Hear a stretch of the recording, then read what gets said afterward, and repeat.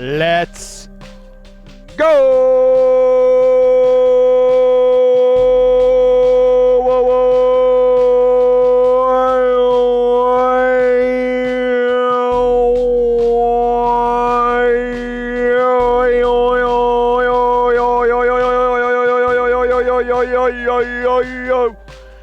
Let's go. Happy Wednesday to everybody. Hope your day is rocking and rolling. Mine's rocking good. I got my Dillinger Escape Plan weirdo T-shirt. I don't know. I started collecting like weirdo T-shirts, so obviously this is a playoff of Sonic Youth, but you know, Panasonic Youth. Anyways, and then that inspired me after I got out of the shower. I was like, yo, I need to listen to that song. I haven't heard it in a long time. And then it's their album Miss Machine, and that's probably my favorite record of theirs because it's when they started to get really fucking interesting. And yeah, I popped that Rude Boy in and listened to some of the jams. I didn't have a lot of time. I really had to race today, and the stream still started like a half hour late, so I apologize. I overslept, and I was like, oh crap, well, let me see what I can do, and I went as fast as I could. I probably could have gotten the stream on time, but I would have had to eat on stream, and I don't know, I just thought about it, and I was like, it's not really worth it. I like eating and pooping are like those one things that I just need it to be like this. If I can just everything else I'll adapt, I'll deal with. That's fine. But these things I really just I need it like this. And so I was like, let me stick to my guns, and went ahead and did that. But yeah. Beyond that,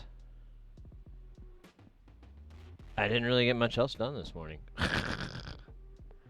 No. What did I do last night? Oh, I played more pinball. That's right. Played some pinball. V-Pin.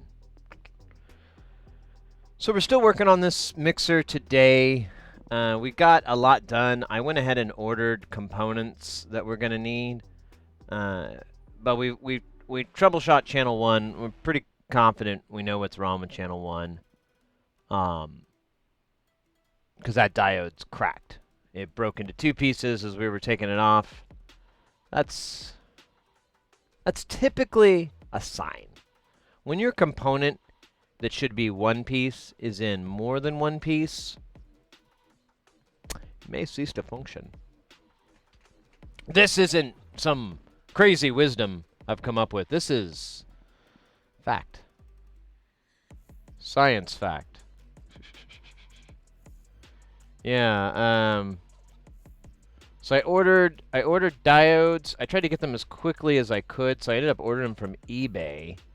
But I got diodes and those 2 SC3324s in the mail as well.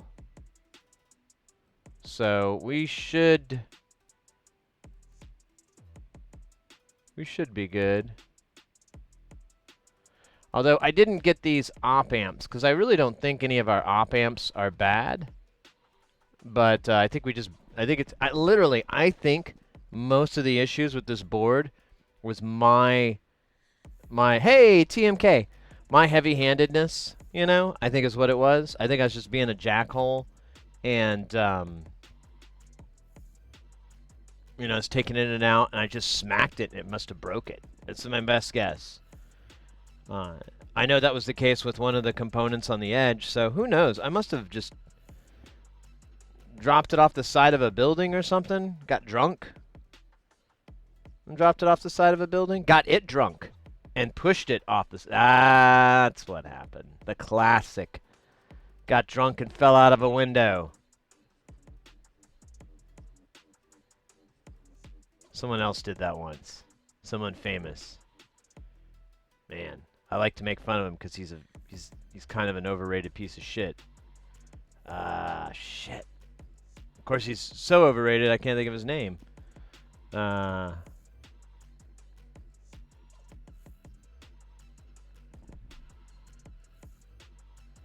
just gonna look it up. I don't care. I have the internet right there. Here. I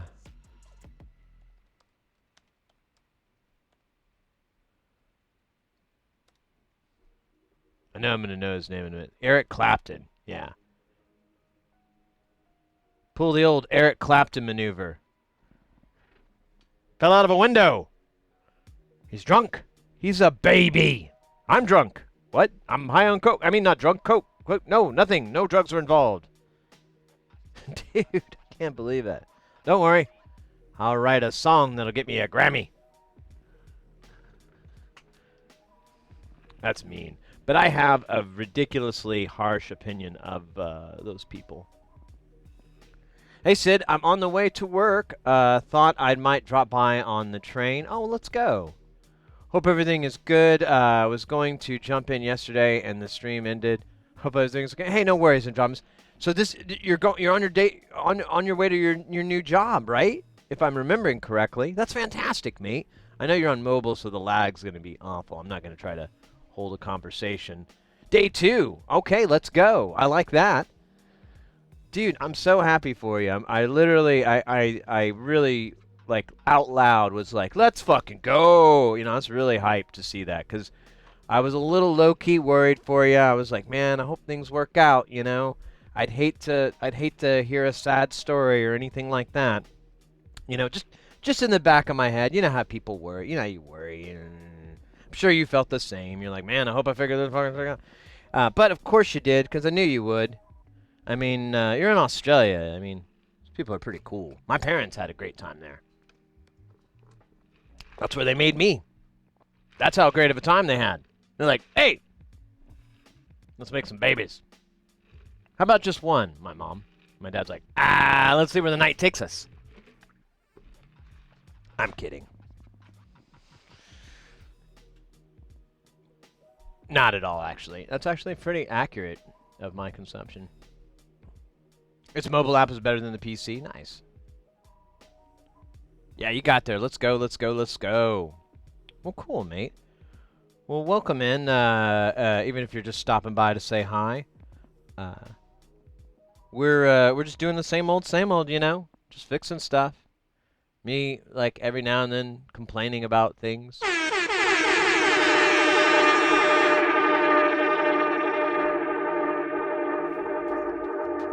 Celebrities, mostly. You need to do it.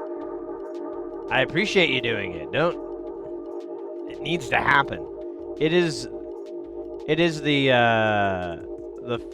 juice.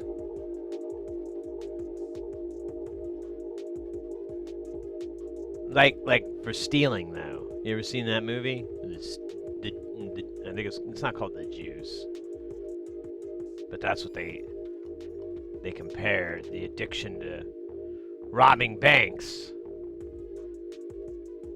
Maybe it was Dead Presidents. I can't remember now. God damn it! All my movies are mashed together in this movie mash party. Anyways.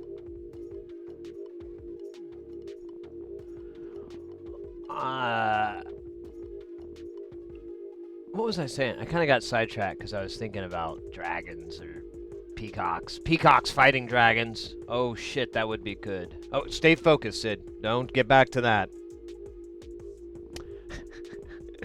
Oh yeah. So I ordered parts for the mixer, so they're coming in. But I'd like to troubleshoot channel 2, figure out what's wrong with that, so that maybe, I mean, who knows? We might be able to rob Paul to pay Peter. Since we're getting replacement parts for 1, we could probably harvest working parts off of channel 1 to put onto channel 2. Hey! Because we're just going to have to do it anyways. So it'd be an exercise in harvesting. The thing about the baby falling for Clapton and Crow is that in the Thinks that Sheryl Crow got the Grammy for writing Favorite Mistake.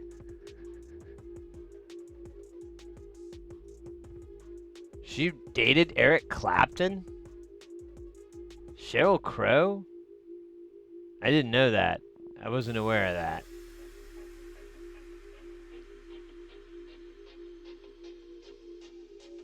That's messed up. Or wait, never mind. Sheryl Crow. Never mind, I'm thinking of somebody else. Although, I don't think I knew that off the top of my head. I'm not up on my celebrity thing. Yeah, I just like to shit on Clapton. It's just my thing. Don't get too personal. I'm just kidding. I just like taking a dump on celebrities sometimes. Here's a good one. Here's one that I saw today. I probably should just get this off my chest because it really fucking pissed me off. So get this. Yeah, I saw a headline that Taylor Swift is donating $50 million to her crew for this tour. And I was like, that's fucking bullshit. Because here's what she did. It sounds really cool. What actually would have been cooler is if she just paid them all what would equate to $50 million. But if she did that, she'd have to pay taxes on it. So to get around that, she gives a $50 million tax write-off to her crew, her company, to the staff, because that's how it all works, too. There's like a staff thing. So she gives the $50 million. Now, as a crew member, that shows up as not part of my wage, but as a tip.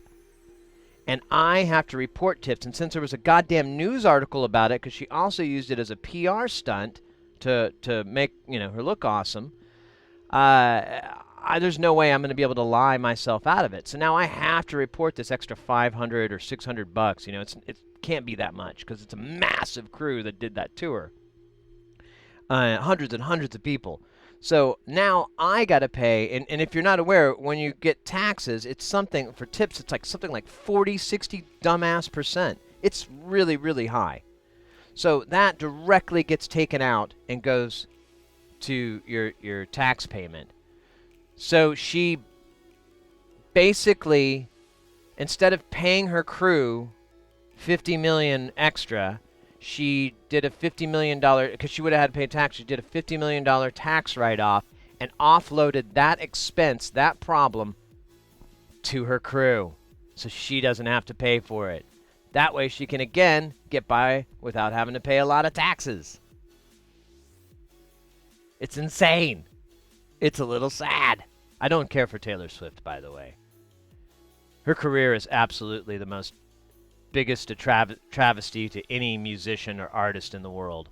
You're like, what? Her daddy bought the record label, so she has a record? Her dad, the investment banker who bought her a Christmas tree farm before?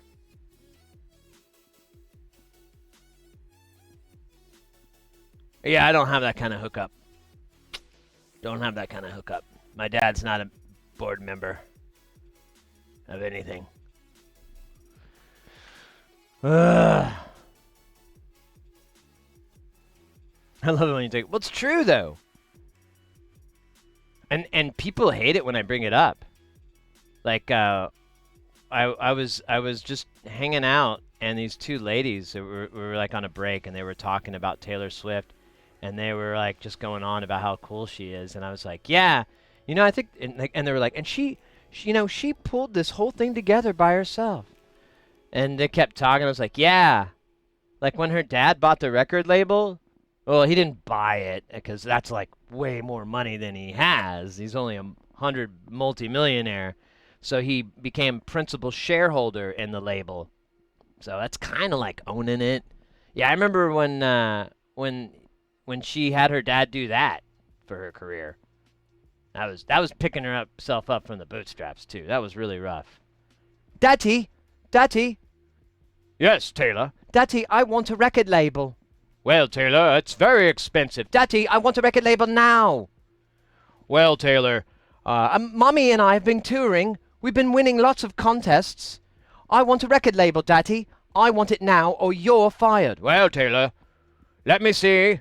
There's a label over here that's kind of interested in you. Well, Daddy, offer them money, like you should, and then they'll give me the record label, and then you can be the board member. Oh, board member would be nice. Give me something to do. Yes, Daddy, you could do something instead of just walking around, taking up my time. But Taylor, what about the Christmas tree farm I bought you last time? Well, Mommy and I had fun times at the Christmas tree farm, but it's so horrible having to get up so early to feed the Christmas trees every morning. I grow ever so tired of it. And we have no one to help us on the Christmas tree farm to feed those poor trees. I'm ever so sad. Yes, Taylor. That is very bad. That is very bad. Well, maybe you're old enough now to become an international pop sensation. I'll go right down to that record label right now with a big bag of money and say, my daughter is a star. I'm exaggerating slightly. Slightly. I gave them fake accents, like Veruca Salt. But that, I mean, anytime you have a rich person, I think they should all just be Veruca Salt. You know?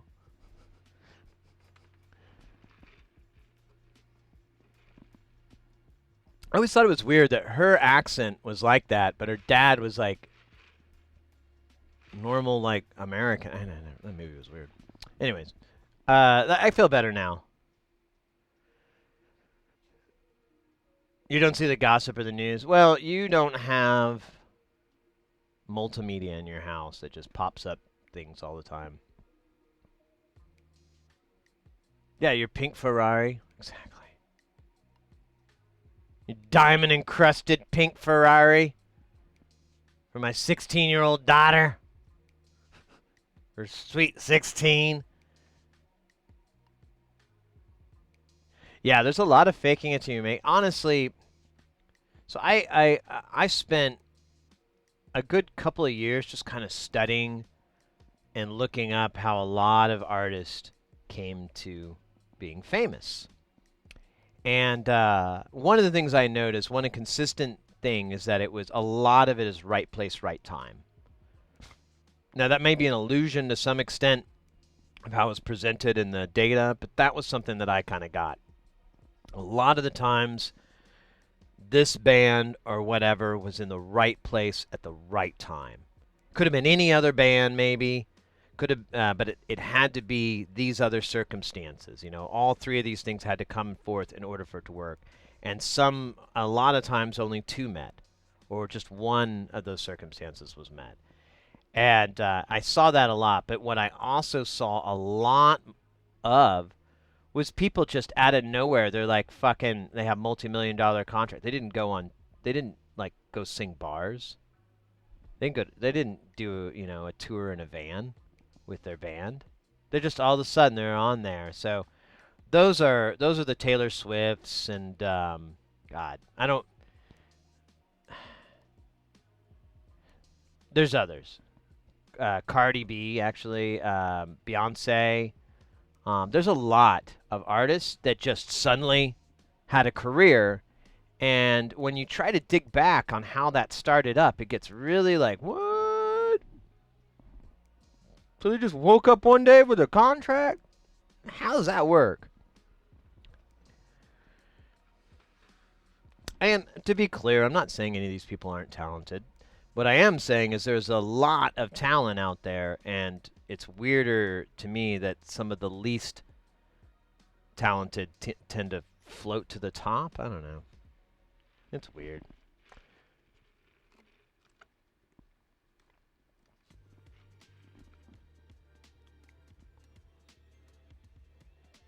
Or make a bank in your nose. Somebody.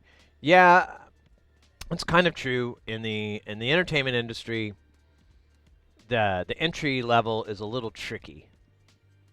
And yeah, if you want to be an actor, or if you actually want to be technically one of the easy jobs, the high paying easy jobs, those are the harder ones to get into. An actor is definitely one of those. being a director or even even like a lead in any particular field, a lot of that has to come with your skill level, like how good you really are, for the most part. And then, with acting, I think there's a little bit more of randomness involved because you have castings, you know. Uh, and then, yeah, as you work your way into the industry, but I think that's true with just about everything, you know. No one walks into the city and becomes the best plumber in the city. You have to get your clients, you have to get your customers, you have to take care of all the bad, just make your customers happy, make everybody happy, and then the word of mouth spreads, and then everyone knows, hey, Sid's a great plumber. I'm gonna hire that guy. My cousin, he did some plumbing for them. He was great. Entertainment industry isn't very much different because a lot of the people that are doing the hiring, if they have holes or anything, they'll reach out to other members and say, hey, do you know anybody else that can do audio? Do you know anybody else that can do lighting? Do you know any stagehands? Do you know any grips? Do you know, they'll ask that out. And I'll be like, yeah, Karen, she's a great LD, or Tom's good at whatever. Who cares? Um,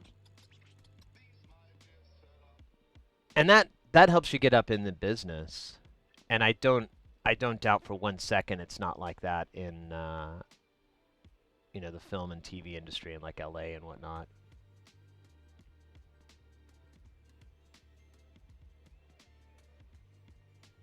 90 to survive. Yeah, I guess so. I guess that's you know what? That's an interesting way to put it. Although farming's a really tough job to get into. I guess you could be a farm hand. That would be an easy gig to get in. You could probably land a farmhand job pretty easily, but that's a hard pass from me, dog. I am not into working really hard out in the sun and for food. These poor bastards don't get a really good wage either. And let's not. I'm just getting mad now. Getting upset about the fact that our society is so cattywampus. Oh well, it could be worse, really. Things aren't so bad. I gotta remember, things are a lot better than they were 50 years ago. They're not much better, but they are slightly better. There's baby steps.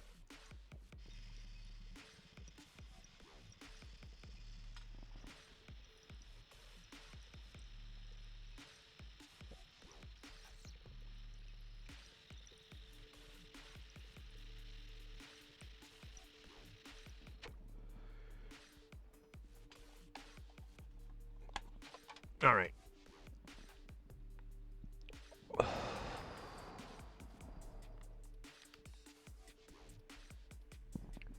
Do this so I can. It does not.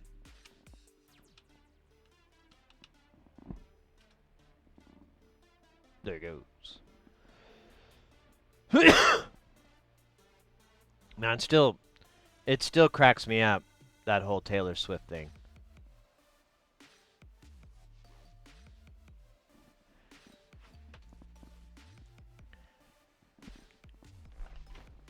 I hope someone else points this out that, has a little more.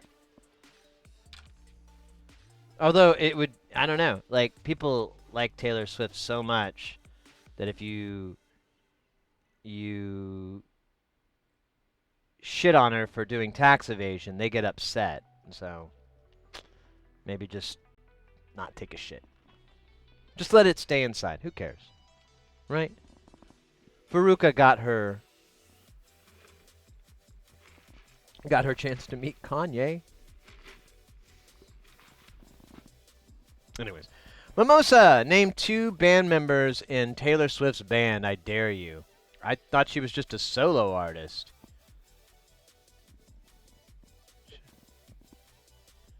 But yeah, Mimosa, well, that's another issue I have. Like, there's all these solo artists, kind of things, like like a Beyonce or uh, or Cardi B or whatever. You have all these artists, and they don't have any fucking musical talent. They don't have any hard work ethics. There was that video of Cardi B, and it was proven that something I've noticed for a long time. Most of the live acts you see, most of these artists, they're just lip syncing. They don't even sing anymore. Like, the only fucking job they have to do is push air past their throat and walk around and remember the fucking lyrics to the song they supposedly wrote. But they don't even do that anymore. They just move their mouth. Ah!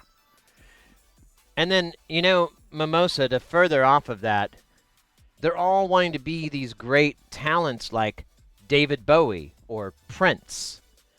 Those people actually deserve to be artists in their own right because, one, they are multi-instrumentalists. They're super mega talented. They're capable of that. And two, their supporting band are people you can name. You can be like, oh wait, is that Herbie Hancock? Oh wait, is that tell us. You can go through and notice who their band members are, and I don't think that carries over in this this wash or generation or whatever of artists, which is a bummer to me. But I don't know. It's like the bell curve for all the jobs. All you can do, the body wants to pay much. Yeah, exactly. I know it's so weird. Supermodel 1, Supermodel 2. Yep.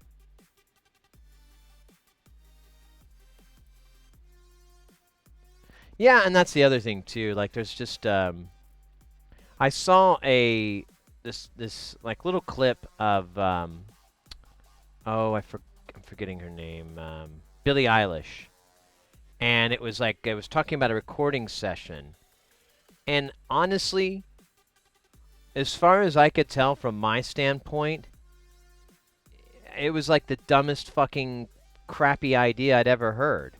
They're like, oh, well, we're doing multiple takes, and then we take cut-ups of those takes and put them together into a contiguous take. And I'm like, oh, so that's why I can't understand anything in these songs, because you're not even, like, singing them. You're just William S. Burroughsing them together. That's okay. That helps. I thought I was losing my hearing. But how are you going to perform that? Oh, that's not important, because you'll be lip syncing. Okay. I don't know if she lip syncs, but I'm pretty sure she does. I saw her on Saturday Night Live, and I was like, it was the first time I've ever seen her, and the whole time I was like, I don't think she's singing, because she had like this big set piece, and I'm like, that thing's got to be loud as fuck. And even if it's not, she's like mumbling, and it's really soft. I don't, I suspect. Anyways.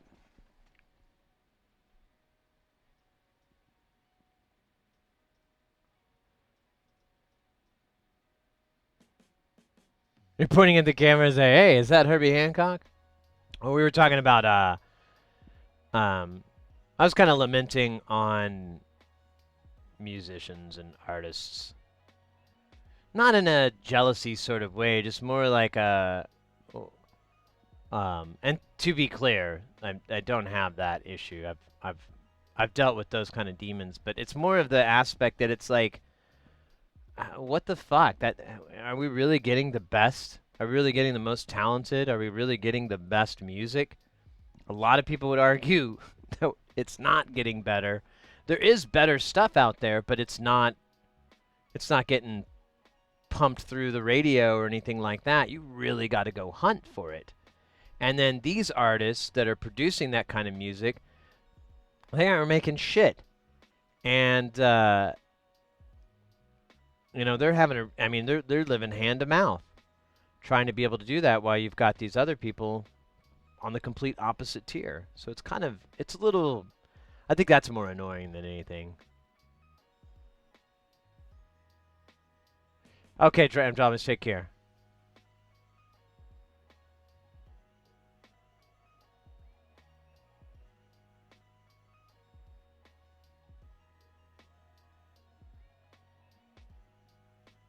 Oh, really? Lindsay Sterling. I don't think I know that name.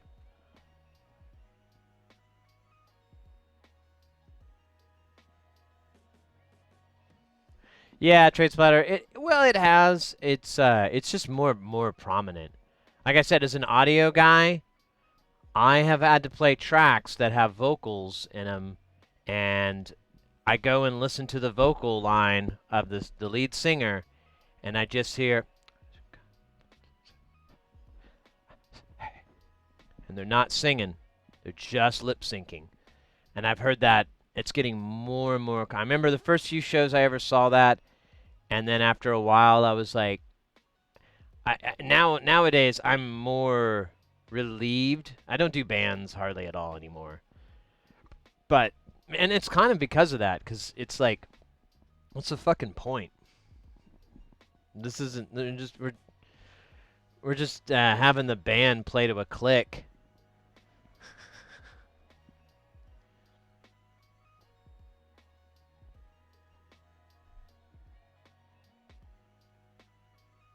Elvis tried to buy Dolly Parton songs.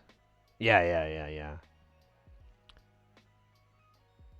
Yeah, the industry is just it's weird, and I don't I there's a lot of musicians out there nowadays that are like really struggling, and the kind of the meta of how to make money in this industry is not particularly. It just doesn't jive with a lot of artists. There are people that are pulling shit off, and they're doing okay, but I think a majority of artists out here, once you start to do the math and stuff, you're like, ugh, fuck. Um, I'm lucky to break even on this stuff. If I make a profit, that's kind of where it is. I have one friend of mine. He does. He's in a heavy metal band, and it's pretty. They're well, actually, I have a couple that do that, but he, it's just him. He does everything. He programs all the drums. He works with the drummer. He works with the bassist. He has session players. These people that are in the band all the time. But he writes it all. He does it all. And they perform and so forth. I think on the album, but he may record all the parts on the album for all I know. I never asked him about that, but I know that's how he writes it. And he puts out metal albums. Hey, President McCampbell, Phil Coleman. I'm doing good, mate. I kind of overslept a little bit, but I think I needed it. I feel really refreshed.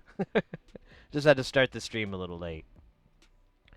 But he he's been really hurting money wise, and his album. So he has different metal bands that he's in, but the main one, his main cash cow, he he's had all these issues trying to get the album recorded, and he posted something, but I didn't read through the whole thing because I was kind of bummed. I was like, it sucks. I really don't want to read about bad news. But he talking with him in the over the years, he's he's been really he just notices like how fucking insulting it is that he's been working really hard. He's been doing music since he was, a teen. He's been in this business since then, and he seems to be putting out more. It gets more music that sells more, that gets more views, more listens, more this, more that. The numbers are always getting larger and larger for his projects, for his music, but his pay either remains the same, the amount of money that he pulls in, or it's going lower. And COVID really hurt a lot of artists. I know another friend of mine he's in a metal band as well, but it's more of like industrial metal, and he has a lot of electronic gear, and so he was able to make ends meet by doing film scoring and and doing sessions recording and stuff like that. Uh, so he was able to do that. But my buddy Ken, he he's super talented at all that. Like he's mixed and engineered albums for other bands, but that shit doesn't pay. Uh-oh. Oh, there it goes. That shit doesn't pay very well to do engineering for albums. Like you can get a percentage, but it's like it's a percentage of a percentage. So it's not really like, I mean, it's okay. I'm sure but those checks are dwindling too when you think about it, because you're getting residual checks.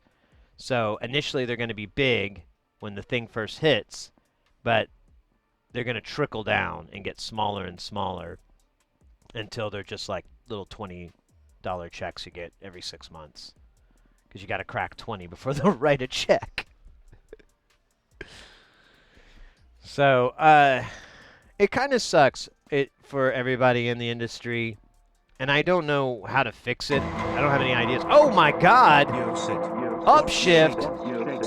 What's shaking? We're just chilling, mate. We got this mixer we're going to be working on today. We're going to troubleshoot channel 2. I'm thinking we're going to rob Paul to pay Peter, so we might steal components off of channel 1. I ordered a bunch, but they won't be here for like another week or two. They're coming from China. All the way from China. But mate, thank you so much for the 2 months. That's pretty sweet, mate. That's pretty damn sweet. 2 times the sweetness. 2 times. Now we're talking about the music industry. I was complaining about.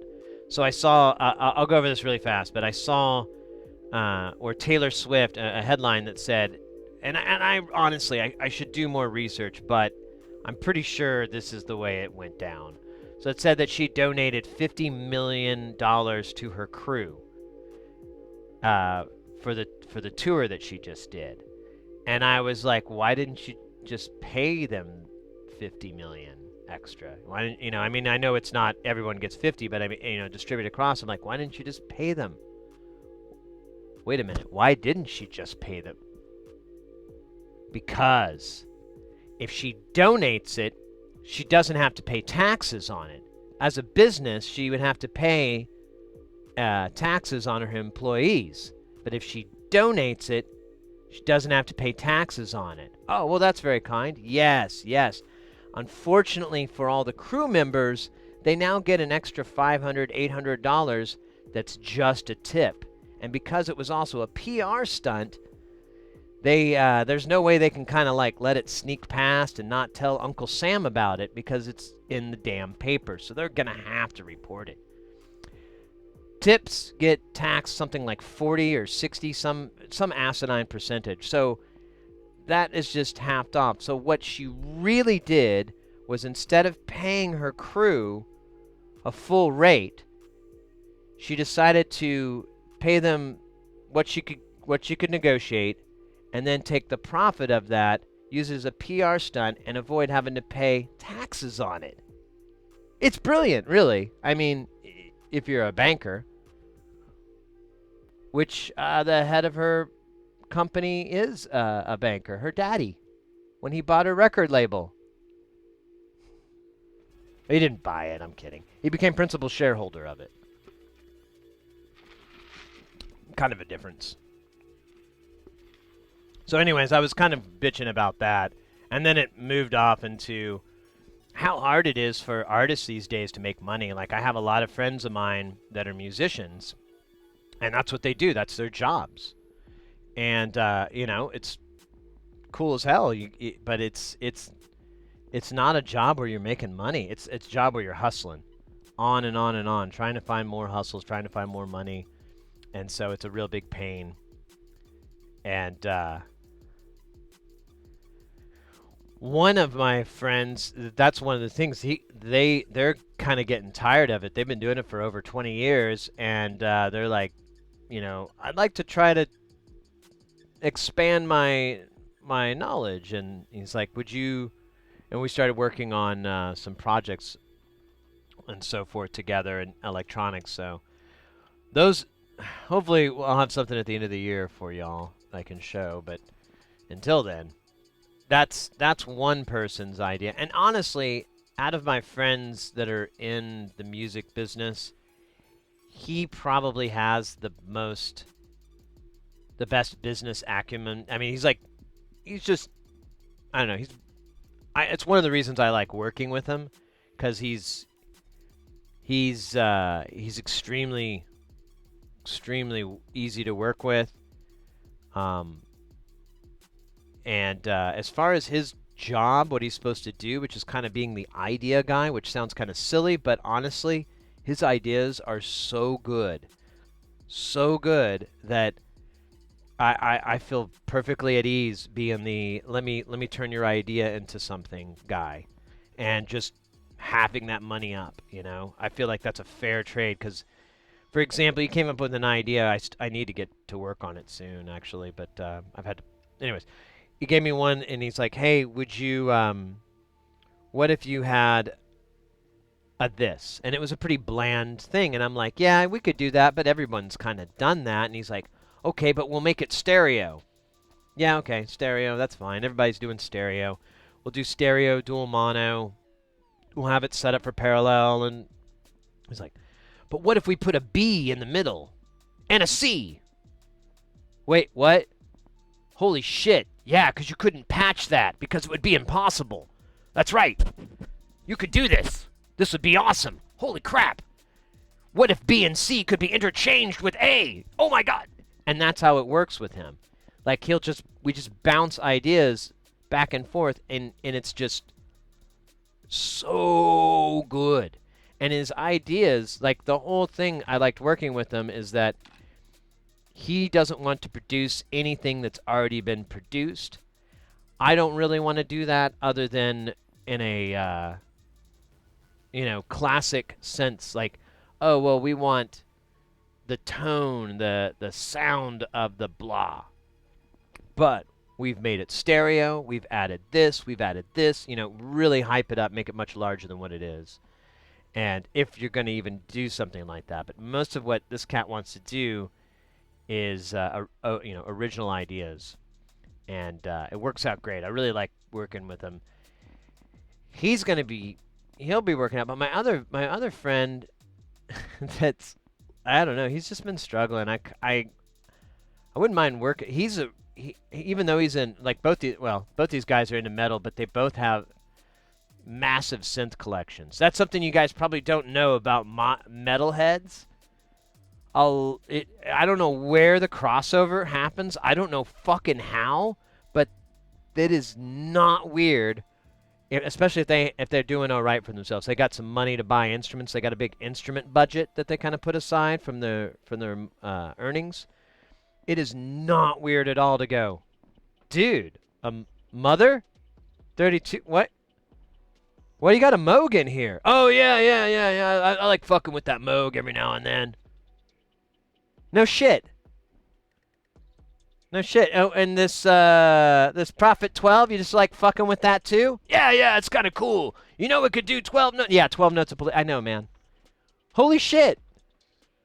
So, on top of having these gorgeous guitars and these awesome cabs and amps, you have a bunch of fucking cool synths too? Man. You must have to take breaks from just all the sex you get. Because I want to throw myself at you, and I'm not even like that, but I'm under the spell of the gear. The gear spell renders all libidos mine. Anyways, I think I went off track with that. But I'll bring it right back with good old classic fart sounds. Oh, God. That was scary. There we go. That was terrifying. Sargassum is lost. Thank you for the dab. Even favorite takers to all kinds of jobs, not only movies, but also weddings to keep it going. Yeah.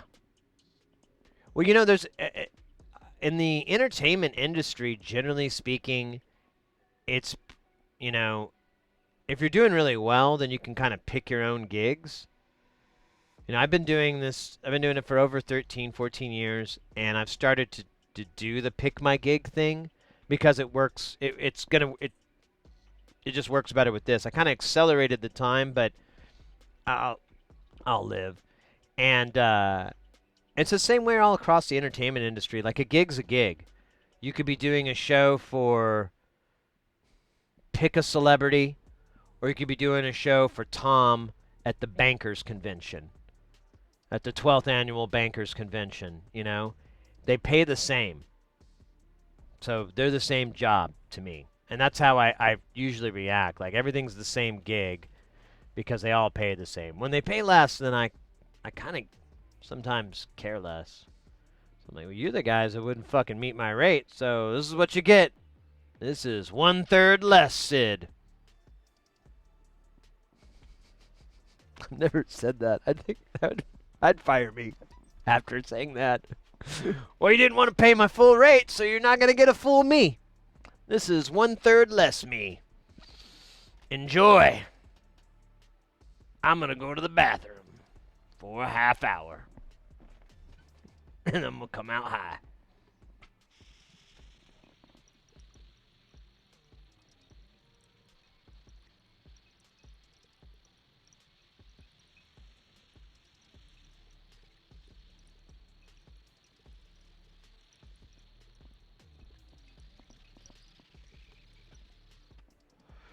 Their gear is what pays the bills. You might be true to that. So I forgot. So the Neutron. I think I just bought the Neutron. So the Neutron's off my friend, the one in the metal band that's having a hard time getting his album out. He sold me that a long time ago, and that's how we even got into the topic because I didn't know. And he's like, "Hey man, I was gonna sell this Neutron. I got it, and I just don't like it." And he sold it to me for like 250 or 200. He had to ship it from Seattle or Texas. Like he lives in between the two. I know it's wild. And well, I mean, he doesn't have a place, but he usually goes. He's always in one or the other. It seems like. And he ships it to me, and like, I didn't say anything back. I just, like, hey, thanks, I got it. Looks cool. But the firmware was the original firmware that shipped with it, which is garbage. And once you update the firmware, you can unlock a bunch of settings by just holding down some buttons when you boot it up. And then it does, like, all this shit. Like, tons of really useful stuff. And it was all off when he sent it. And there's no way to backgrade or anything like that. I looked. And I was like, oh, man. He didn't even have this thing turned all the way on. That's unfortunate.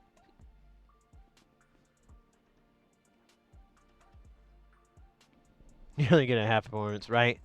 Well, there is a terms. So there is a phrasing in my industry where if you're neck down, and you'll hear somebody say, "Oh, I'm just neck down." That means you're being paid not as an engineer. You're just being paid as a hand. You're just being paid as a tech. You're just being paid to push boxes or whatever. They're just paying for everything that's from your neck down. But if you're just there to white glove it, or you're not there to push boxes, or you're there to program or connect up gear and get everything rolling, that's a neck up gig. Oh, I'm just here from the neck up. That's the other fun thing about the industry. There's some fucking great terminology. I don't know if it's in every other industry, but that neck up, neck down thing is solid fucking gold. All right. What are we doing today? Oh, yeah. We're going to try to figure out what's up with Channel 2. Channel 1 is Dead. Dead ski. We pulled a component off, and it was a diode that wasn't reading right, and then when we pulled it off to read it, we discovered that it is now 2 diodes. Which it was. It was a diode array, but it's, you know, you shouldn't be able to break them apart like that. Oh, yeah, baby. Oh, you know it. You know it. You know what time it is, because it's that time to get ready for the rhyme, and the time is crime. Well, let's go and bust it out. Get ready for that piping hot, never going to stop, because you never won the big bop.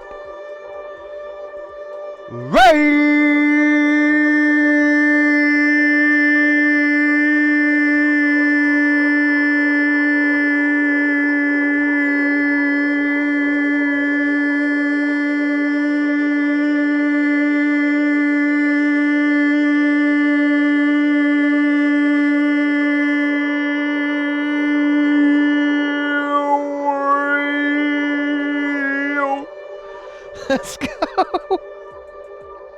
Oh, I screwed it up, but I screwed it in, so we're even. Mates, what a pleasure, what a pleasure. We have been rated by none other than our good buddy. Oh, shit. No, I can't write. No. Notes and volts. There it is. Boom. Here. Let's get some festiveness going. Let's keep it festive.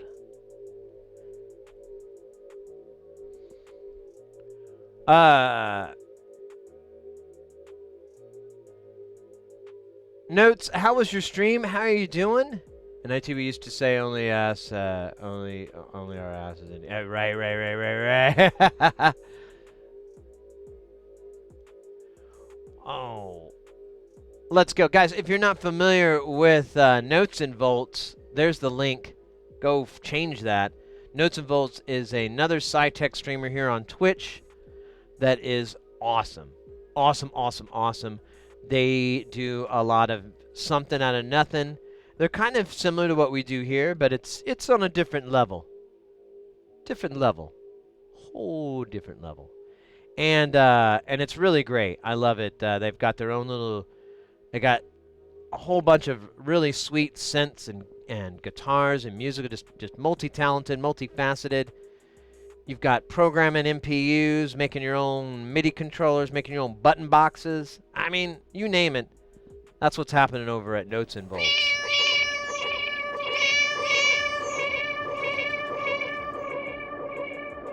I think that's an oddball. It is an oddball. There we go. It was good, built a timer. See what I just said? They made something. That's what's happening on that channel. They're making stuff. We're breaking things. They're making things. What if they made stuff for us to break? Then the cycle could be complete. No, wait. It would need to be repaired and then... But then we take the parts that are broken and harvest them to make another thing that will be destroyed. Ah! The PCB poncho.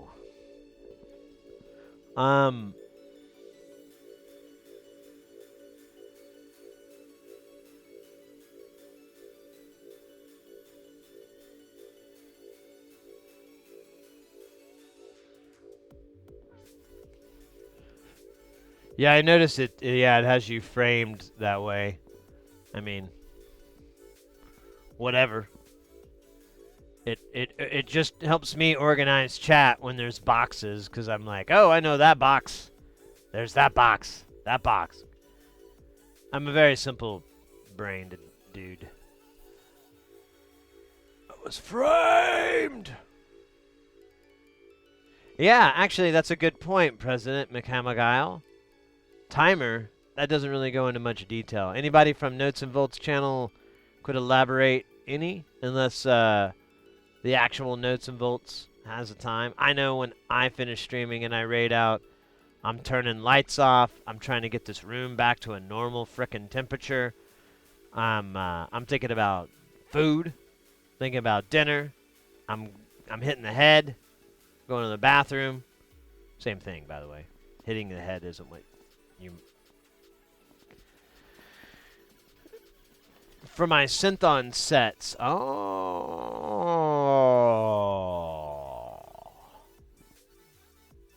Yeah, are you so by the way, speaking of synth-on, I still forgot to put the fucking timer in the damn chat. But are you doing the 808 this month? Notes. Well, and anybody else too, I guess. Anybody else that's doing it, please chime in. Please stand up and introduce yourselves. No, we don't have to introduce yourself, but I do definitely want to. Okay, so you're Friday, 2 p.m. Eastern. That's like 11 my time. Let's see, where am I? I'm on Sunday. No, wait, no, that's not. That can't be right. I'm on Tuesday.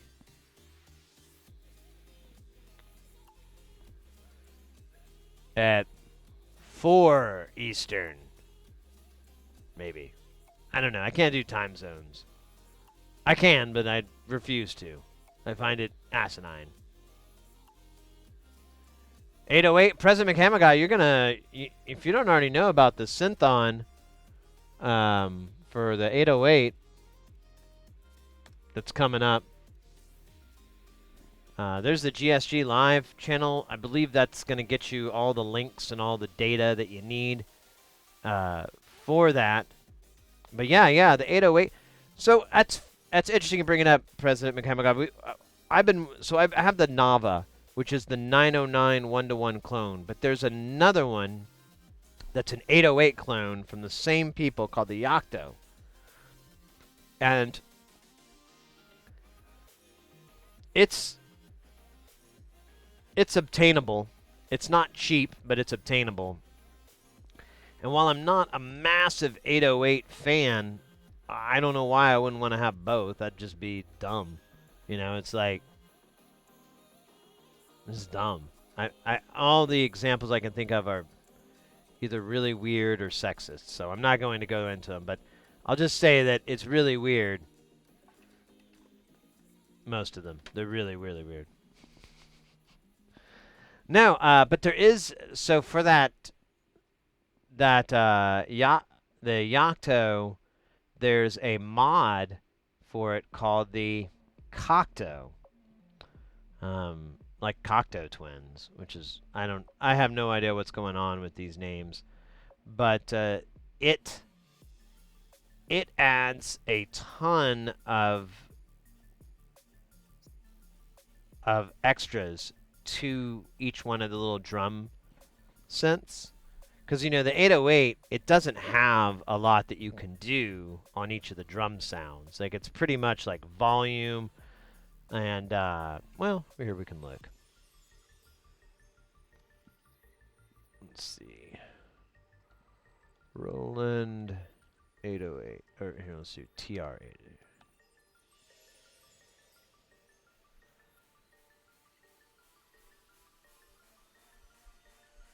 Oh, I like this song.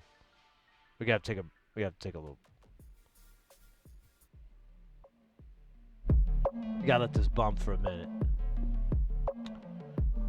But we'll pull up the 808.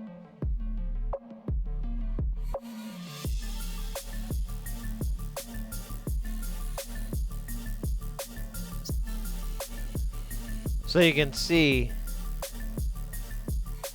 you don't really get much. Tone decay, tuning.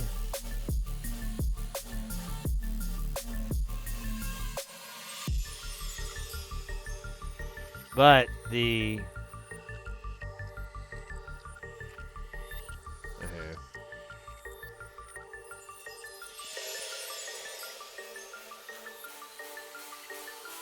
I don't think I spelled it right.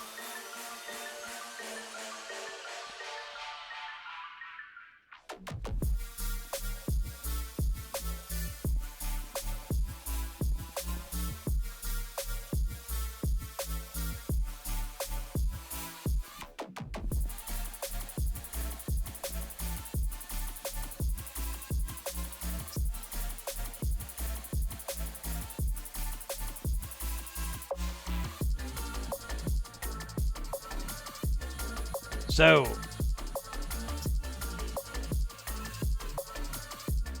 A lot more.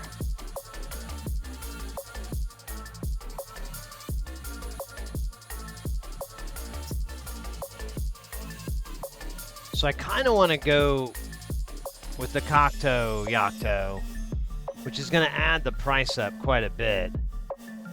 But I don't know. I mean, go big or go home, right? If you're going to do it, do it funky. Do it hard. I'm such a fan that I am some point need the original. At the moment, I only have an original Novation drum station. Hammer Guile, if you want the next best thing to the original, I suggest that clone. I can't stress how much my Nava is like the original 909. Like, every 909 clone I've put up next to it is puny. Is absolutely puny. It cannot hold itself in the mixer. I can set I can put everything at unity. I can put everything right. I even am competing most of the time against modulars, Eurorack modules that are way hotter than line, and they can't make it in the mix. That kick is always way harder than anything else. It's insane. And I mean, that's the primary thing, is the 808 and the 909's kick, and that's what makes them, I think, special, is how predominant and how powerful that kick is, and recognizable, the snares and so forth. But the the Nava just destroys everything I've ever put against it. And these are really expensive. Like, one was Tip Top. Tip Top has a bunch of 909 modules. I built it all together. I used it. Eventually, I was like, this sucks. I'm just going to use my 909. I'm going to use the Nava. It sounds better than these modules. These modules just don't do it. So I can only assume from that the Yocto is the same thing.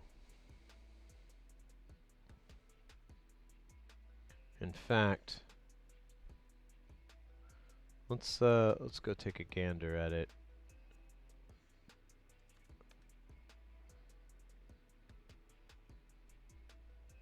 Nope.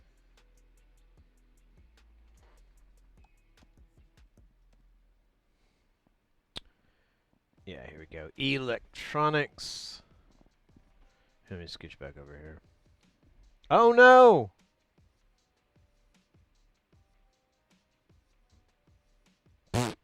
Okay, I didn't expect that.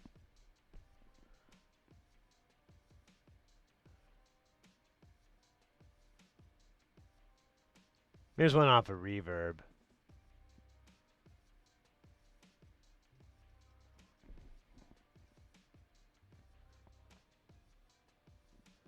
So all the cherry switches, all the hardware is pretty much as close as you can get. And then component-wise, it's almost all one-to-one. There's a little bit, I think the way that the sequencer is ran has been modernized, but that doesn't affect anything because it's basically just a condensed version of the original circuit on how it functions, which is just like it was a bunch of TLL counters or something like that. It just did a bunch of counters that fed into each other, and that's how the sequencer operated, shrunk it down to like a little AT Mega or something like that. I think, because I believe that's how it is on the Nava. But yeah, I mean, it's pretty good, yo. And if you want to get crazy, you can put the Cocteau on, which is what I'm going to do. I'm going to go crazy. Hey, Sobernark, welcome in. 808's coming up for the Golden Shrimp Guild. We're going to be performing on that. And so is Notes and Volts, who just rated us earlier. And we're just kind of looking at a future project. Because, the more I look at it, I'm like, I should spend my money on this. I haven't, and one day I'm gonna turn it on and it's not gonna be, I'm gonna go and it's not gonna be available anymore, and I'm gonna be so regretful.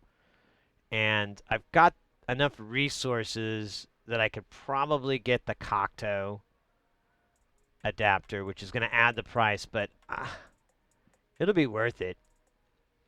One idea I had a while back was to do two and then sell one, but that's almost. I just don't. I'm sick of trying to play that game. It's just it doesn't.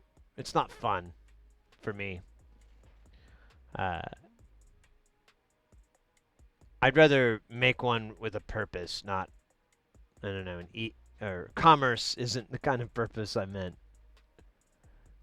These are great shots. I don't know about the knobs they'd used. They're a little weird. But anyways.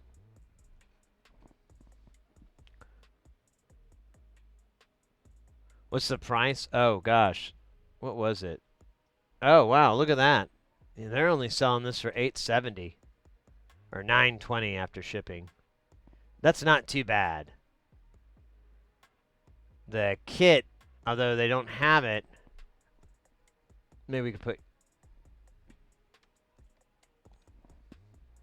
Erica Synths has some of it. Let's see if we can get to. Nope, they've blocked the whole site down.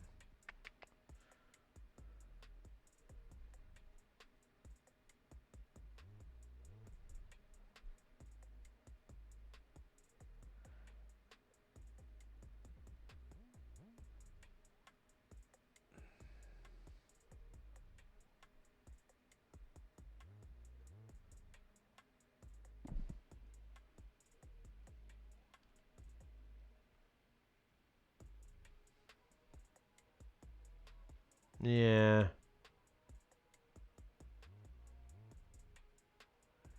Doesn't help that there's a Linux thing called Yocto. But anyways, once there's sites back up, I'll look. I think let's go to Erica Synths real quick. If we go to their shop, they, I believe, have the cases.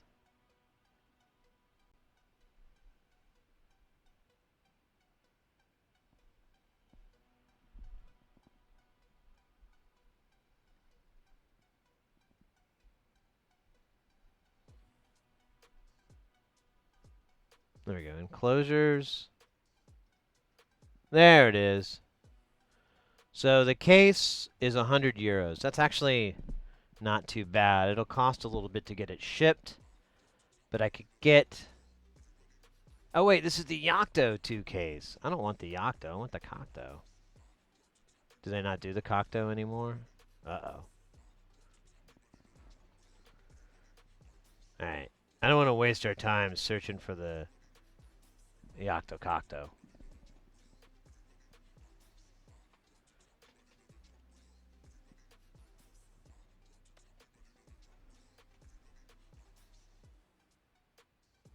Oh wait, it looks like they might be selling it through the site, although that's 2017. And it's going to block, right?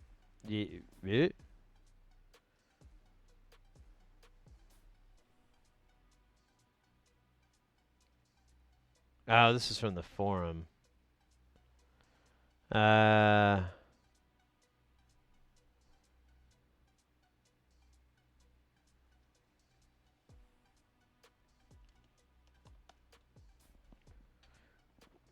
Maybe we can, you know what might be possible if they're not, if we could just get the case. Is this a kit?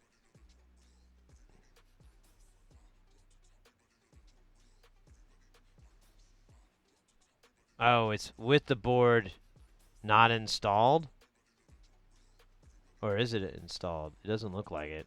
So you'd have to get the case and install the board.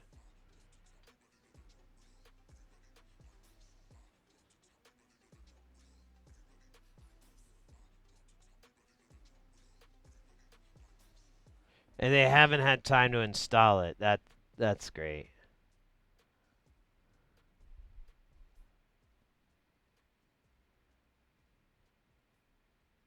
Oh wait, this is Matrix synth. Oh well. Well, I'll look around. I don't want to. I don't want to spend too much time looking for this, but I'm. I need to wait until later on in the year because I've already spent a bunch of cash. I need to stop for a moment. But I don't think getting the the 808 clone would be a bad investment. If I can get it for under like 700 or so with the Cocteau mod, I'll do it.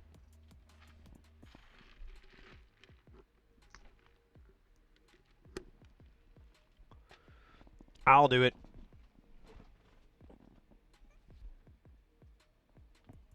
It doesn't tip. You got to.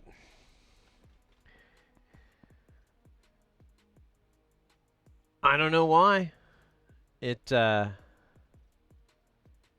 it's so if you I so the Nava, it came with a ton of SIPs, like a ton of SIP packages. Or I get lots saying the same thing, but and they were all these old Roland chips.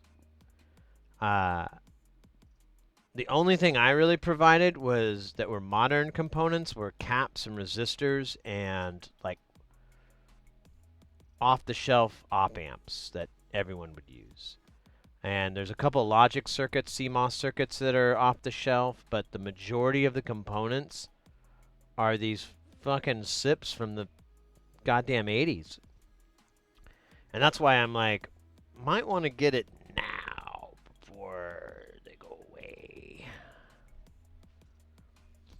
But yeah, the 909 sounds as good. The Nava sounds as good as the 909. I'd love to be able to compare the two, but I've seen people. I remember videos and comparisons and so forth, and it's pretty. As I stated every time, it's a 1-to-1 clone of the 909, and I would argue the same from the 808 from the Yocto, but and it's cheaper and it's DIY. It's like ticking all the boxes for me, baby.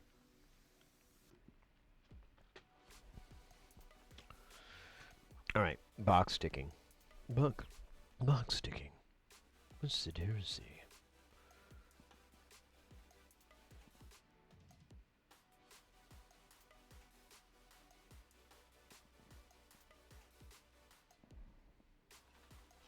Oh shit.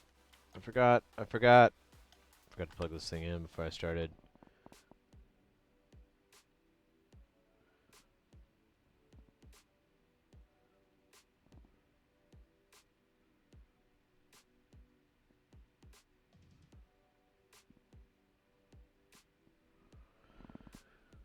Oh, yeah. I think we got this already wired up. Let's turn these kids on.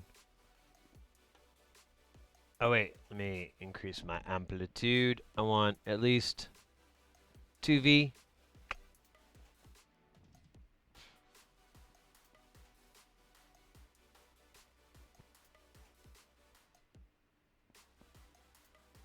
All right.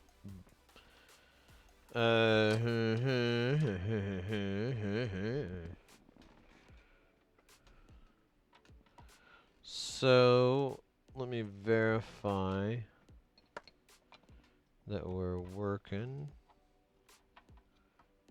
Oh, you know what we should do? Turn this mixer on. Power it up. Put electricity inside its belly. Oh wait, I don't even have to do that. I can just do this.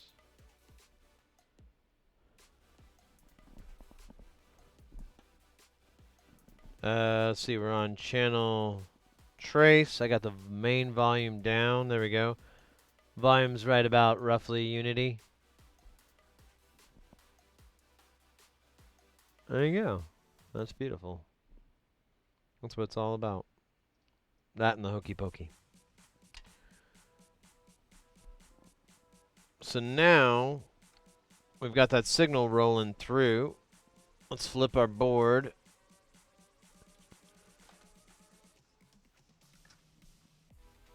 And, oh yeah, let's get our schematics.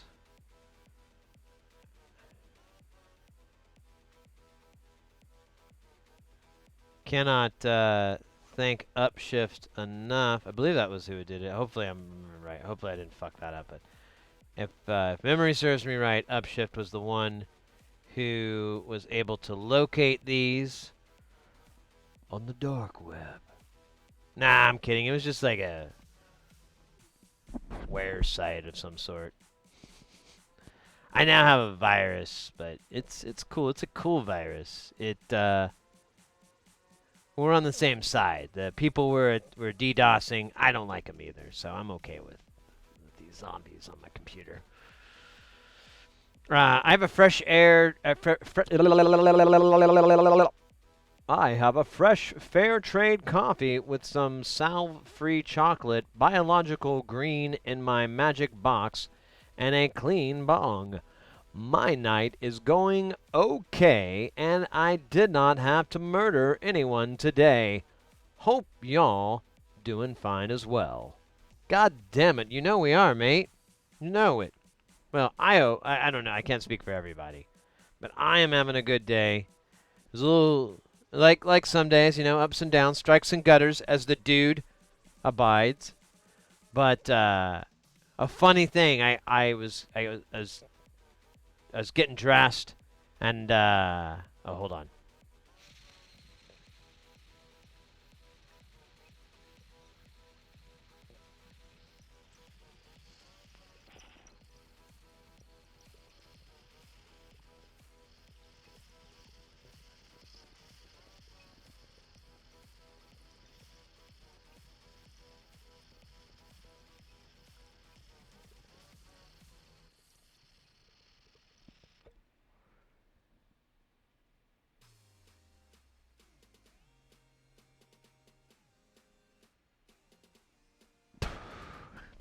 I was getting dressed today, and I put on this shirt, which is oh yeah, I gotta turn it this way. It's weird. I think it's printed bad, or I'm going fat in an angle.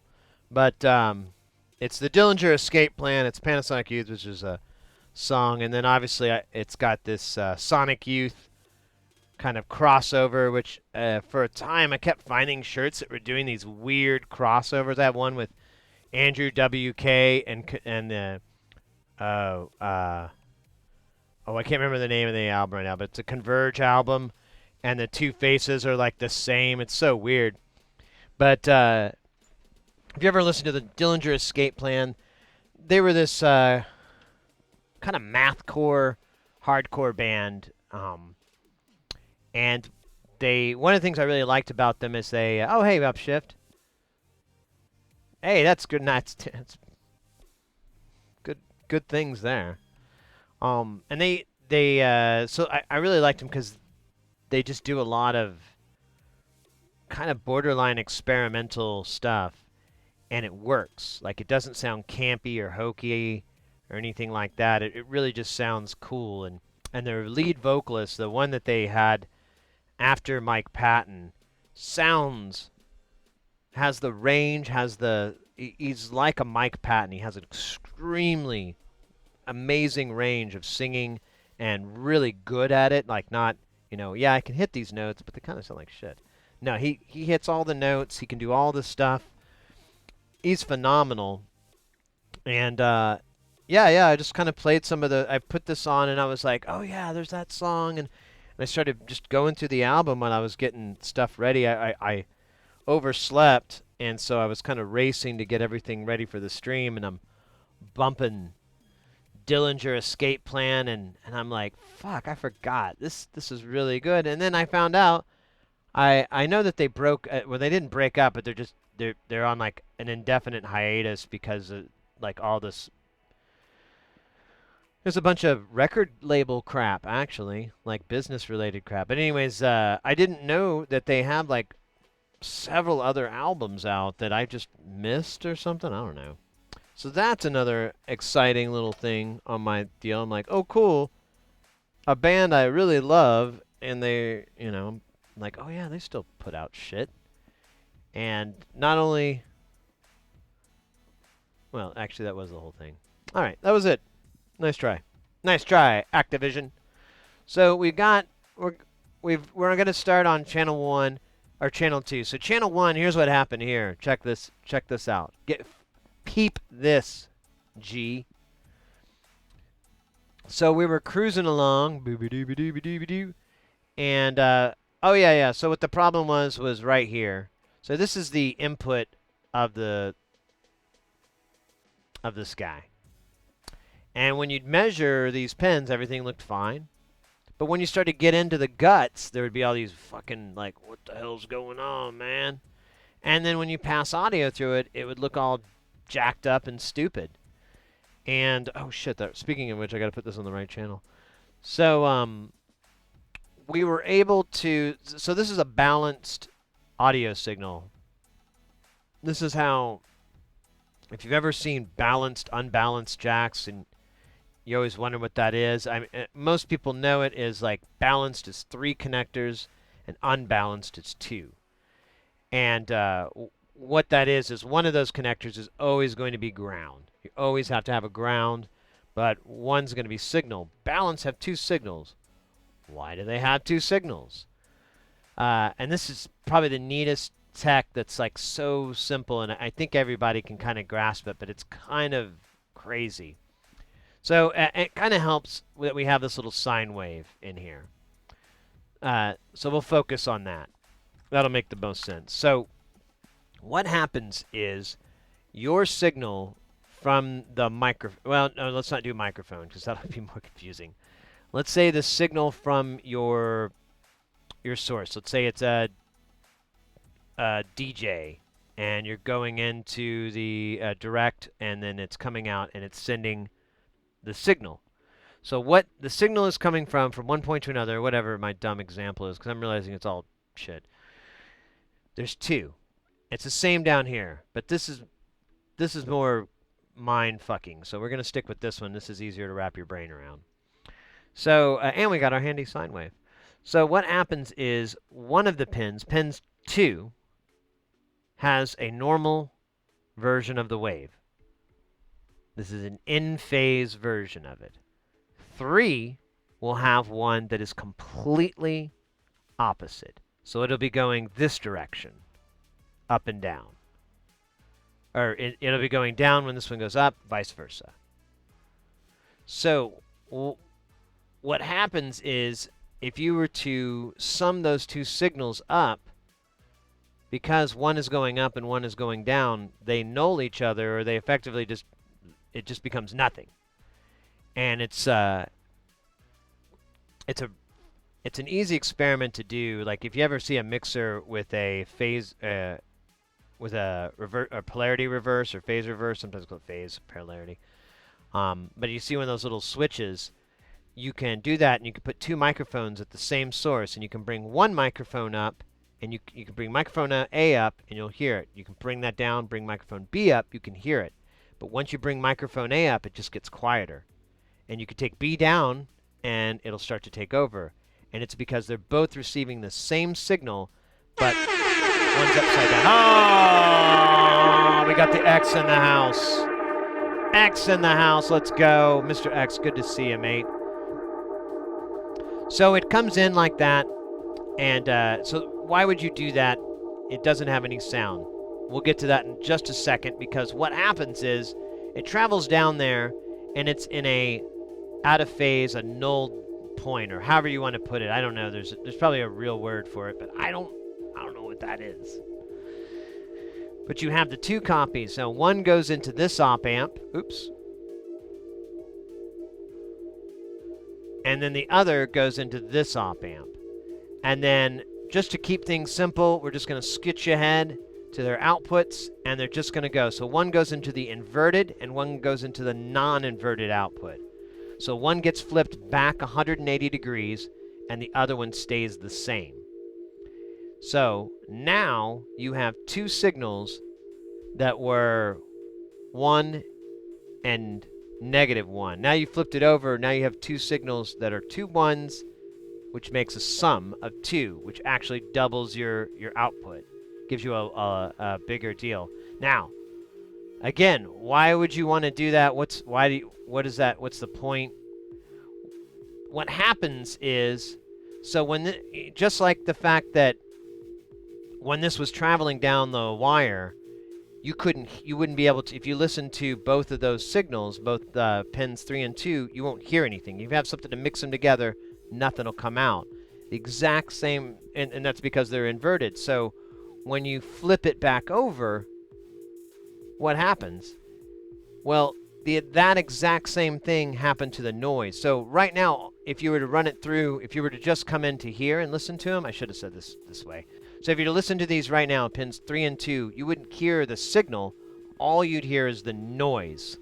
Any noise that got picked up on that cable, any EMI, any electrical, someone's fucking garbage, whatever, all that's going to be picked up on that cable because it kind of acts like a little bit of an antenna.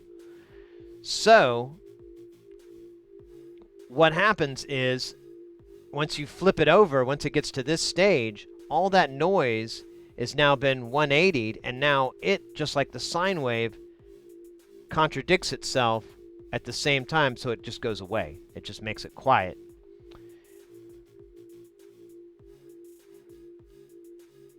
And that is how balanced signals. I don't know if that's a good example. I kind of foobed it up at the end. Whoa, Nicostine. Steens? Thank you for that follow. Welcome into the channel.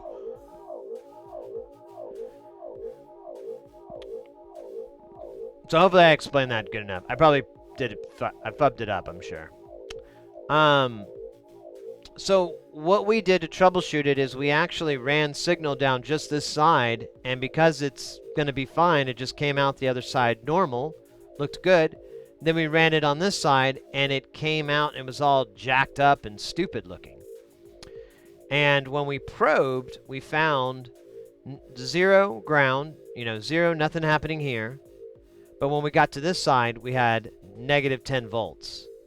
And we shouldn't have that. And it stopped at this resistor, and it stops at these caps, or this cap. And the only thing we could find was that these diodes was broke, although it looked like it was the one going to the positive, but that might be why it went negative. There's kind of an inverse relationship crap thing that I don't get. But either way, it was this diode. So this is like one little piece. It's a diode array with a shared point there. So we went to take that off to like swap it or to just measure, see what's happening. And when we did, it just fell apart. Like it was cracked in one piece and it broke apart, which explains why it probably, because one of these just showed pass through. It didn't show as a diode at all. It just went open. So we pulled that out. It's dead. And I've ordered replacement these and replacement these. And they should be here in like a week or so. It's going to take a little bit. This one's local, but they still had a really long shipping time for some reason. And these guys were from China. But it's gonna take about the same amount of time. I don't know. I shopped hard. I thought about buying these, at least. These are 4148s. I thought about buying these locally, but I really just did not want to buy, like, I don't know. I think I got it priced. I think I bought 100. Yeah, that's right. I did. Never mind. I bought 100 of these. And that was a pretty good deal. It was like $7 or something. I know I could have gotten them cheaper at Mauser, but I'm in a hurry. So that's where we're at. We've got that part removed. The 10-volt problem went away, of course, because there's nowhere else the 10s could have came from when these diodes are removed. But at least it alleviated the possibility it was coming from somewhere else weird. But we can't really do anything with this circuit until we get that taken care of. This side still works fine. The balanced side, the non-inverted side. But anytime we pump stuff through here, it's just all cattywampus. This is voltage protection, and it is possible that this this guy got hit bad. I don't know. We're going to have to just change this and see what happens to the circuit because the voltage, it gets cut off at a weird point. And I don't know if that has something to do with the transistor here or if it's something further in the line. You can see how the gain staging works. It's kind of neat. It basically just increases the feedback loop and then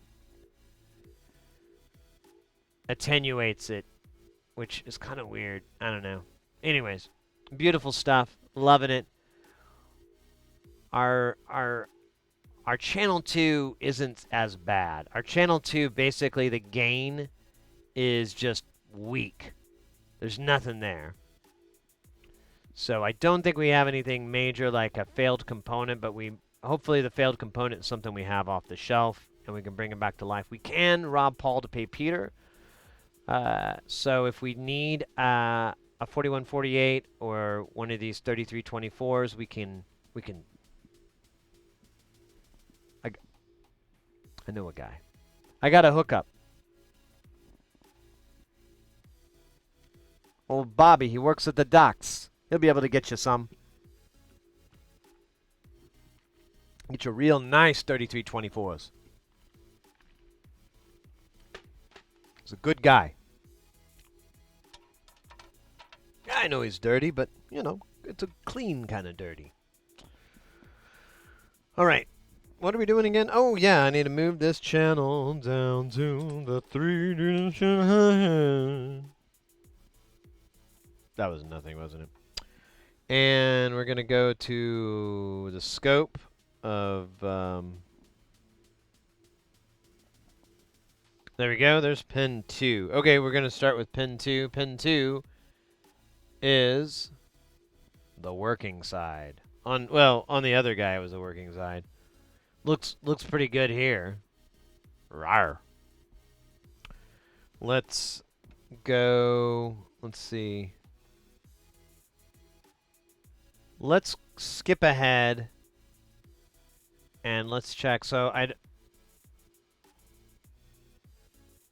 don't think we were gonna. Let's look. We'll see if we get a reading here at the base of this. We'll need the scope.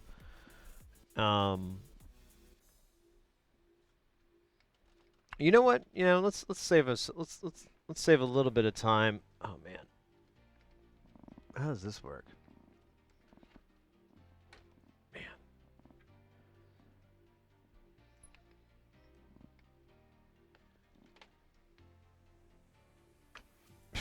Stand by. This.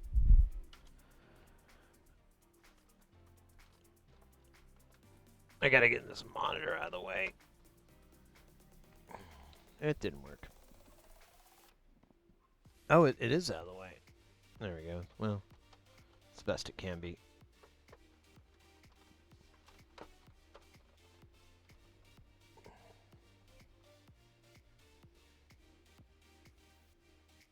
Ah. All right.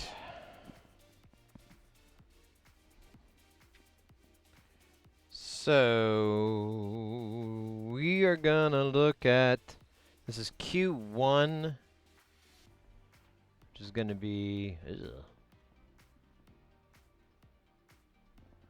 need some light.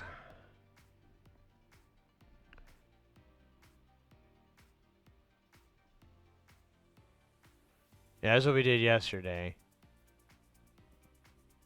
Hey, there's Q1, just chilling like a villain. I knew it. So Q2 is going to be our other guy, but we want Q1 first.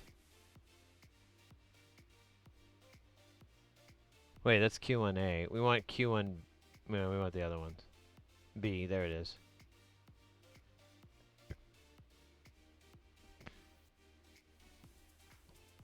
All right,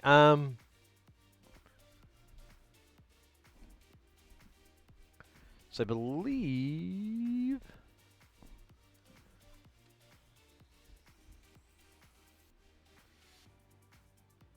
it's this pen.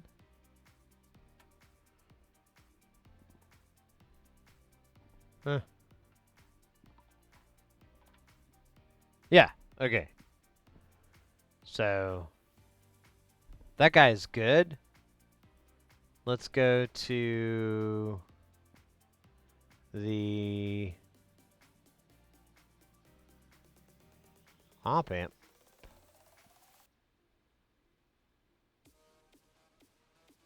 Let's go to pin 1 of the whatever it is.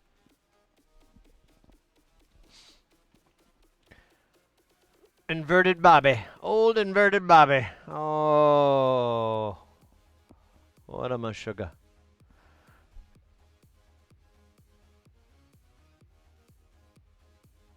Yeah, I ordered like 100 of those diodes. I want them now. Cuz I see these 4148s and these 3224. I see them all the time and like other designs, and I might as well just have a bucket of them.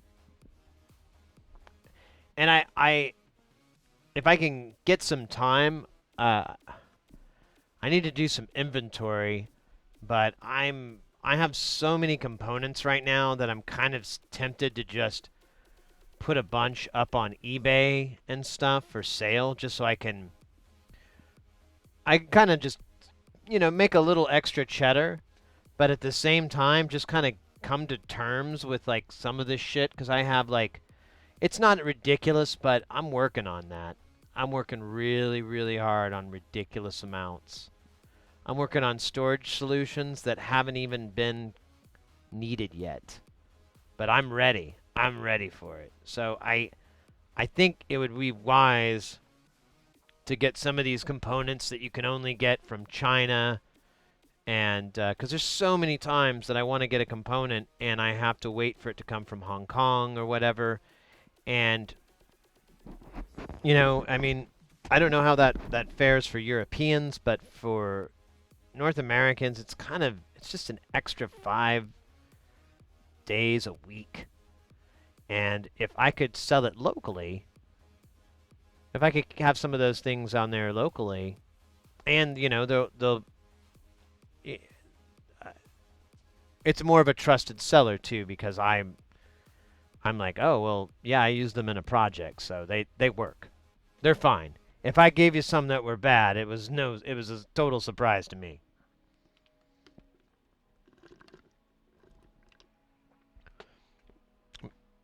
Yeah, I have a. Oh. What's up, buddy? You want to show everyone how handsome you are? Can I? Oh, let me show him. Let me show him how handsome you are. Look at this handsome man.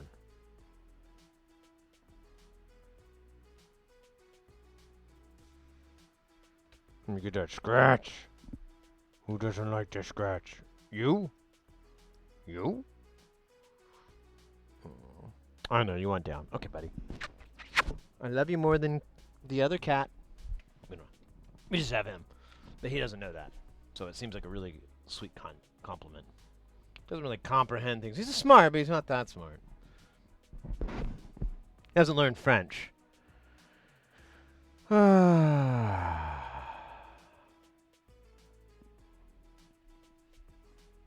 Okay, back to whatever the hell I am. Where's my finger? That is IC Wiener. What? What? No, 1. IC1. I see one of you has got some Pikachu buttons. So we're going to do channel 1. Or channel 1. Pin 1. For channel 2.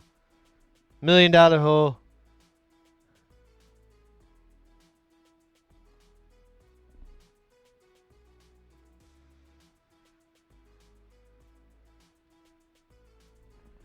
Now, out of curiosity, I'm gonna see if I can turn. Yeah, I can't. I can reach the gain knob.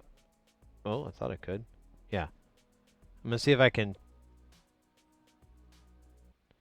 Okay, so I've turned the gain up. All right, let me increase the scale on this. Yeah.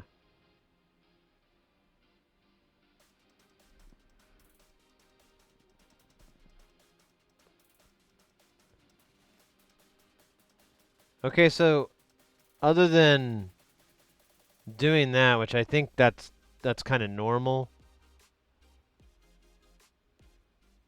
it looks okay.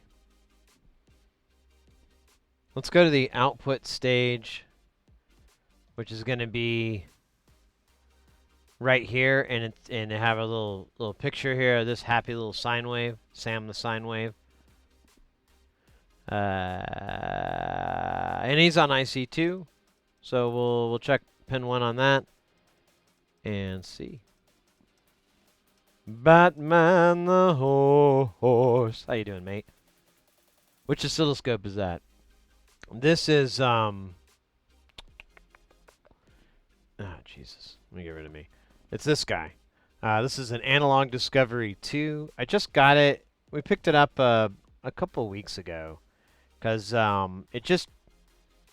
it kind of just made sense. I have like an oscilloscope, and I have a function generator, and I have all that, but it's like very difficult to stream it because I can't show you guys the readings very easily without like aiming a goddamn camera at it and stuff. The scope kind of works, but the way that it sends the data is just awful. And it's awful. It's absolutely the worst. It's dog vomit. It's so bad. So I thought about it, and we kind of talked about it on stream, and it just made perfect sense because I was like, you know what? I could get the Analog Discovery. I just need the 2. I don't need the 3. And not only would I gain like a couple of extra tools, because it has like a logic analyzer, which I don't have. And it has a lot of other little, it has logging and all these other little features that I'm like, I could really use that. But it's small. It's the size of a Pizza Hut ashtray. You know, that's killer. And I that way it can fit on my desk very easily. It doesn't take up a bunch of space. The way this interface works, I'm thinking about coming up with a new, with a kind of a different design, just so I could make it more accessible to me. I don't know, just it's easy to mod, you know. And then on top of that, for pinball repair, oh my God, talk about saving a bunch of time because I use my laptop. My laptop's my main tool when I'm working on a pinball machine. I use a multimeter an awful lot, but most of the time, the first thing I pull out is the laptop, and I pull up the schematics, and I'm like trying to find out where we're at, what's going on, and blah blah blah. Wouldn't it be killer to just plug this rude boy in, and now I've got a scope, I've got a function generator, I've got a logic analyzer, I've got all these tools I need to fix a machine like that easily, easily. And it just seems like the most logical purchase I could make. And on top of it, it's not terribly expensive. They give you like a sign up special, so you knock like $50 off the price right out of the gate. It's and you can even get. Someone told me if you wait around, if you're not in a hurry, you can wait around for specials, and you can get that plus that 15% off. Yeah, this thing is. I'm very happy with it. Here we can look at the software a little bit more. Oops, maybe not. There. So you have you can go to here and you have all your different functions and different things that you can check. Now I was misunderstood. I saw impedance and I thought that it had like a multimeter function. It doesn't really check resistance or anything like that. You can do voltage, which is nice, but is it gonna just keep doing that?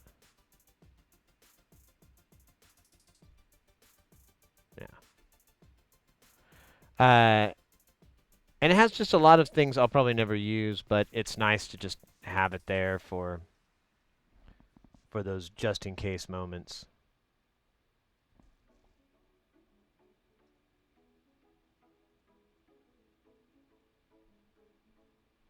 Yes, absolutely. I mean, look at the refresh rate on this thing. It's ridiculous. Here, let me turn auto off because it's trying to like. Oh no no no no no no no no no no cancel. Yeah, there we go. So auto's off.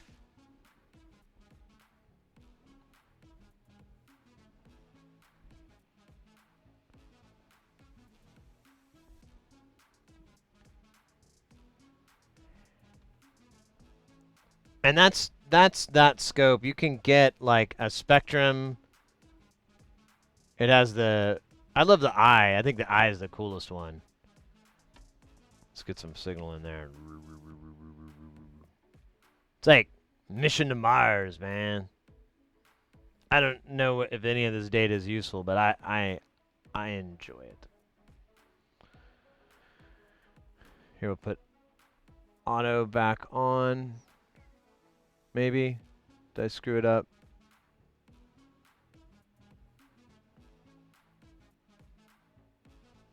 I'll let it just do it.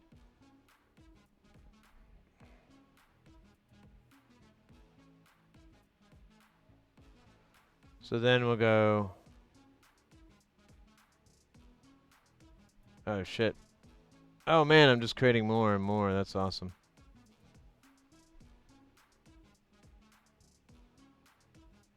How do I change back? Chompers, I didn't ask you.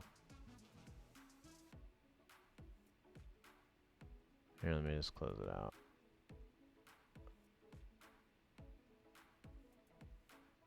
Shit. I can't remember how to get the eye to go away.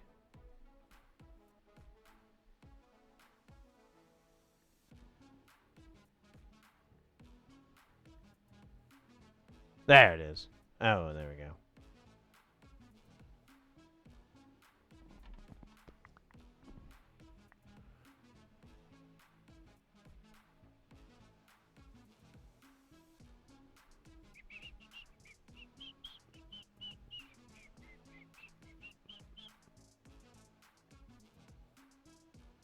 Let's do one.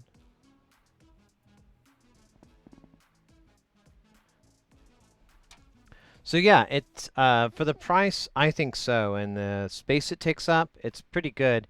My computer, it does pull on that CPU, so you can't. I don't think it would be applicable to put this on like that old laptop you have laying around. You know, it's not. I don't think it's going to work very good for that. It'll function, but you won't be getting the full vibe. But if you were to get something like put it on a decent system that's been made in the last couple years. Yeah. Oh, yeah. Why do I keep trying to mouse over to a computer that's not even the same platform?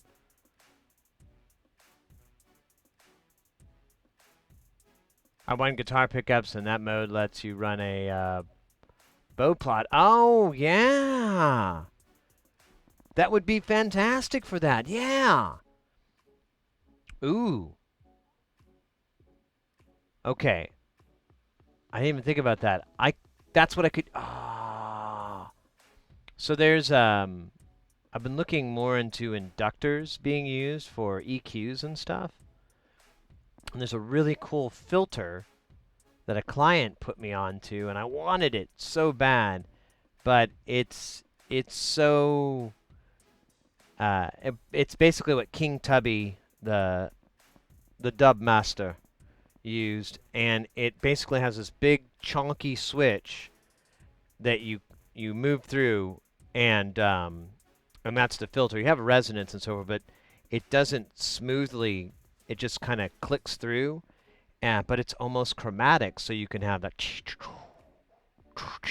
as you're running it through a reverb or a spring tank, and it turns out that thing has a custom wound inductor, and there's different tap points, and that's how it works. And I was like, oh, that's going to be hard to figure out. But you bring up an interesting point.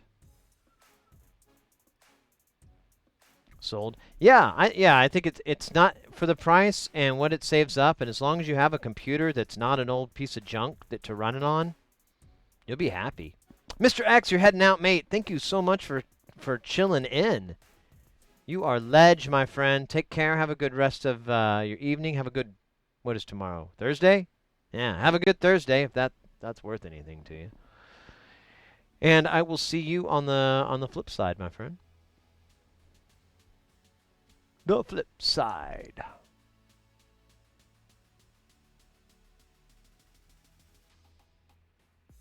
Can I?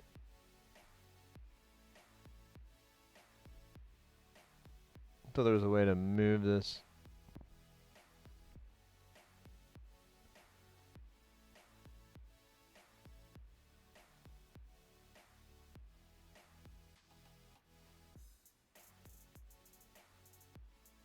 Anyways, all right. I gotta stay the focus. Lobster Chung, how you doing, mate? Good to see you. All right. Oh yeah. We were looking for this part, and then I got all stuck in my stories. So we gotta check. Is it this guy? No. We need to check. I see 2222. This little lonely dude here. Oh man, he looks so sad. What do you think he's thinking about? You think about sound? What do you think he's thinking about me? All right, so there's our signal. Oh.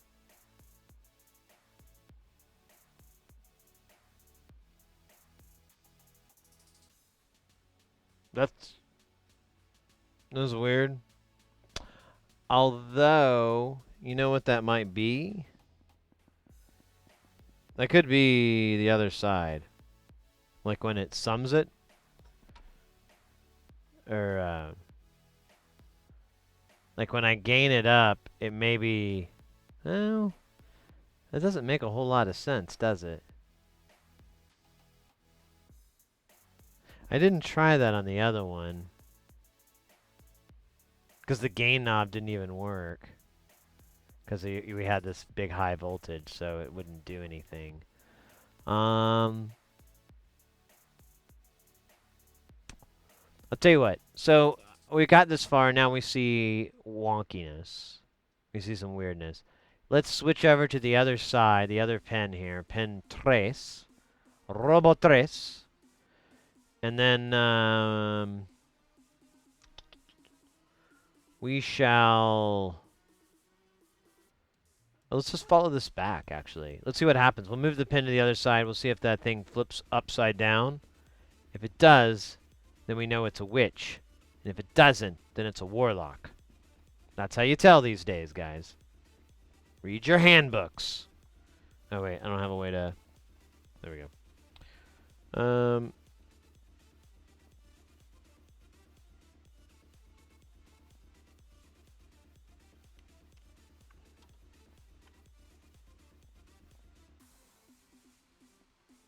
Okay, it looks alright.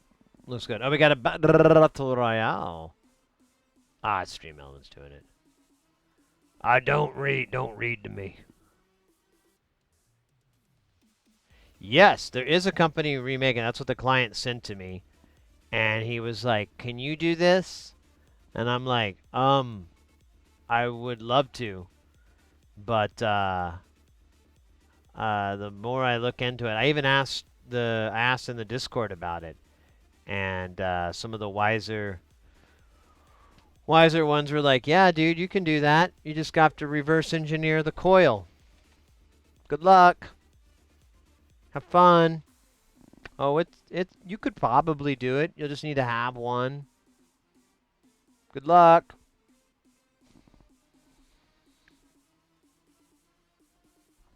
All right, so I switched the pin. Let me just make sure it's making it to the other side correctly. So we're going to go to this pin. Huh. That seems weaker. Let me just check. I did lower the... let me just double check.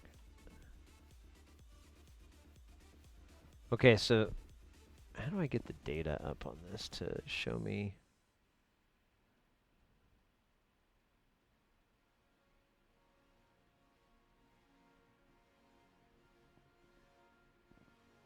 Oh yeah. Data.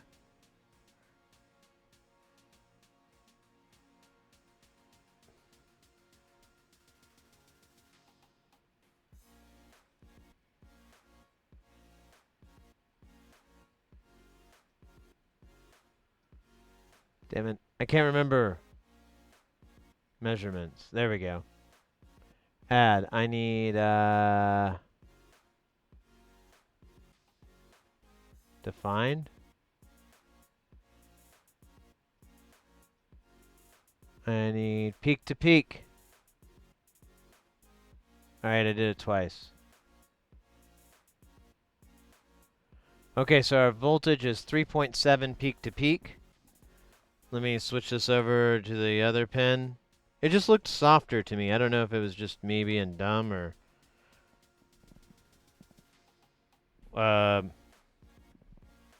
Alright, I think we might have found the issue. Something's pulling this side down to ground. It should be this. These should be the same level. Like if we start off on either one of these pins, and I probe from these pins, like my probe and my function generator on the same pins, and this one's lower.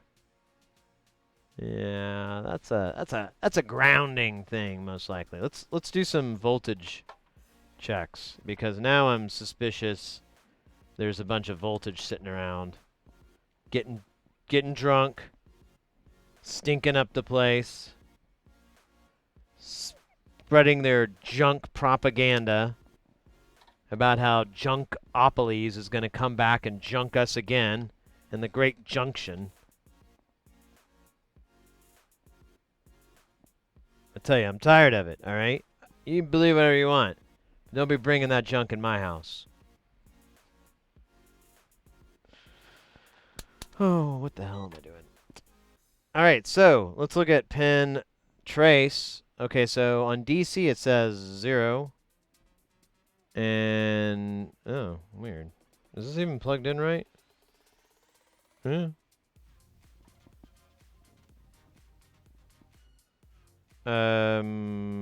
Just out of curiosity, yeah.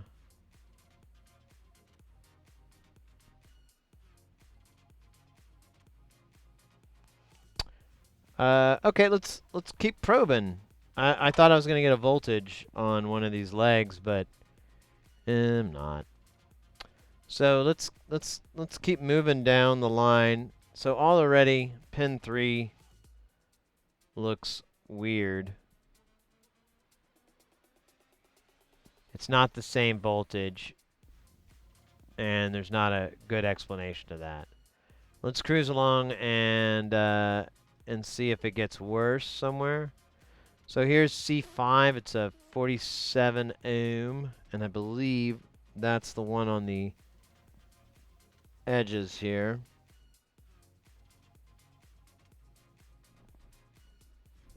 So let's see.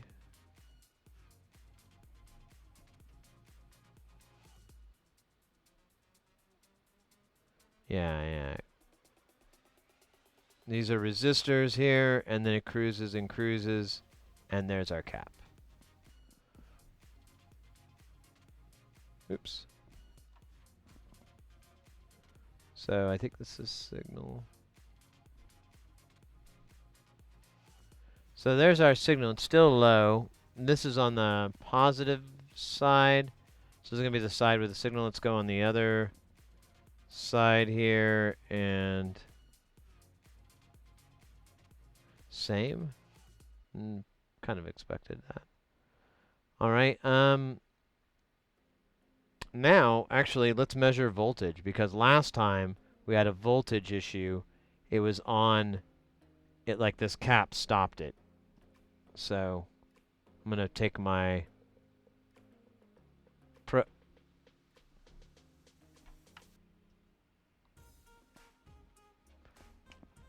You ready for the big reveal, y'all? Oh wait. Oh, the ground thing fell off. That's important.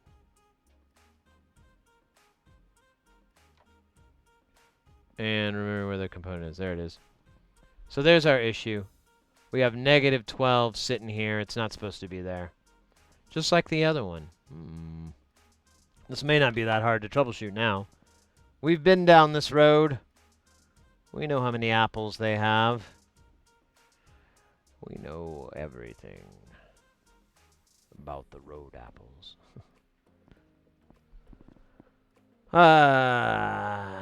LCR, then resonant peak frequency equals... Right. I guess I... Yeah, that's true, Batman. I want to make one, but just like a DIY, you know? Like, I want to just, like... I don't know. I love the DIY hardware community. It's making being a DIYer so cool. You could just put... Like, a lot of the modules that we've been building, these are shit I found on GitHub of people doing the software and the hardware.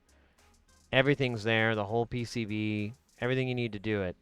And I'm really inspired by that. I think that's a really cool thing. And so a lot of these things out here, I'm like, well, why don't I just figure it out and then make it open source? And some people might be, you know, that are selling it might be bummed, and I'm like, yeah, capitalism sucks. Because I'm not making any money off of it. Okay, let's go to D2D D2, because that's what's broke. I'm not even kind of positive. I know, because I remember testing this. I remember we had a weird voltage. So I'm going to go, and this is the electronics meter probe. This is going to be our... No. There we go. So this is going to be our positive rail. There it is. This is our negative rail, and then this is our negative 12 volts. So we've got another failure in this diode. Now we do have a working diode. Although it doesn't look so hot. It will work. D1. So I say, since we're ordering that part and it's on the way, we could swap it out. And this will also confirm if this is going to fix the problem, because this is the exact same issue on the other one. It's just a different voltage amount. The other one was negative 10, and this one is negative 12. Oddly, this one seems to be more detrimental, but oh. Leo, did I say hi to you, by the way? I hope I did. I'm doing great, by the way, in answer to your question. We're just trying to solve this old mystery. Thankfully, we've got this schematic, which is just really all... We needed this a long time ago. This is just tearing through this whole problem. Ripping it up. Eating it alive. Letting its entrails drip down our tum-tum. Yeah, and you know what? Let me prove that this thing's bad, too.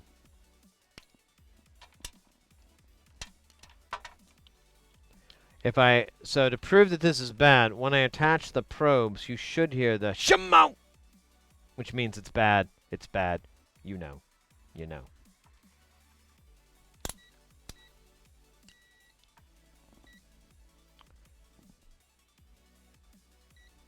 Hee hee. So that was a hee hee. That's different. Yeah, I'm getting 0.224. Let me flip it around real quick here. I'm getting 0. And then here I'm getting 4.9. And then here I'm getting 0. Huh. This actually acts like it works. There was one that was... I think that was the one we replaced, actually. I thought it was channel 2, but I guess it was channel 1. This one looks okay. It's kind of weird. It's kind of squirrely.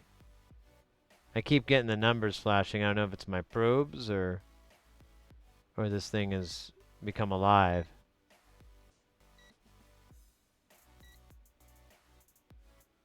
It's kind of weird though. It keeps I think this diode's weird. Let's try this guy. So this should be almost identical, and I should get oh yeah, I'm getting totally different results here. Okay, so yeah, the D2 is D8 D. It's done. It's broke. So yesterday, swapping these things out was a bit of a pain.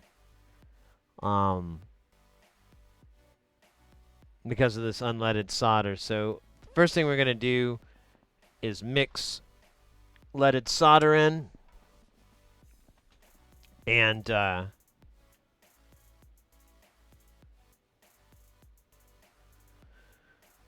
we'll take this guy off first.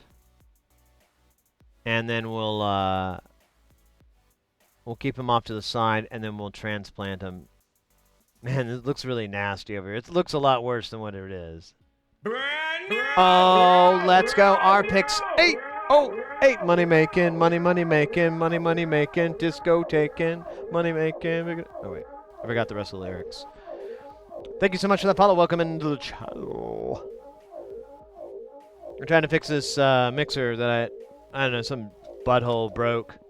I'm sure I don't know who it is. He's definitely not a mustachioed, handsome man. Could be, though. We don't know. Ain't nobody got time for this.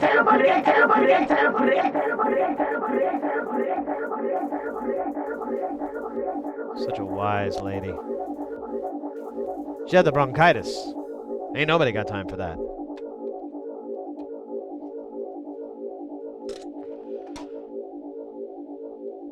Oh, yeah. Let's put a little bit of leaded solder onto this. I'm just going to use the big, chunky leather.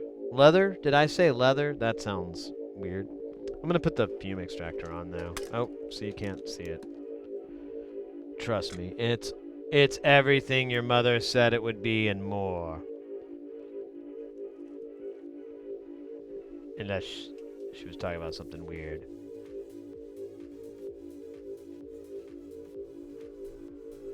The song is so electrifying. Okay. Let's go. Go team. Hut hut.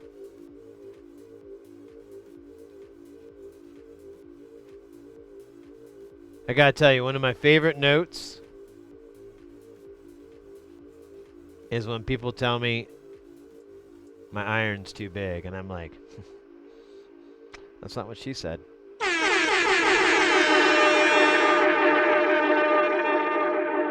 That's not what your mother said last night. Said my iron was just fine and that it wasn't... No... Oh, wait. Said my iron was just fine and I shouldn't be self-conscious about it.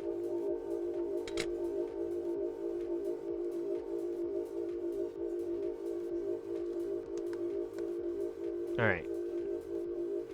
Now we're gonna... We gotta take this off with the heat, man. Yeah, man.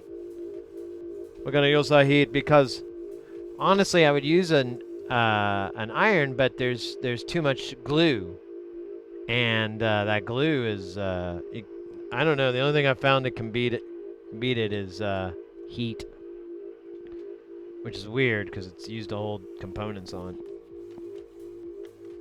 Oh my God! There we go. Abdu, how you doing?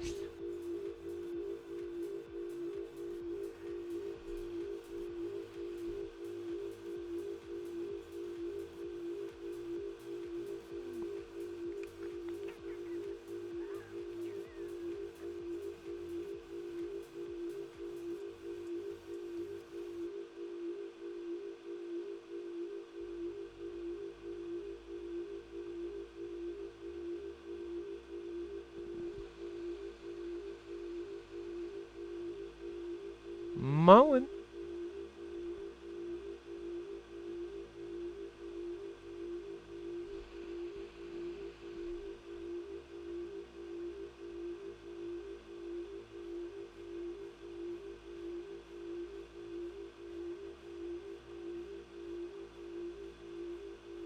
Oh, I hate the glue.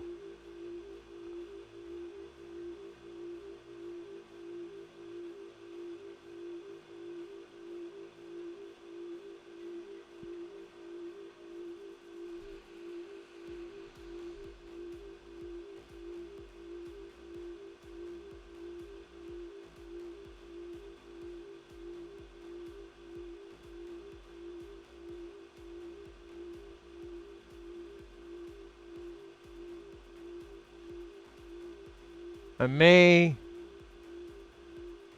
have to go up on the temperature here. It's just taking a really long time. There it goes. Oh, don't break. Don't break. Okay. I'm going to put this here. We're going to keep moving because we got to move while the board is hot.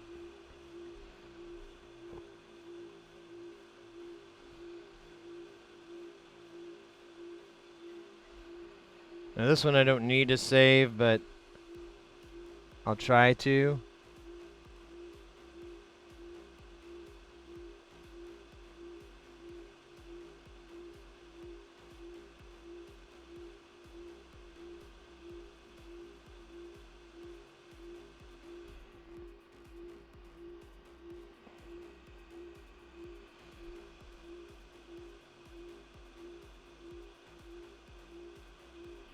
Let's put some flux in there.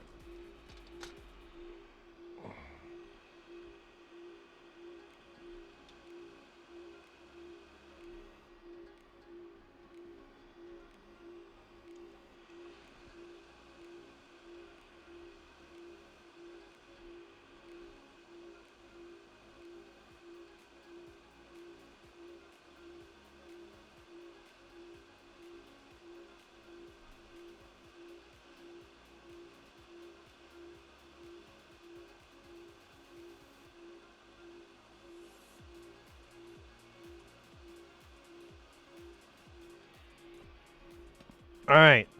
In the words of the great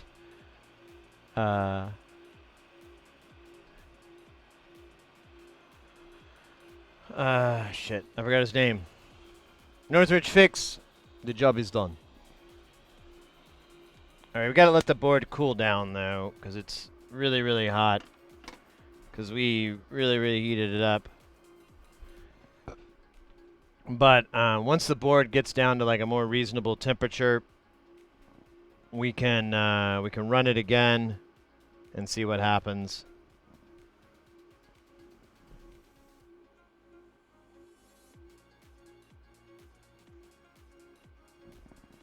But I think.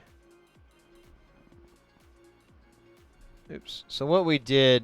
Oops. That's weird. So what we did was we went in and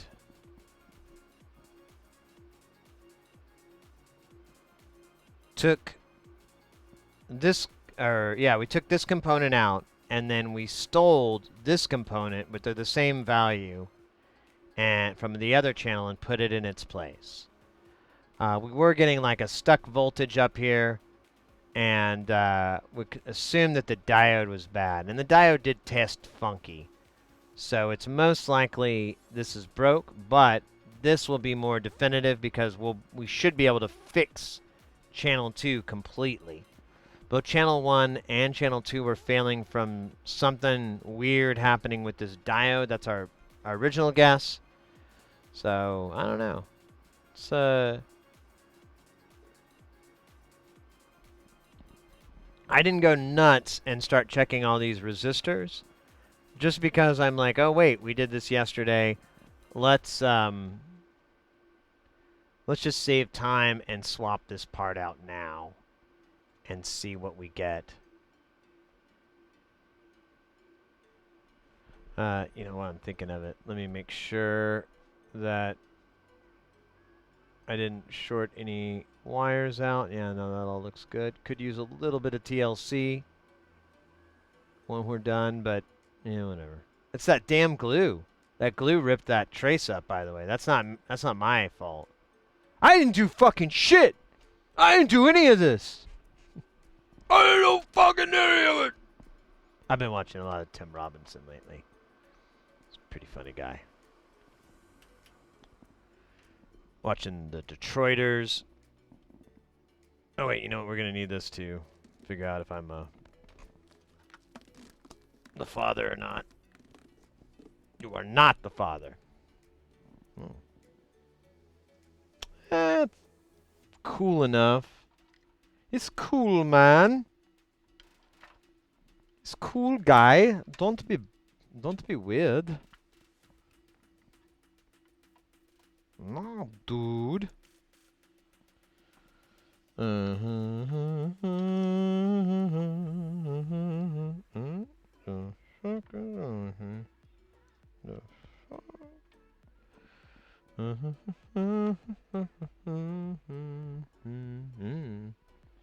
Actually, I guess we could use this because we're gonna be in the zone. First we'll check here, and then we'll go from there to there. Let's put the scopity dope up.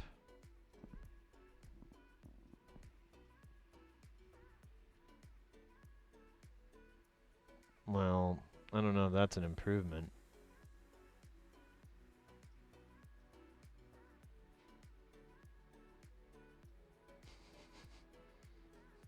That's not good.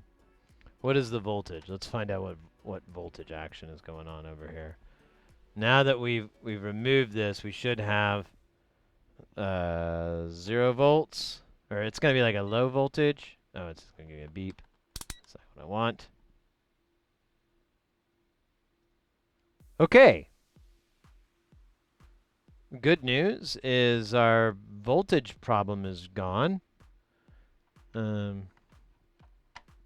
Bad news is it's still kind of weird.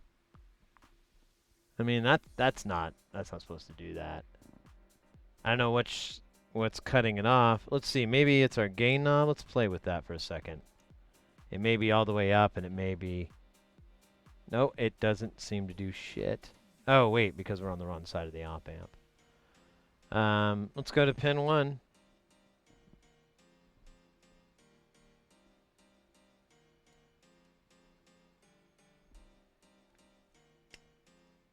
I'm not. Hold up.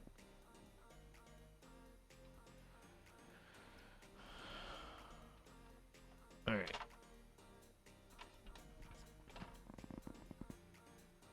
We're gonna go to not pin 1. We're gonna go to pin 7. Okay, that makes more sense. I was like freaking out a little bit, and then I remembered what the hell's going on.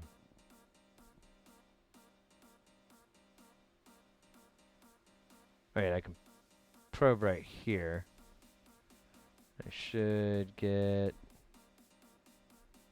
Uh-oh. I ain't getting shit!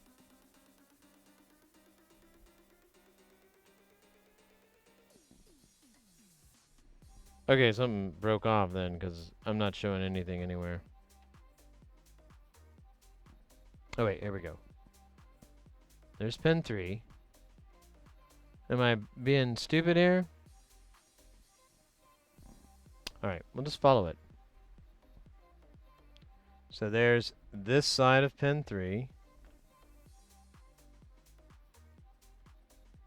Okay, we got the funky waves, and then here's the other side. Funky waves. Now we're going to cruise all the way down to our diodes.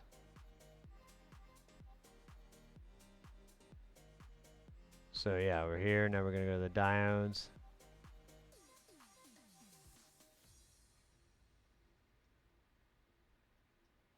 Okay, there's our signal. Alright, so now we're going to go to 7.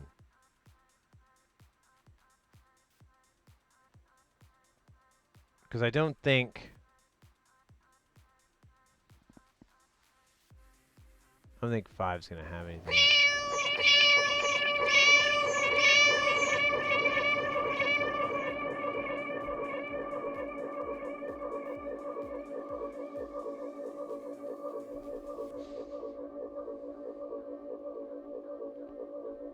Okay, so there's something else broke on here.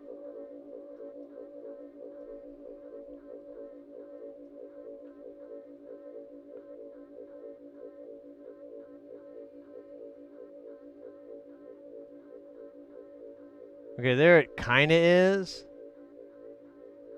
And then on... Oh, wait. So this is a leg. So let's see. Yeah, nothing there, but I thought so. And then this guy... Oops. So I think our transistor might be fucking dead here. Because it's okay, but then it just dies once it gets to this guy.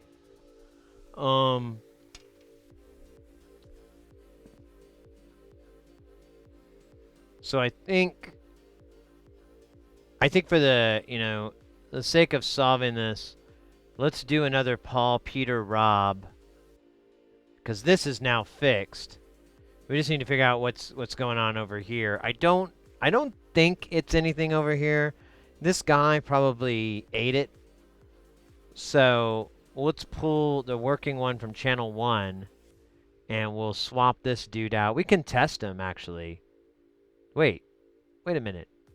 What am I? No, we didn't. Yeah, we should test this dude. And see first, but I think we did. This is the one I think we already tested, and it tested bad. But we'll double bubble check just to be sure. Make it a full stream. But I think that's our next problem. This guy ate shit from whatever happened here. I don't know. I'm starting to think I shoved like a ton of voltage down this line. Like both of them. That's the only guess. Like, I think that's the... Because, I mean, some of these things, they are broken components. That's true. But a lot of them, it looks like they were abused with voltage. Hey, Kelton, good to see you, mate. Hey, Nee. Oh, king of the ocean. Man, I cannot fucking read today. It's a real problem. I don't know how to work the body. Hey, Kelton. So, I don't know how much you heard of that or how much I explained it good. So, I ordered components last night. They'll be here in a couple weeks. But I ordered replacement 4148s. I ordered like 100 of these. And then I got as many of these as I could afford. I think I bought 20 of these SC3324s. Yeah, like the 4148s I bought locally, and they still said they wouldn't be here until like the 10th. And then the 3324s, I believe they're the 11th through the 14th, something like that. I tried to get them here as quick as I could. The 4148s are local. The 3324s are from China. So it is what it is. I could have ordered it from Mauser and so forth, but I didn't want to waste. It was going to take me longer because I was going to have to put other things in that order, and I didn't want to mess with that. So executive decision. But yeah, so we went and tested this channel 2, and everything looked great here, but it started to get a little weird once we got to the end. So we went in and went to the pin 3, and we had the exact same issue. The waveform looked all weird. So we've traced it, and right after here, we had the same high voltage. And except this time it was 12 instead of -10. So we went in and replaced this 4148, I think, right before you showed up. And now the voltage is gone, but it's still it's all jacked up weird. Like the waveform is funky looking. Here, I'll show you what I'm talking about so I don't have to use jacked up weird. So this is coming directly out of the pin. So there's still something weird going on. My probe is here and my function generator is here. So something is still doing weirdness, but the the signal stops almost completely dead when we get to here. Like it barely comes out, and that was kind of the problem. Can you DC couple it so we can see if there's a huge DC offset? Couple. Are you talking about the probe?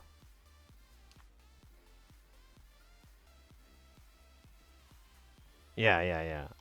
Stand by. Let me. I don't have an easy way to do it. That's one of the things I want to do is like put switches on this.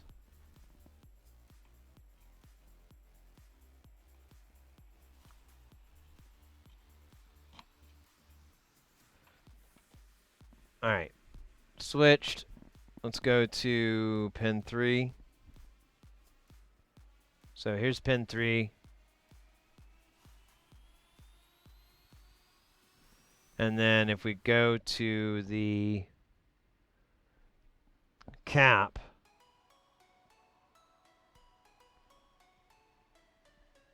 yeah, we're getting that shave.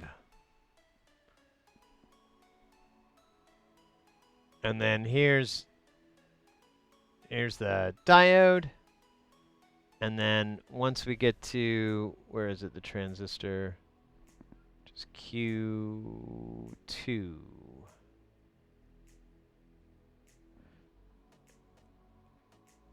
Oh wait, that's Q2C.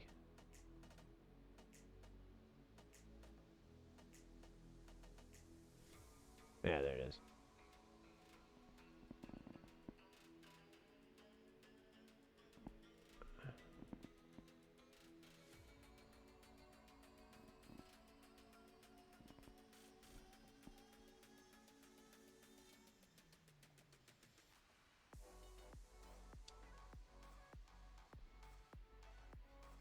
Oh, there we go. Oh, I think I was looking at the wrong transistor. My bad. Okay.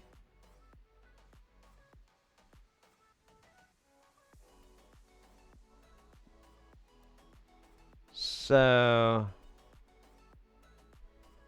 well,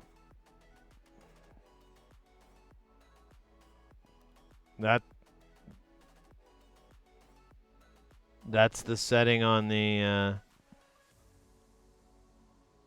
I don't know, do you have to do a setting for the fuck.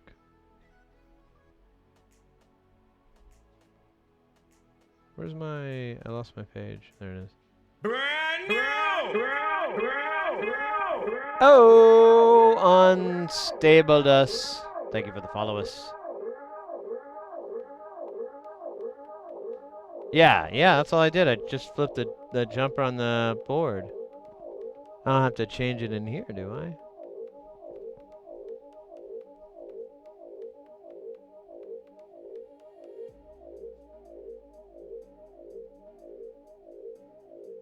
No, I don't see anything to do it.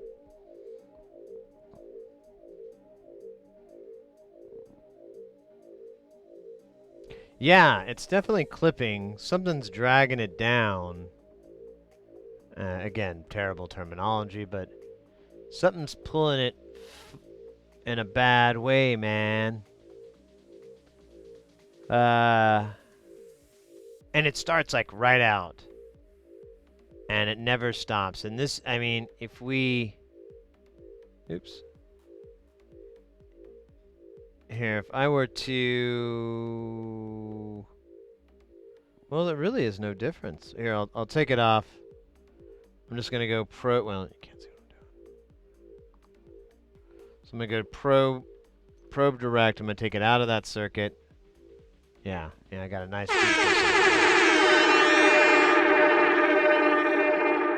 If I add it back in and I probe that pin, which Let me make sure I'm probing the right pin. Maybe that's my problem. Oh. Nope.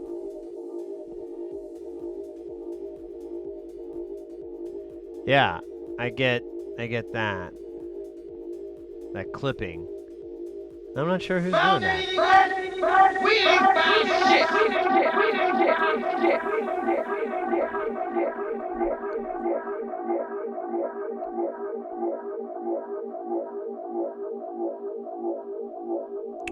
Let's probe around for voltage. Let me see if I can find any electricity that's not supposed to be there.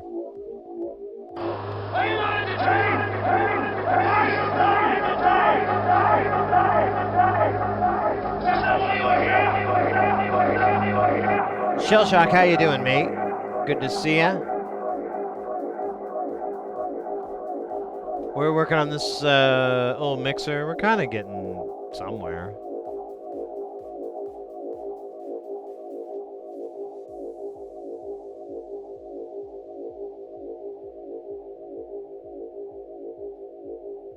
You know what, though? The fact that...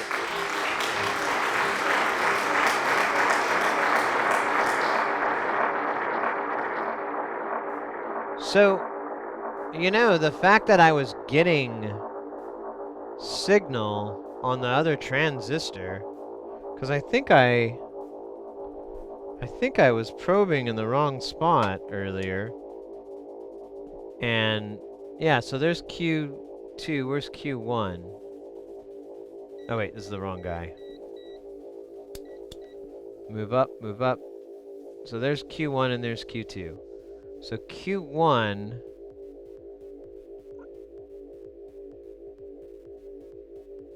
I kind of get a little bit... And there's your DC offset, too. I'm getting a little bit there. Let me check... Yeah. So I'm actually getting signal...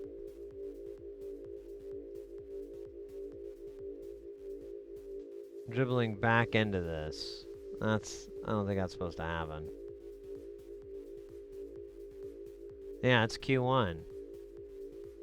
Right? Yeah. That's Q2. So I think the problem is further up. The voltage thing was an issue. But now that that's gone, there's something wrong. Did you pull the protection down? No, I replaced it. I could pull it. We could try just pulling it straight out. I put a working one in from channel 1. And it did get rid of the 10 voltage, because before I replaced it, we had negative 10 volts hanging out here. But now that I replaced it, I do have that clipping. So, I don't know, you might be onto something. Maybe this guy's causing some issue, but the fact that I'm getting signal over here. I don't think I'm supposed to.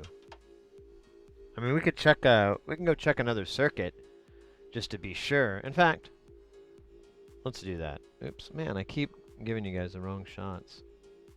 Let me check the working channel real quick just to see what I'm supposed to be getting so I can have a, you know. Fuck me, man. So, so it's gonna be these guys over here, where my probe is, there it is. Alright. So here's our circuit.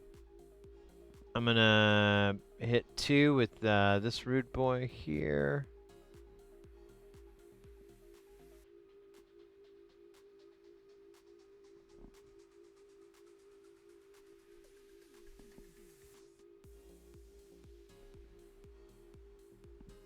What the fuck? What's going on here? Oh shit, I knocked the... Oh, that doesn't matter, that's a different ground.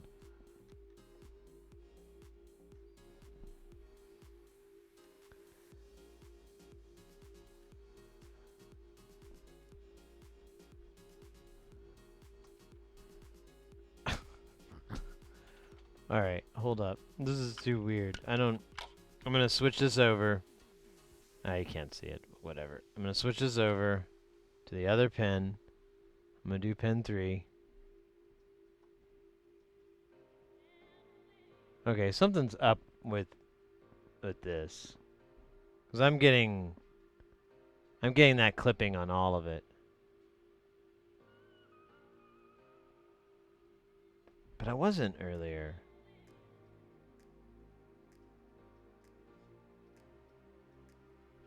Let me just check one more channel. I don't know what's going on here. This is weird. I think I'm missing some fundamental part of all this. Yeah. So maybe that's normal? I don't know, man. Let me check pin 2 here. Pin 2 is clean. Alright, let me swap the signal back over to the other pin. Oh, you know what?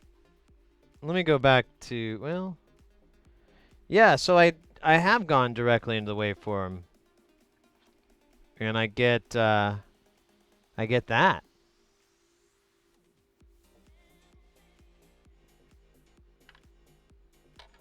But now, when I go through this XLR cable, here, you know what? Let's do this. We'll just make sure it's not the cable.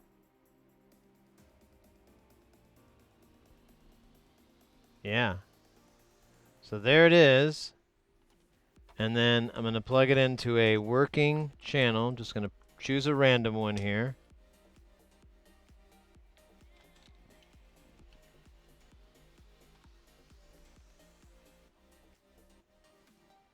Two, three, four, five. So it's going to be this dude here.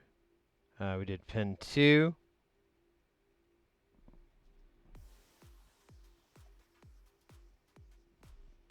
Yeah.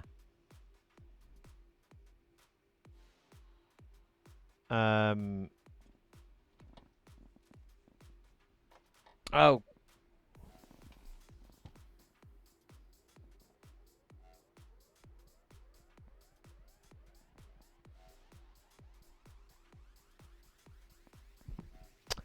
I forgot to put power on it.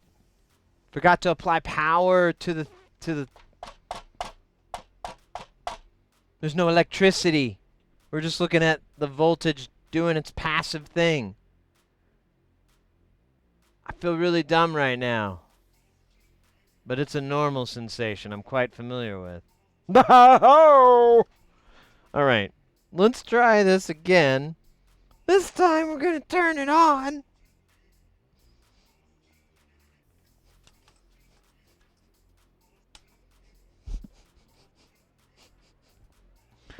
Oh my god.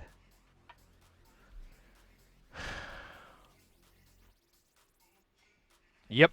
Yep. That's why it was clipping. The moment I was like, I saw this cab, I was like, oh. Yeah, the waveform generator, it was just getting pulled down by anything in there. All those passive like resistors to ground. Is like, okay, guess I'll stop here. All right. Let's try this again. I'm going to go on pin dose. All right. Feeling much better. Let's cruise down this circuit. Now it actually, wait, what's its peak to peak? Hey, its peak to peak is 3.6. That's what it's supposed to be. Let's cruise down this pizza party. Let's go straight to our buddy here, our Mr. Diode. Mr. Diode. Oh, wait. Mr. Diode. How you doing, Mr. Diode? Mr. Diode.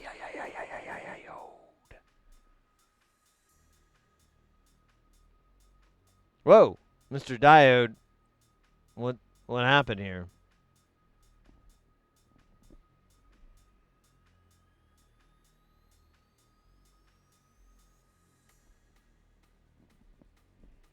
Something's broke. Something's dumb. What's going on?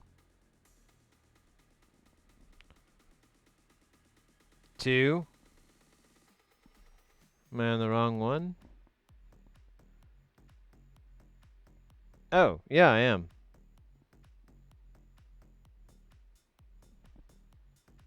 Yeah, I'm on the wrong pin.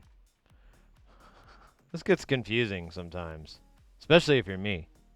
Super confusing. All right, back to not sucking.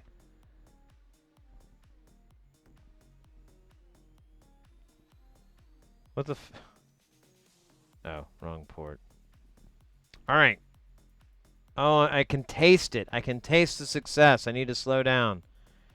Need to drink my Wheaties and eat my overalls. All right, that's normal. Okay, now we're going to go down to pin 7 of our rude boy here. Where's our rude boy? There it is. So we're right here. This test good. Now we need to test over here.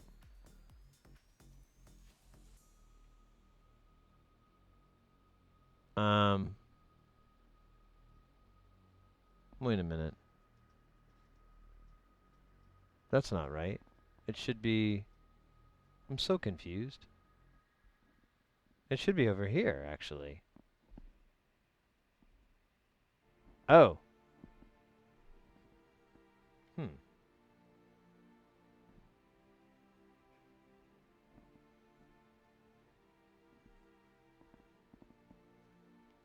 So there's one side, and then the other sides are big DC offsets. So I don't know what that's about. Let's just try 7. See if we can get 7 to happen for us.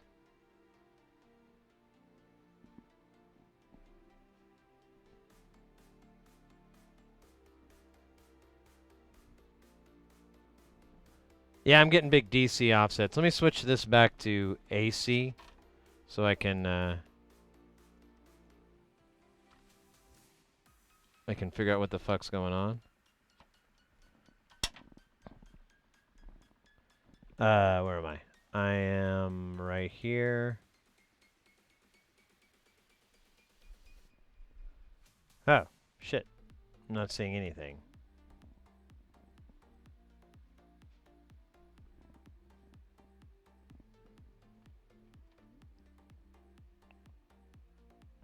Okay, that's that guy. Oh shit, I just pulled this button off. Stand by. I need this button to go back on. I don't need you to come off, sir.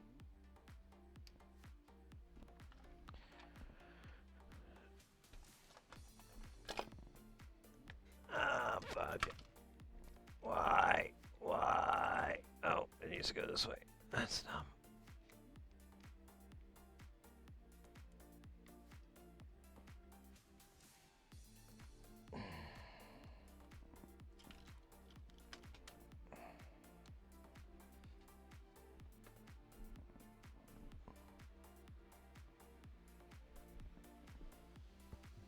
All right. Let's try this again. Pretty sure it's this pen goes to...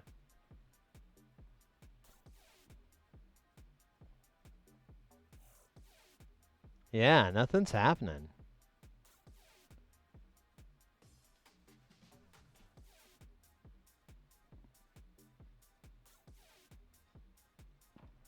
Seven and a half. Yeah. I remember that. Let's see here. Let's get the meter out.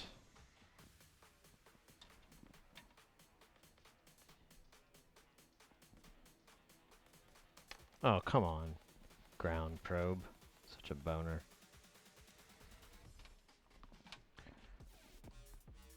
Alright.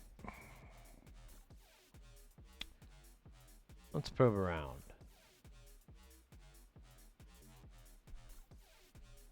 So the output of 7 is like negative 13 volts. And pin 1 is negative 0.4. Oh wait, but it changes. Okay, so it's working correctly. When I change the knob,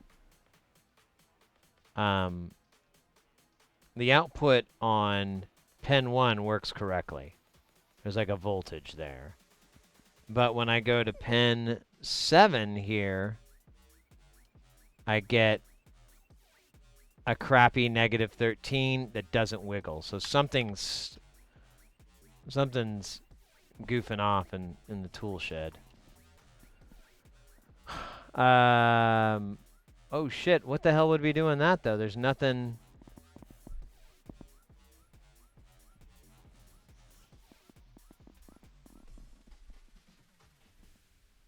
What's on 6?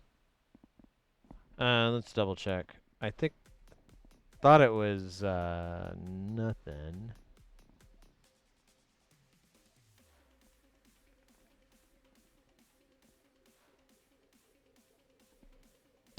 Negative.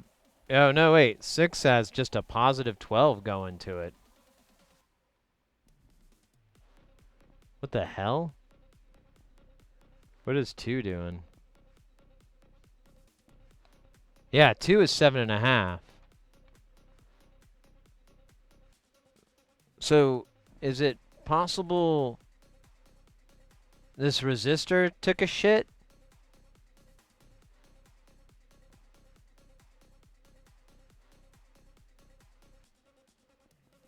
You think like something bad happened here? Because this is the only thing stopping it from getting that voltage. And it's through the roof. Hey, Panzer. You're going to be at KnobCon? Let's go. We're going to party like it's 2024 37 84.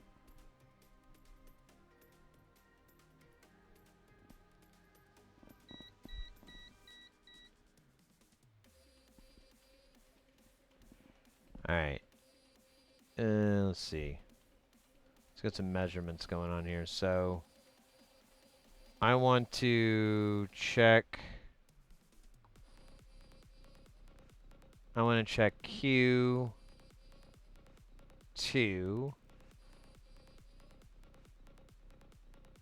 Let's see what we're getting on all these. Because you know what? This was the issue before. This one had like all these really high voltages that were like... So I've got 12 here. And that goes to pin 6.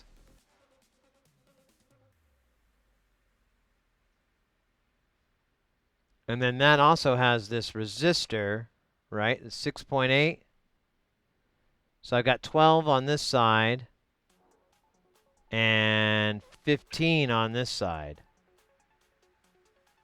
I don't think I'm supposed to have that. I think it's supposed to be a little less.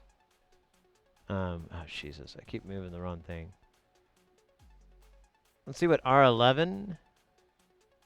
Yeah, R11, here's the same thing. Ah, shit, the volt. I've got 15 on this side and 7.5 on this side.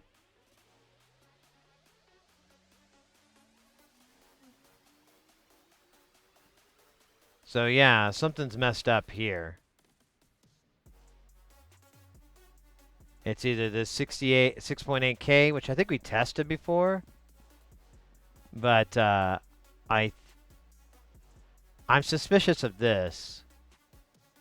I think we tested it and it tests okay.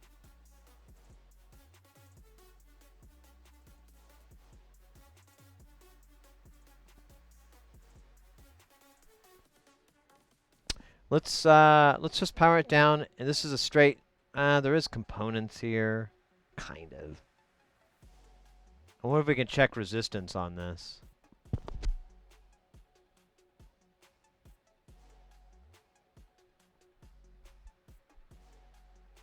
Measure the transistor. So you're talking about when you say measure it, are you just wanting to get the values? Because yeah, I've just got really high values. Like on all the sides of it. I got 12 here. I got -5 here. And then I've got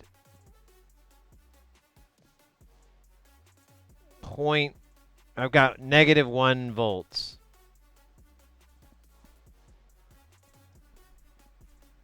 When I go to adjust, nothing happens. Actually, it should be on this side. So if I turn if I turn it all the way down the level, I can get -9 volts. If I turn it all the way up, I can get -5 volts. On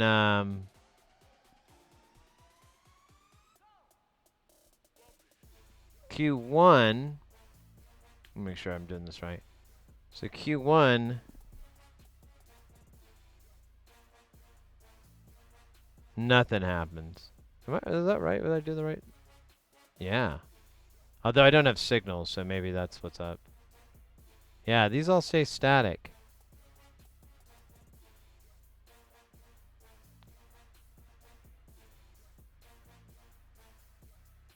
Yeah, this transistor's a little weird.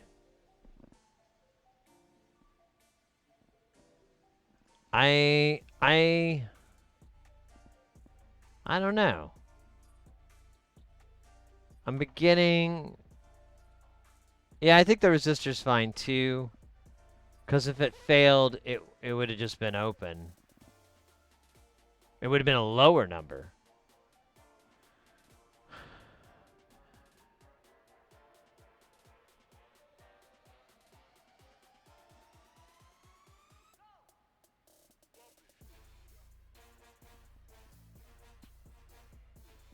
Base measure. Oh, you're talking about diode measure or measuring it in yeah diode mode. Yeah, let's do that. That's a good idea. I like that.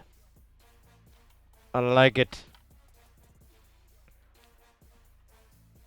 Let's put this in beep beep mode with diode action.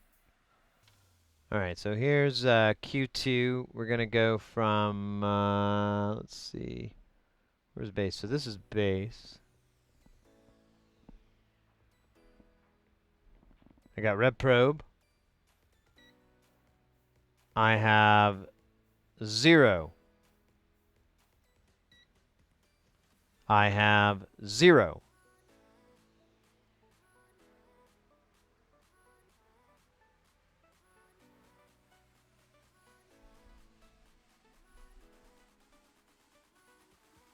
All right, let me swatch probes. Guess I didn't have to do that, but whatever.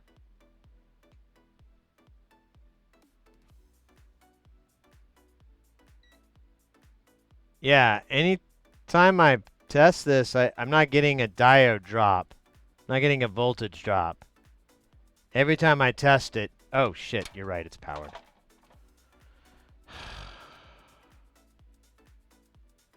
Maybe I should take Wednesdays. All right, let's try this again. Okay, I'm getting 1.6. 1.9 or 2. 1.6. 0.6. I think that's all the possibilities. So what was your math equation? Oh yeah, that's not working at all. Base measure 1 and emitter measures 5, so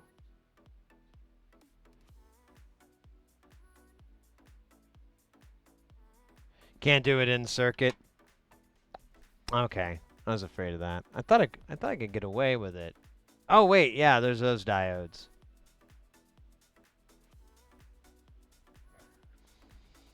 Okay, well let's do two things then. Since I'm kind of sus on this, we can measure the other one just to see because it's going to be an identical. It's nearly identical circuit. Let me turn the signal generator off just so we're not adding anything funky to this. 1.8. 0.6. Points. Yeah, I'm getting different readings. This is giving me different readings than the other one. So let's do it one better. Let's pull. I think we determined Q2 was okay.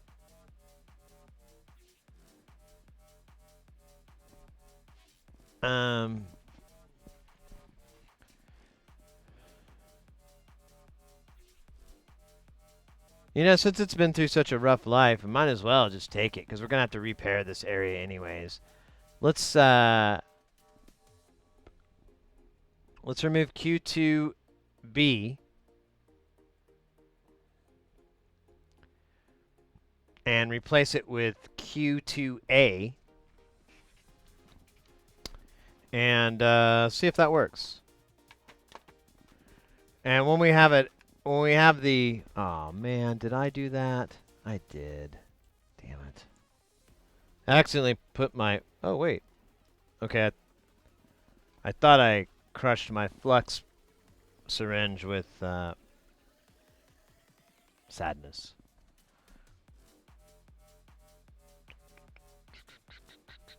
What am I doing? What am I doing? What am I doing? There we go. And we'll add it here, but we're gonna have to do it later because we're just gonna hot air that guy off.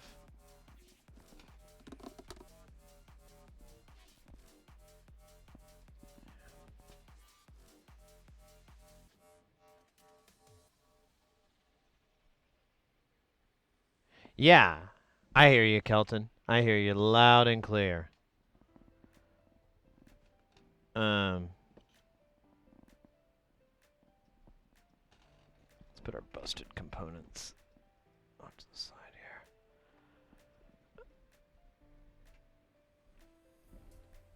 I'm just gonna swap these out because I think it's gonna be the quickest way to find out if it's bad, and we can test it later after it's out. But I just want to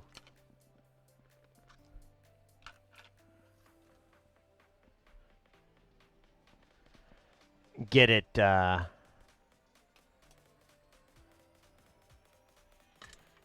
Get it solved. I like if we can get one channel working 100%, then we'll know what's wrong with all the other channels, and we can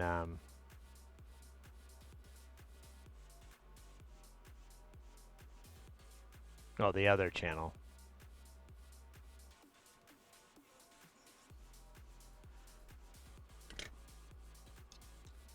Oh man, this fan's going.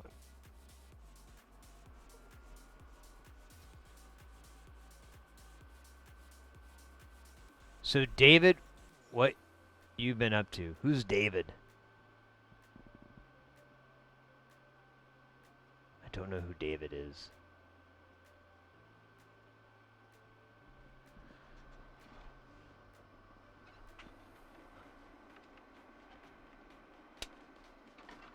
I have a buddy named David. That's the only David I know. And he's in prison. Eating a man alive.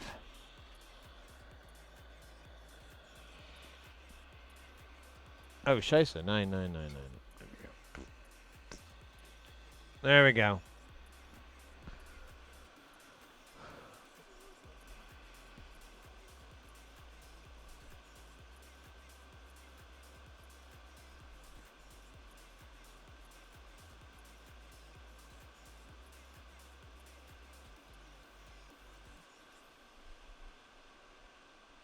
There we go. We're off.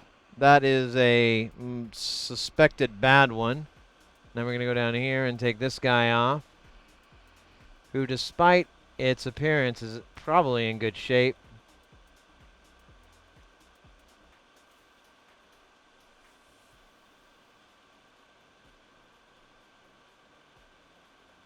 Dude, I cannot grab it.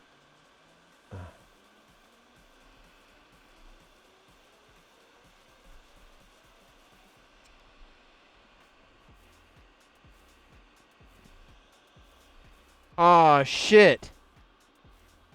I had it in my tweezers and my hand hit the scope. And it's gone. It's gone.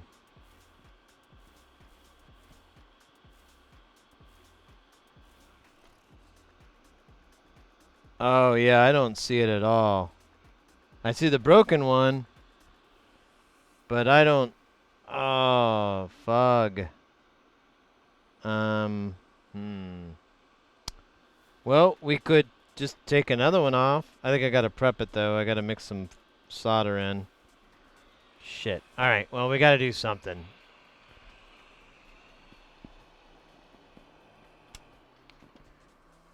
It's a lot easier to find it without the fucking hot air station in your hand going. Alright. Let's see. So I've got the broken one here. I'm going to put that over in this little cup up here, because that's where I've been putting all the busted ones. Alright. So I hit it with my tweezers, and I almost thought I felt it fall into my lap. But I don't see it, and I don't feel it. Man, I have a bad feeling it fell to the ground, which is going to make it really hard to find. I do have a pretty cool flashlight that gets really hot.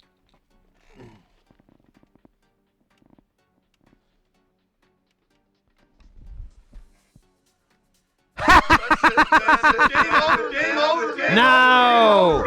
No, Bill Paxton, you, my friend, are wrong. 'Cause stuck to the side of a mixing console was this.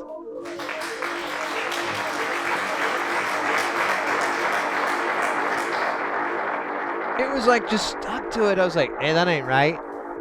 Wow, if it would have moved a little bit more, it could have gone into one of the little holes inside and we would have never... Oh, neat. Okay, back on track. Jimmy Jack, open stack. Alright, where's our guy? There are guys right here. Let's prep him.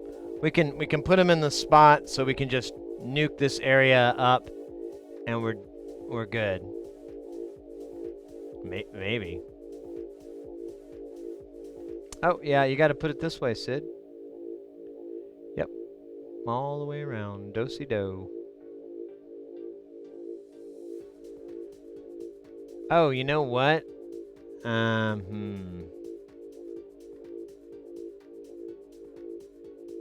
Should I be worried about these traces here? One goes to this. Or no, it doesn't. Is this just a plane? I can't tell. I think it would be really smart of me to put some solder mask on here so it doesn't short out. Sorry to slow things down, but if you're gonna do it right. And I have a bad feeling solder's just gonna jump on there and it's gonna be underneath and I'm never gonna see it. I'm gonna feel like a sucker. And it only takes like less than 5 minutes to do this. And it's something useful, you know? I normally don't give a fuck about this stuff. Like, oh shit. Gotta be careful not to knock that component away. In fact...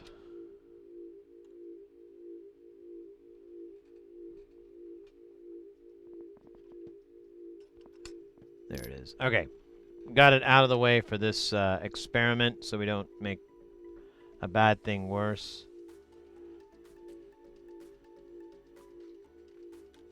Yeah, right. Tacky flux is... there's another reason to use it. Oh, it's sticky. Yeah. So is lube. But it sure makes sex easier. Well, easier. I don't know if that's the right word. But it sure does add an element to it that's useful. This is solder lube. Man, I wonder if I should clean... I should do both these sections here. Look how there's... And we're gonna have to come back here anyways.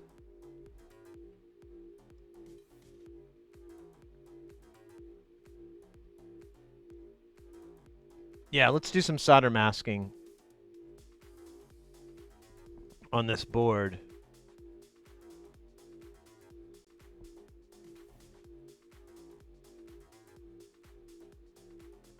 This one's fine. This area's fine. It doesn't look good, but that trace is there. Oh, wait. What's that? Oh. Okay, we're gonna have to take care of that. Alright.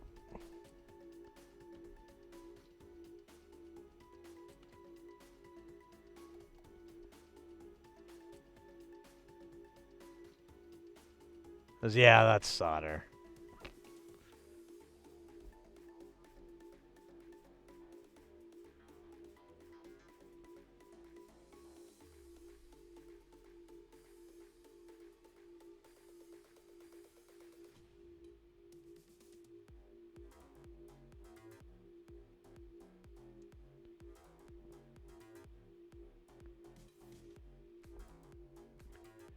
Cause yeah, we're gonna have to put these parts back on. So let's shore up those holes real quick, and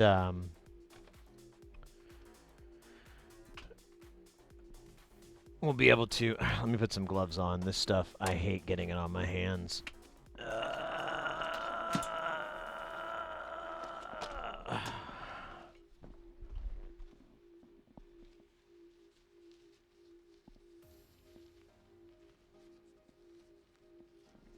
It's fine. It's just a little bit of unnecessary that came off.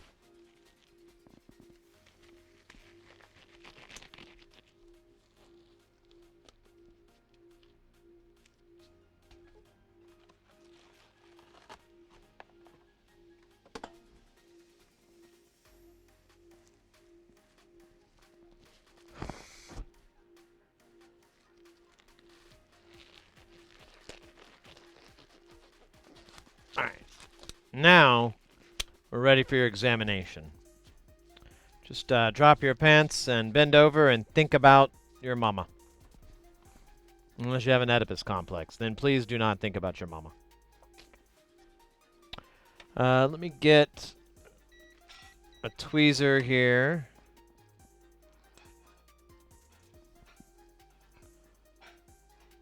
So what we're going to do is just put like a little bit on here, like a little palette. And put the cap back on. We should have enough. Mind you, I only have a little tiny bit, but the less you use, the better. Oh, wait, these tweezers are filthy. Fuck. Maybe these are a little bit cleaner. Yeah, honestly. So, let's see. Let's do this part first. See, that's a lot. I don't know what I'm going to do with this. Oh, and it's got like a stringer. It's even better.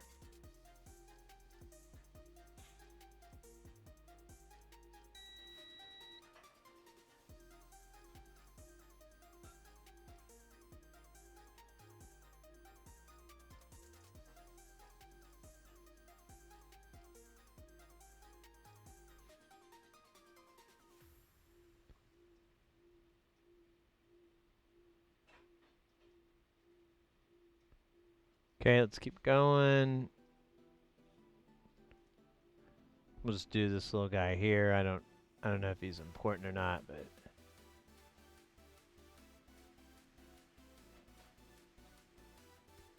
and that's it. That's all the damage from pulling those guys off. Now hey, you know what? We do have some shit down here.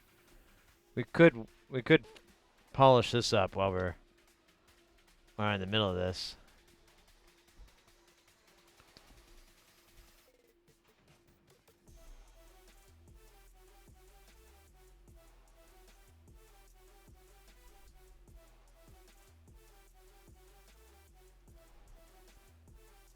There's another one. Ho! Jefferson, 12 months, mate. That's something right there. That's something right there. How you doing? Thank you so very much for the 12 months. Wait.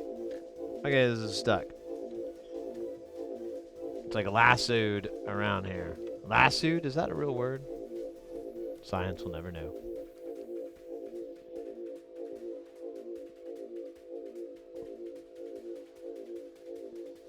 There we go. Just need to put over this area.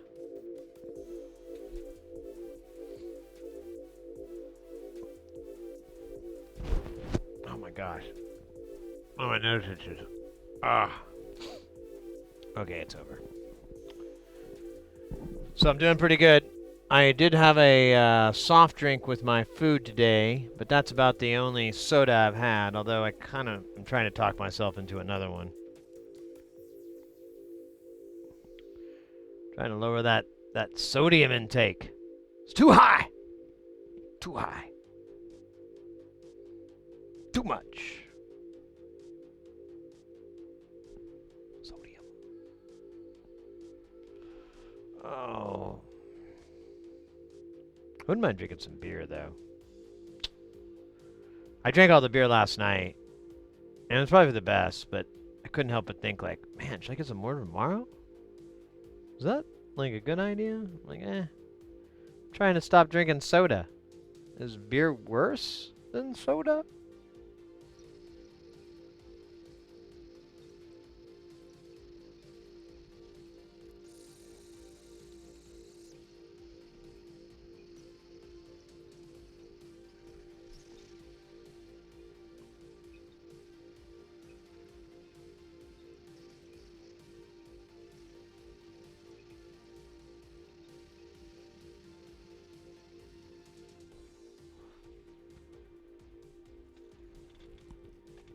Oh my god, my nose. Hold on.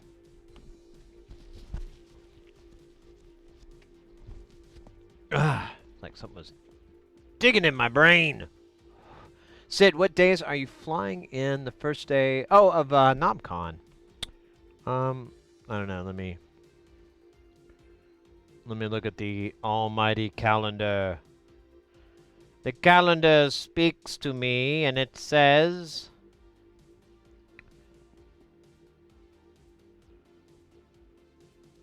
I fly in, I come in on the 6th, and I'll leave on the 11th. Mr. X is coming in on the 5th, so I wanted to give him a day to you know, sleep pretty much, because like anytime you do an international flight like that, the SOP is just to fucking sleep when you get to that if you can, and or stay up as long as you can, and you know, try to do something to shift your time, you know, your jet lag out. But yeah, and I was gonna show up the next day, and man, I mean, I'm literally one of the reasons I'm going there is just to there's so much pinball in Chicago. It's redunculous. So I really want to go and take Ubers to some fucking places, some pinball places, and see some pinball faces. Oh shit, we never did. I forgot. We didn't get this part down here. Cure this part.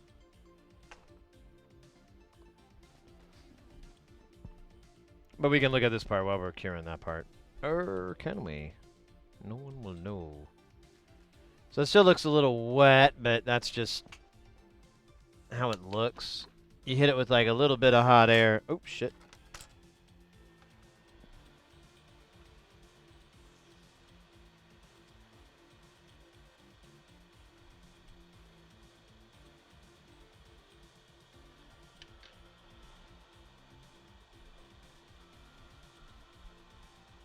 Here we go. We're all good. Let's do this section over here. Where is it?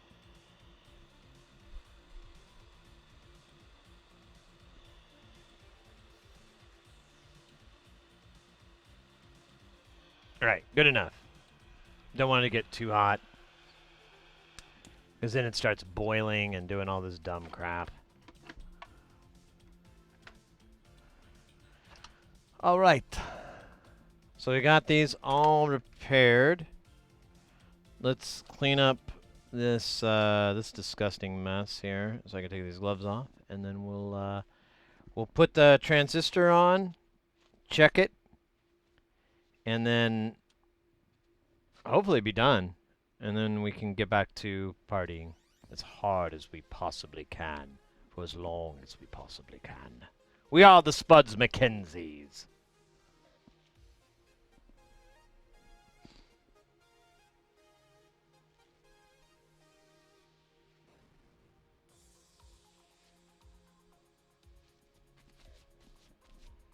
Well, there is a museum there. It's not the museum.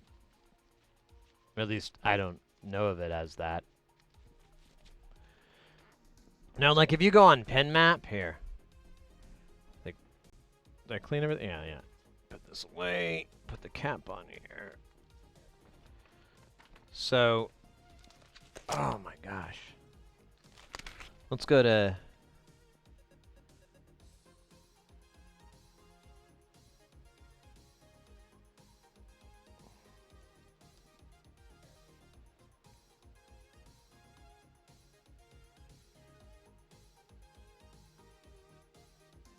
What? I want to let me.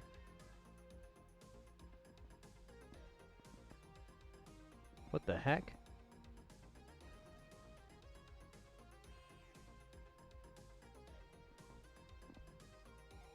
Oh wow, they changed the. I haven't been to the website in a while, and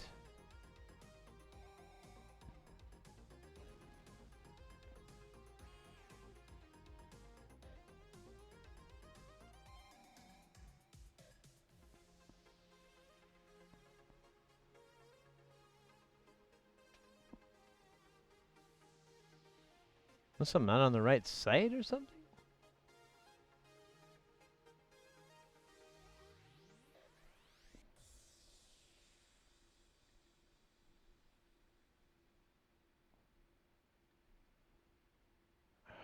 Stand by.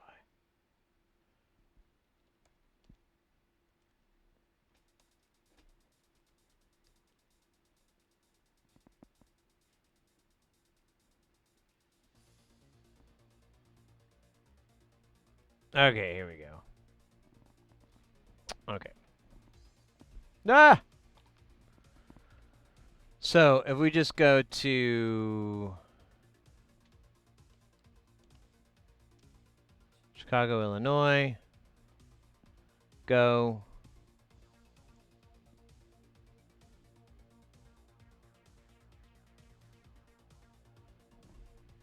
Here, let me scooch over here. It would make more sense.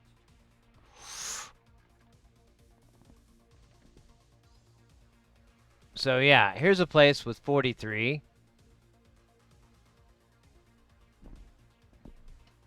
Man, why is this shit being all weird?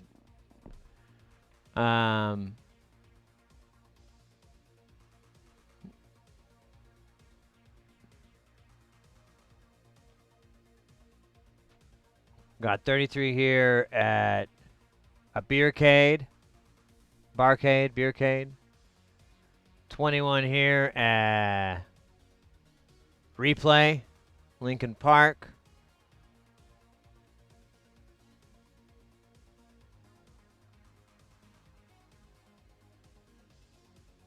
I keep forgetting I'm not using KaiCat. I can actually push down.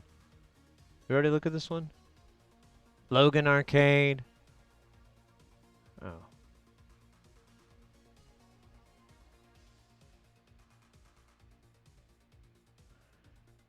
So, I forgot the... What's the hotel that we're at? The Hyatt?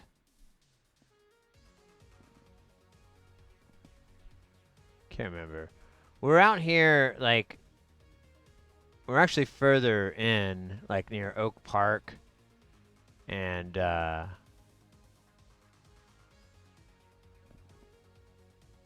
Hyatt Regency. Let me see.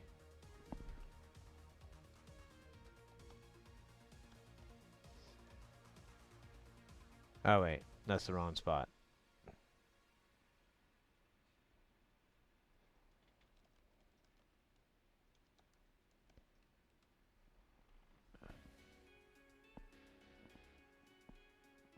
Yeah, that didn't work. Let's go back to Chicago.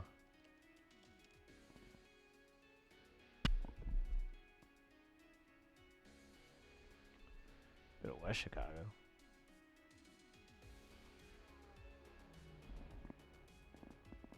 Schaumburg? Okay, there we go.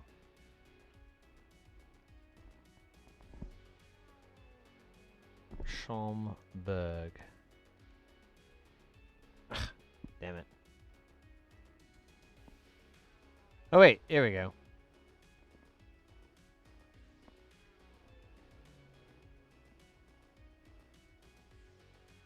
Dave and Buster's, Midway Lasers, Stern Headquarters. Stern Headquarters? There you go. I guess we could do that. Brower House. That's not a ton of games. Here we go. Here's Underground Retrocade. That sounds fun. Neon Whistle.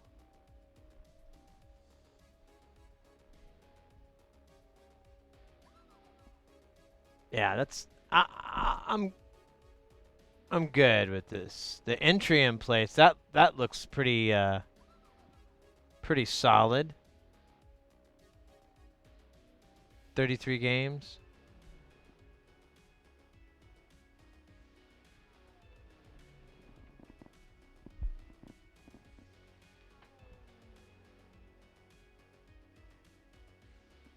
I don't know.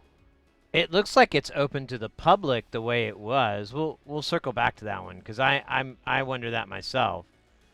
But I would imagine they might just have like a little arcade, you know, to promote their latest tables and all that.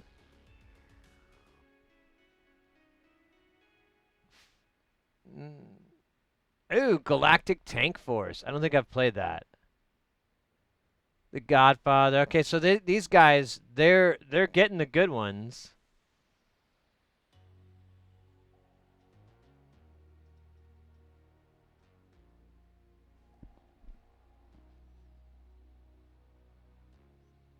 Oh, Oktoberfest. That one's fun.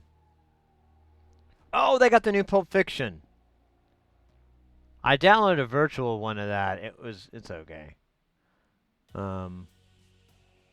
I want to play the real one. Teenage Mutant Ninja Toy Story and World Cup Soccer, Willy Wonka and the Chocolate Factory, Jersey Jack. Oh, I don't think I've ever played that one. So, that might be cool. Where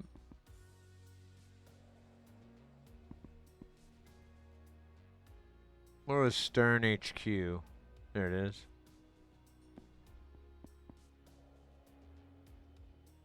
Is it just going to take me to Stern's website? I don't really want to go there. Yeah, these are all their big ones.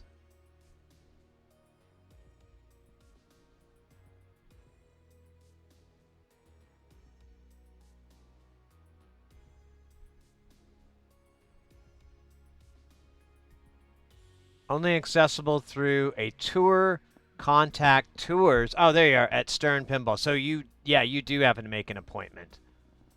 Ah. Well, that's cool. Still, I wouldn't mind. I love all things pinball. I'm not choosing any of those dumb sides or crap. I really, if it's a great game, it's a great game. If it's not a great game, I might get into it later.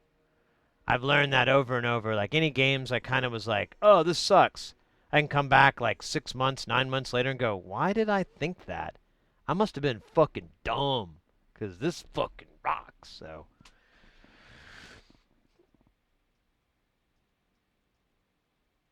You already talked Galloping Ghost? Yeah, I bet it is free play for sure. I don't know that one. I kind of want to. I'm curious what tables they have. Because I mean, this is a lot. I'm trying to think of a table that I've really wanted to play that's hard to find.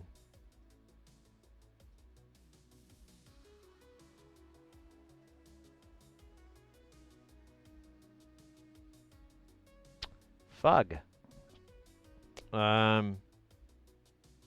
Yeah, I hate that. It's like when someone asks you to tell a joke and you're like, all the funny things you ever knew in your life immediately fly out the door. I can't think of a table. Oh! Okay. Revenge from Mars.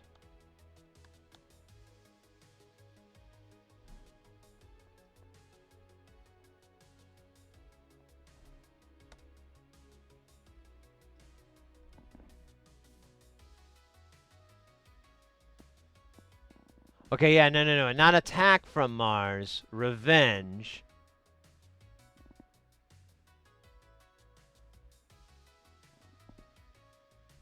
I know where I'm going.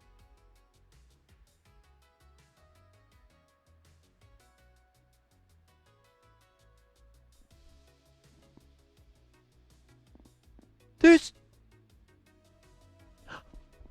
it is again! There are no copies of that game in Phoenix, in the Valley, in Arizona. I've looked everywhere that I can think of because I was like, well, okay, let me back that up. In Tucson, but it's not maintained very well. The operators that run it, they're the kind of the first to do the barcade thing, which is cool, but they really half-ass their games. I think they realize no one cares except me. But Revenge from Mars is absolutely a killer game. It's yeah. Okay. Now I'm ready. I almost went down to Tucson to go play it, but I don't know if it's in good shape. So the first and the last time I played it was at a barcade down in Tucson. And almost all their pinball machines were fucked up in one way or another. So this one was fucked up, but it wasn't. It was bearable. Basically, the right flipper, you couldn't hold it down because the end of stroke switch was screwed up. So if you held it down, like you tried to cradle a ball or anything, it would just go bump, bump, bump, bump, bump, bump. So you and if you tapped it, it just do that. So you had to kind of like, it became a street ball thing. It was cool. Hey, Hayes. But here's what's great about the game. Maybe I can find a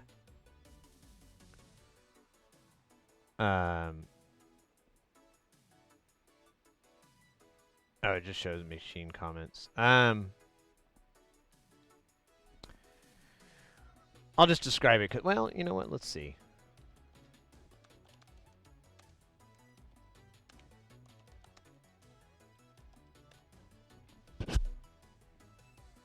Let's see. There's some pictures.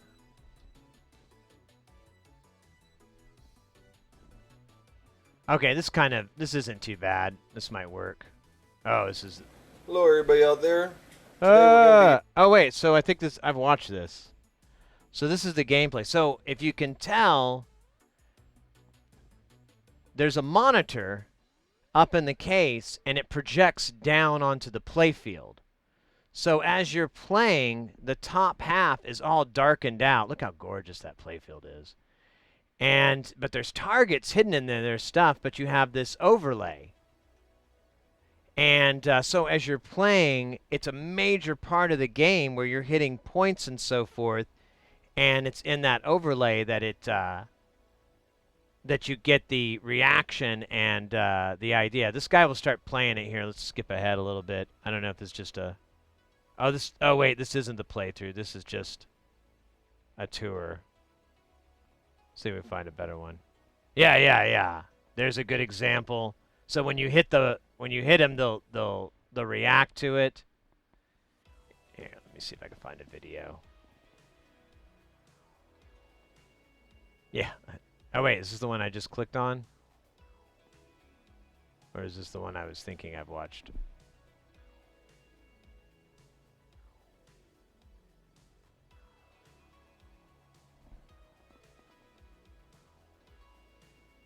There you go. Here, let me get the music going.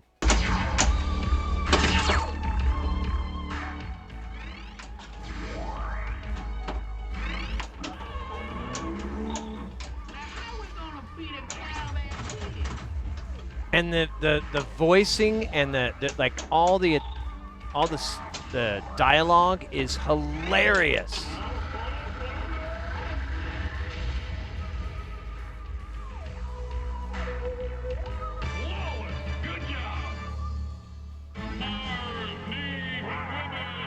Yeah, and all the games had these campy stories. Mars needs women.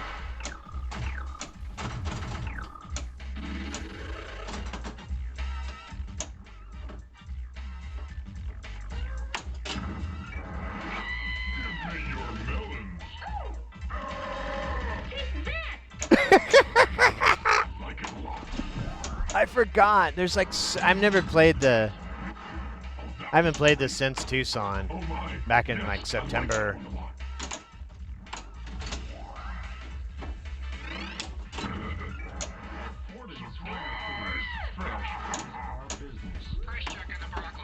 And honestly, the camera doesn't do a good job. If you're in the right spot, the playing on this is amazing. Let's see what's on this one. I don't know what's up with that video. It's like a drip. I don't know what that is. That's weird. You've got quite the touch. There must be something like reflecting IR and the camera's picking up.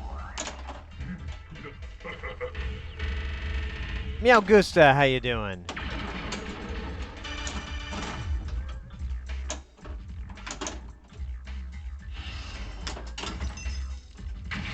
Does he finish it? All right, here we go. Here's another one.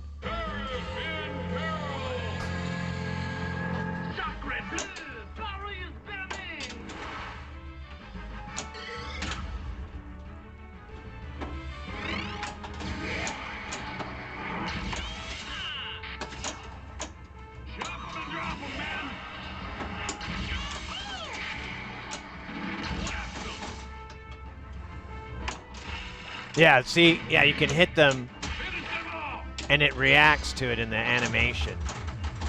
So cool.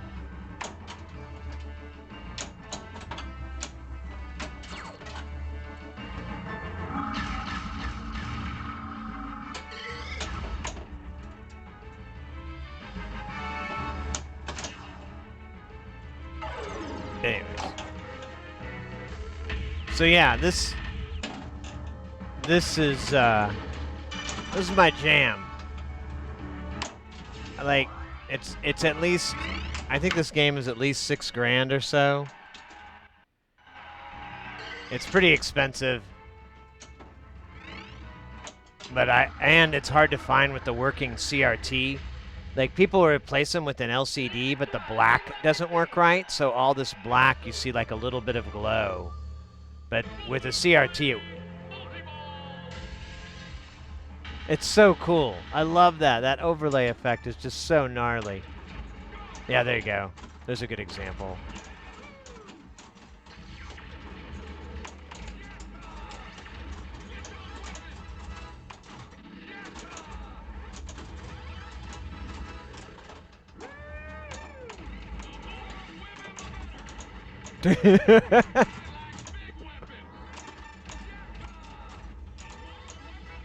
They're doing a good job on this multi-ball here. There we go.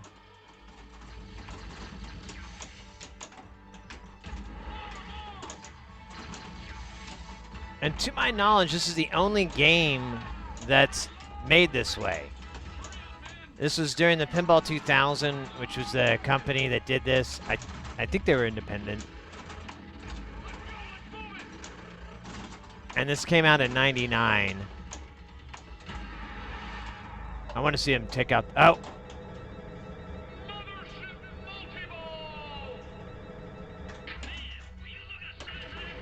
Damn. Multi-balls stacked on top. Yeah, that was the other. I do kind of remember that now. You could stack your multi-balls.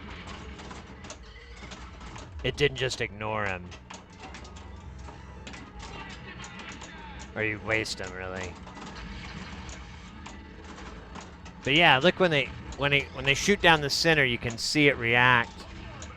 It's just it's one of the most incredible examples of. Yeah, there we go.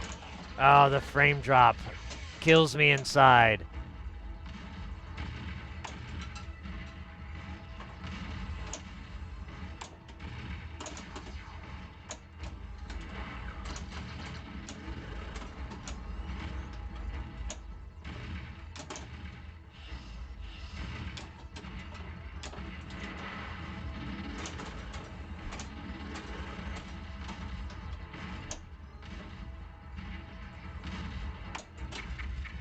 There they go.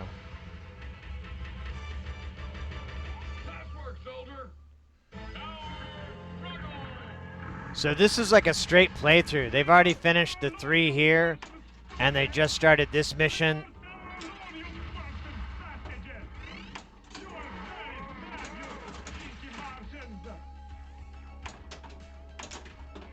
Yeah, anyway, all right. I'm not going to bore you guys too long with this, but you can see it's a really just amazing, beautiful table. Very, very, very clever usage of technology for super, super cool gameplay.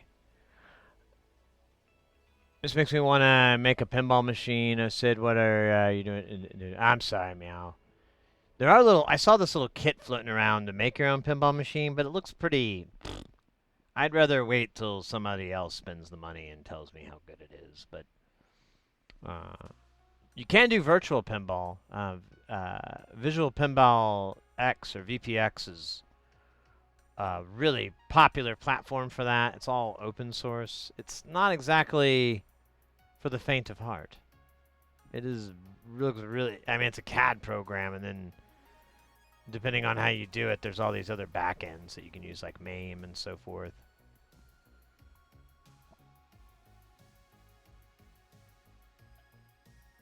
Yeah, there's missions. So in a lot of the modern pinball games, like, I don't know exactly where the transition is or who was the first or any of that, but you know, the older ones and like later on, you start to notice there's literal missions.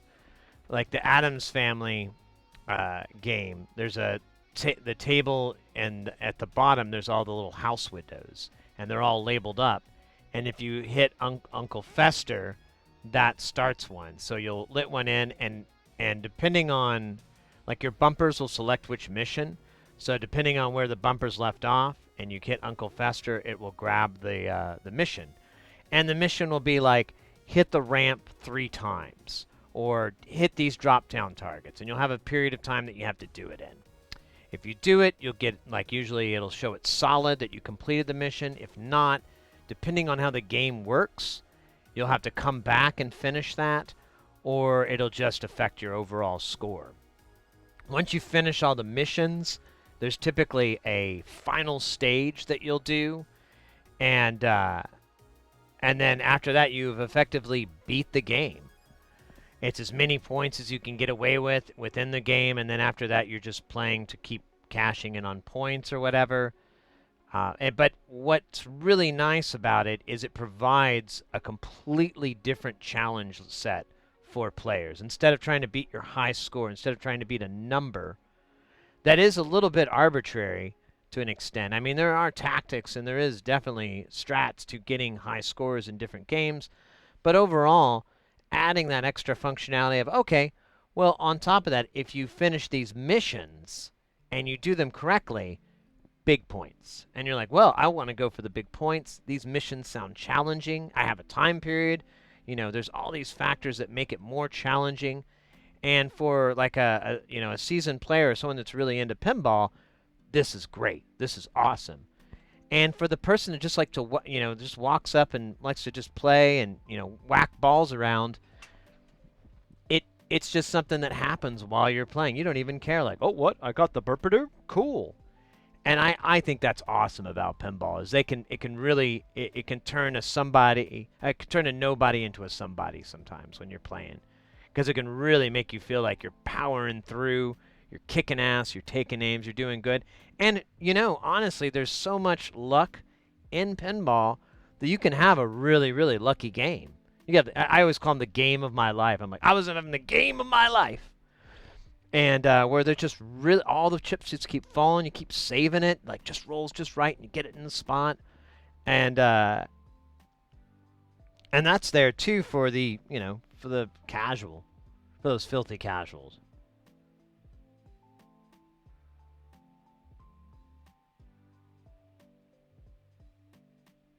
Tony Hawk with that. Exactly. You just be skating around. And that's kind of what a lot of early pinball was. It was just points. A lot of them were kind of designed to, there was back in those days, and I think it still carries over, but there was the quarter stealing, where they were designed to make money. That was one of the reasons that pinball and arcades had like there's a lot of history where they were just there was prohibition against them, and in countries like Germany, it never took off because there was a big outcry because people thought that they were gambling devices and that they were teaching children to gamble. Really weird how we come full circle, right? No, we no. It's just how games work. But fast forward 60 years, no. Then software developers, game designers are like, but what if we did teach them to gamble, and we made money at the same time? We could call them mystery packs. Yes, you don't know what you're gonna get, and you can keep feeding us money, hoping you get something. Yeah. Anyways, so there was a big push for that. In fact, when you go to arcades in the U.S., you'll almost always see somewhere on the arcade or on the pinball machine, you'll see something that refers to for amusement purposes only, and that's a holdover from that whole thing. I don't know what the fuck they were thinking people were gonna do. Like you're gonna have like sports betting in pinball. But oh, Johnny, he's my ringer right here. Johnny's my ringer. He plays the flippers like nobody else. He's gonna come in there. He's gonna smash up all those kids. He's gonna take in the money. He's the winner. I'm putting all my money on that Johnny. That Johnny, he's the best. He's a pinball wizard. I said it there. I said it. You can throw me out now. I use the words. And it's predominant in other places too, where it was just looked at as some sort of thing to corrupt children or some garbage. I mean, you're probably old enough to have seen this rigmarole at least once or twice in your lifetime. I've seen it a couple. Where people ridiculously blame technology for their bad parenting. It's not my fault my kids are shitty. It's video games. It's TV. It's Dungeons and Dragons. It's pinball. It's arcades. It's Pac-Man. There you go. It's not my fault my kid's a shitty person. It's the video game. It's just that.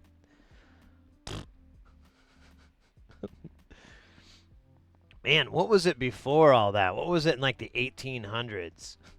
It's not my fault my kid is a shitty child. Reads those books. Taught him literacy. Now he's a piece of shit. Should have never taught my kid to read.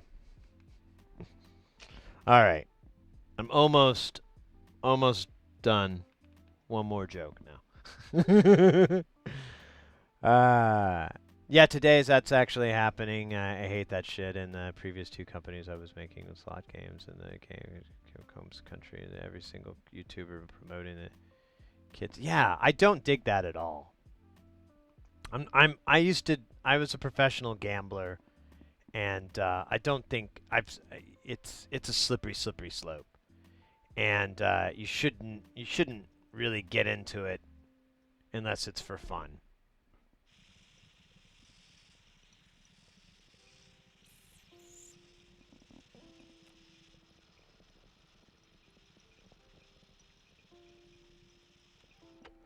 And with fun like that, you have a budget, you have a set amount.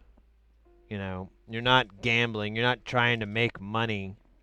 You're just trying to have some fun. Maybe pay for dinner tonight. You keep that kind of mindset, you're fine. But man, when you're doing it in the gaming world, I mean, fuck, now I'm paying to win? I don't know. I don't know. We all know that's crap. We all know it's crappy. It's weird that it's still in existence. A lot of people support it, so that's why it's there. I guess you gotta, vote with your dollar. Hate that crap. Can't wait to have kids. You need someone to play with? There you go, mate. That's a good way to think about it. Yeah, that's why I like being an uncle, really. Like, my friends have kids, although most of them are getting kind of too old and they're starting to think I'm a loser. But, you know, that's just like being a real parent. But, yeah, I usually just hang out with my friends' kids because when things go tits up or, things get bad, like they hurt themselves or they start acting out and it's just not fun, boom, I'm out. I don't have to do any of this. I can drop the mic and walk away. Hey, your son's being a shithead. I'm out, man. Check you later. It's fun playing video games. When you quit crying like a little bitch, come see me. Yeah, I called your kid a little bitch, man. He deserved it. Don't worry. You'll agree with me later. Toodles.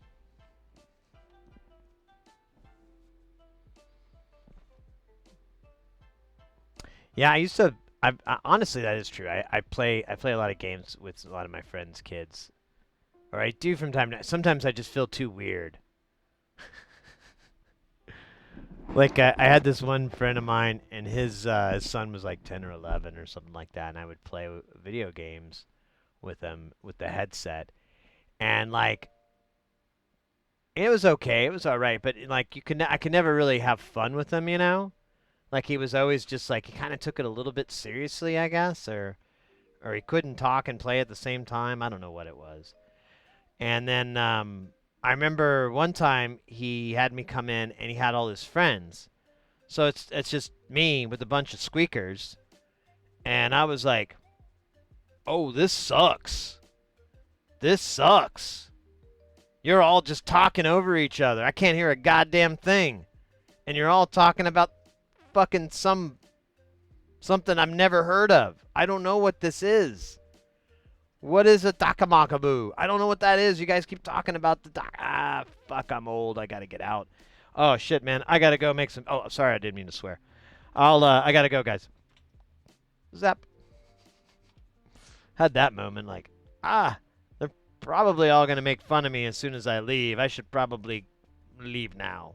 Not give them too much material.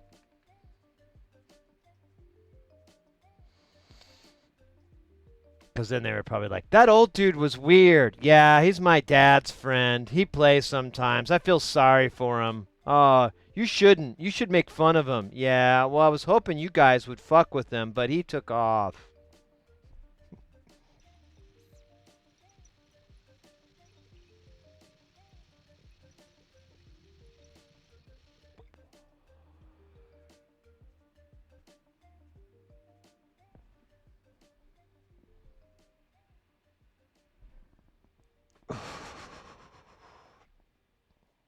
Kid should be seen and not heard. Ah, yes. The playwrights.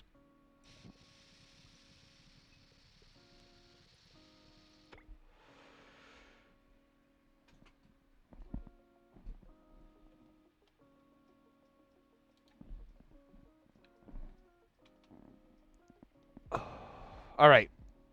Let's get to the moment of truth. I know some of you have been very patiently waiting, biting your nails. Some of you were like, I'm out. This is taking too long. Those of you that did that, you have failed. And I am disappointed in you. And so is your mother and your father. We want some stern talking to you about the proper moment of patience, even when dealing with a preposterous individual like me. I'm going to tell you right now, Guns N' Roses didn't write a song about having patience if it wasn't important. To have just a little patience. Yeah. Just a little patience. I was walking in the night.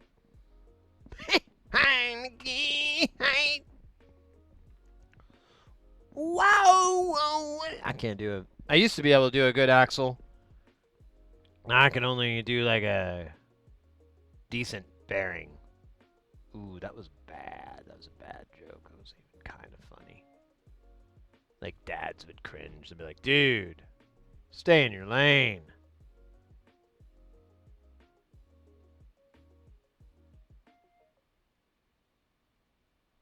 I know what you're thinking. You think this transistor's any good? Of course I don't. I'm not I'm not paid to think, though. Actually, I'm not paid at all. This is all voluntary for the Children's Circuitry Foundation, an organization I founded to throw the word children in to make it sound like a worthwhile charity.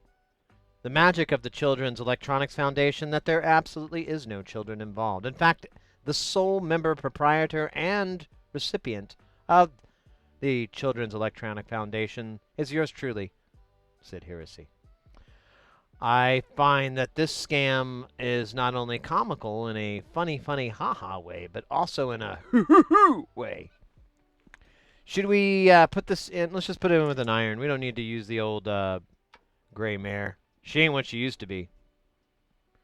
Oh, the hot air. Old hot air. She ain't what she used to be. That's actually pretty funny.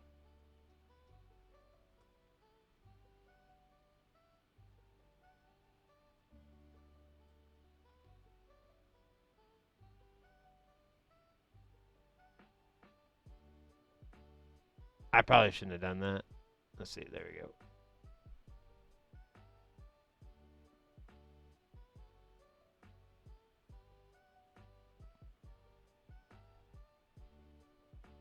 All right, it's on. Like the Break of Dawn and Lebanon and Donkey Kong and the Funk Phenomenon. Don't forget about the Funk Phenomenon. So, did this fix it? I don't know. I'm not sure about a lot of stuff. Like, how many turtles makes a tortoise? There's words. Can we continue by working on the PCB? Maybe. Only if you ask in the past and I read it way too late. That's the only way we can do it. Otherwise, no guys, no dice. All right, so sorry, mates. I have to take little breaks.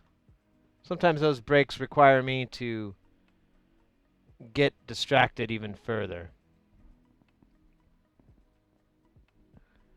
All right, so here we are. Let me give you the scope. There's our scope view. And we want to check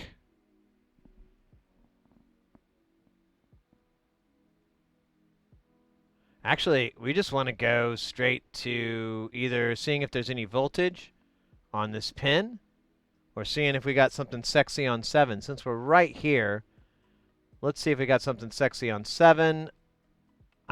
Here, I'll put it here because it's going to work better. Yeah. Brand new! Oh, it's clipping, but I think it's over. I think I got the volume. I got the knob all the way up. Let me see. Oh no, it's all the way down. Oh, there it goes. Oh, there we go. All right, now,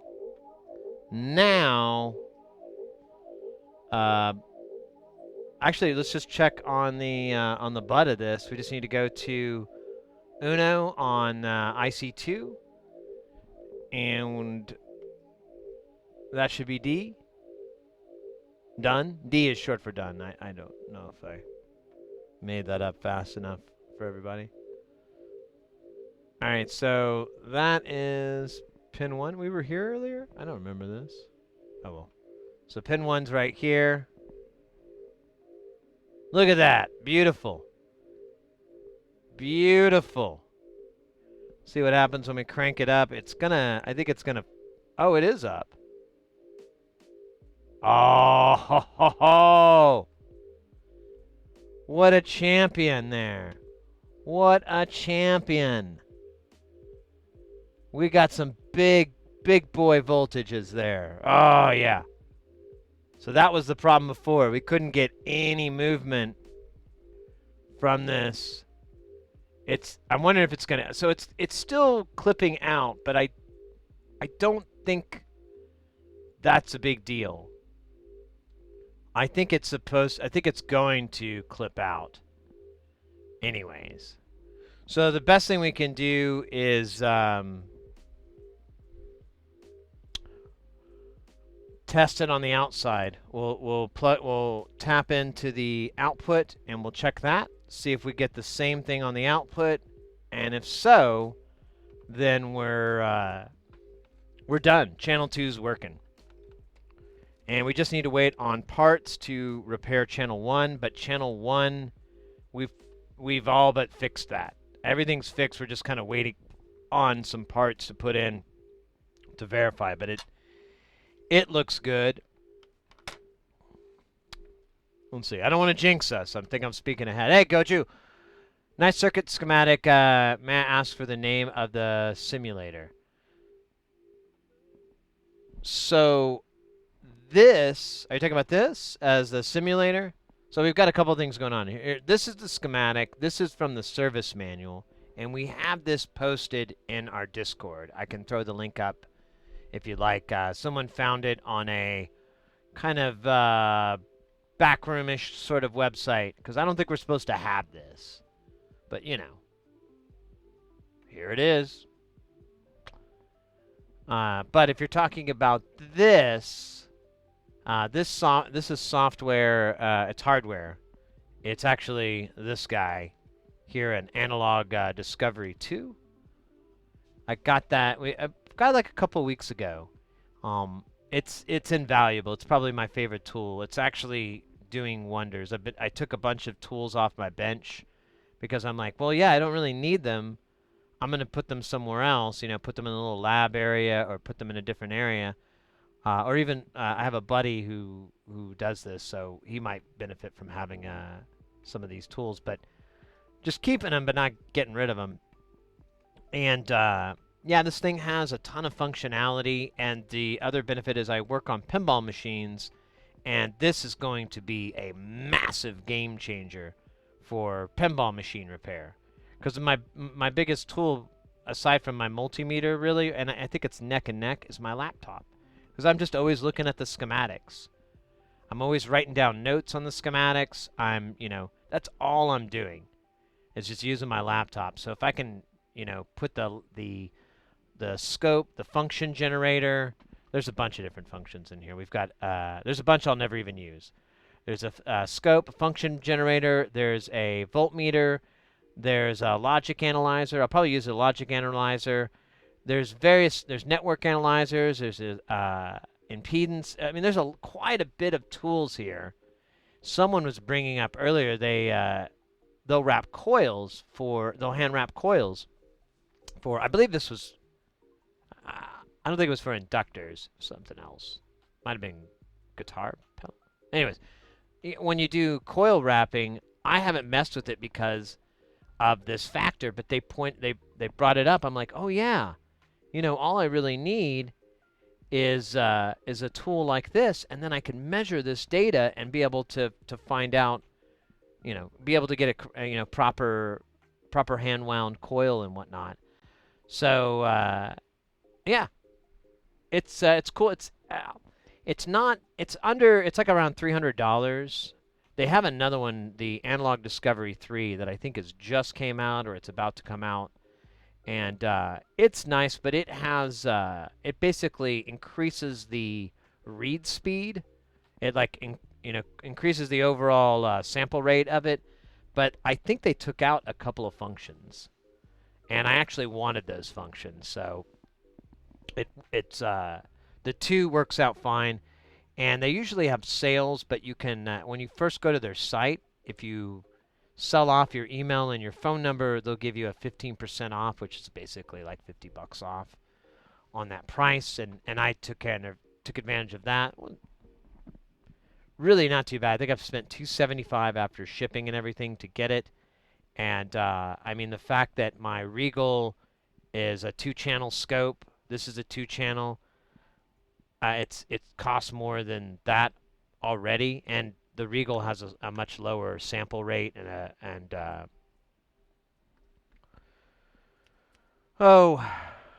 I think it's a 50 megahertz, and I believe, what is this? Is this 2 or 100? I can't remember if this is 2 or 100, but either way, it's way more than I need. It's awesome. I love it. Hopefully that answered your question. I feel like you haven't interrupted me, so I think I answered it. I did answer all the possibilities of that question, though. Okay, so let's get shaken with the bacon and see. Yeah, look at that. Oh. All right, let me turn this thing down. There we go. All right.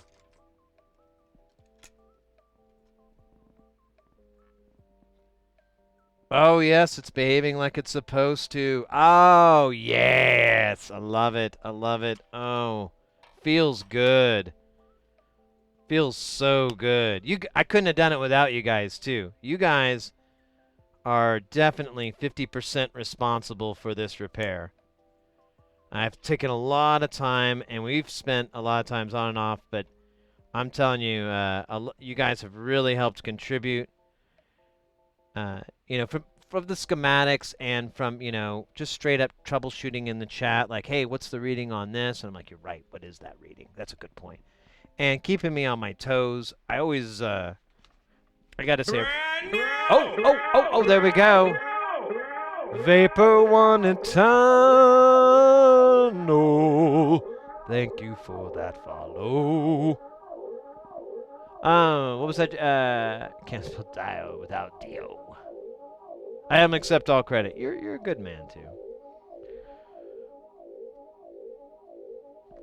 All right, let's here. Let me give you the show. There's our channel.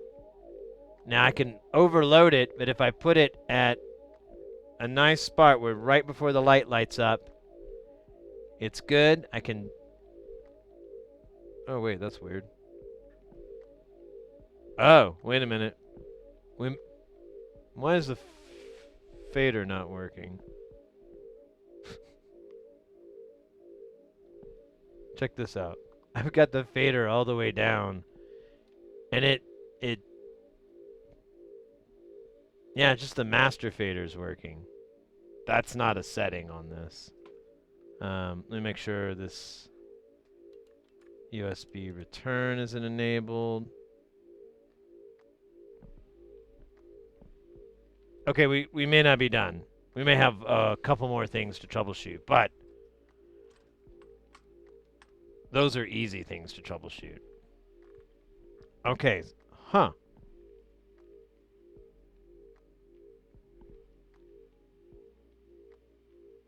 All right, let's make sure that we're right, because now I'm noticing some inconsistencies. Okay, so here is channel 3, and I've got the gain. Oh. So I got the gain all the way up. I'm going to back it off. I'm going to put the fader at what I think is unity.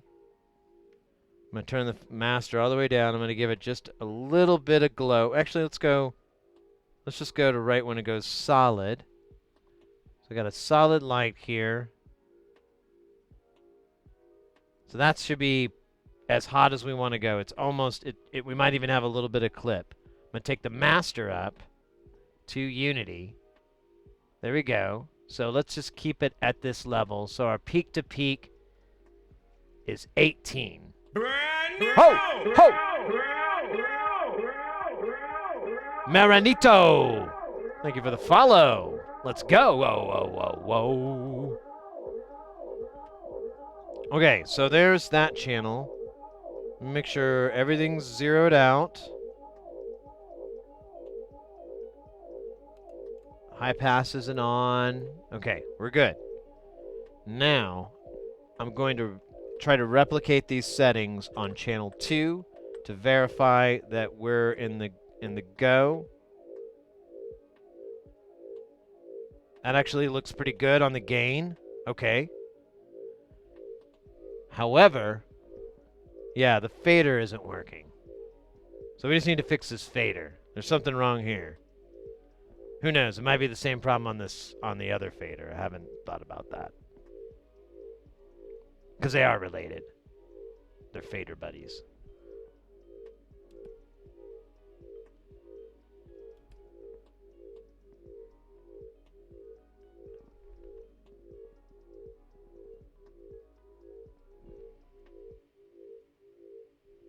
Okay.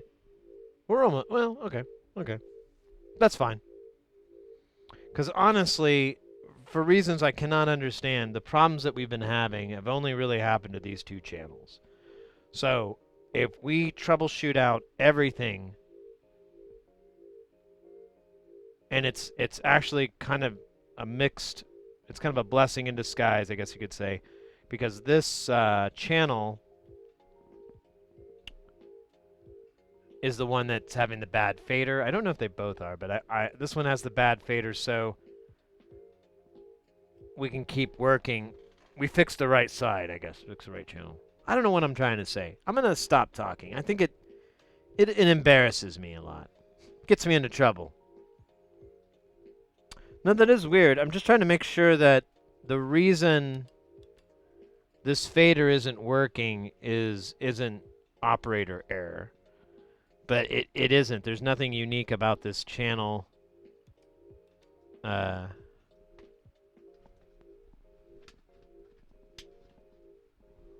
Oh, my little belt pack came off. There's nothing unique about this channel. Or these two. Yeah.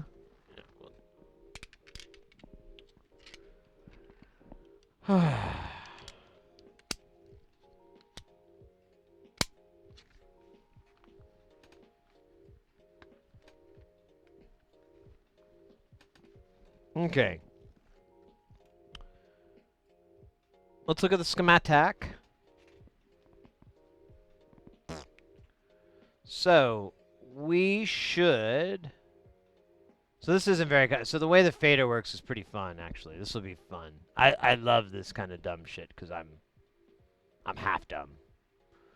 So, let's go through here. There's going to be this little duder here. This is our little peak light. Love it. So that's why the peak light works.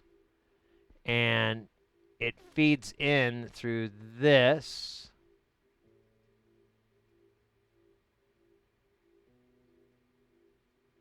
To our master fader. And so our master fader seems to be stuck in the high position.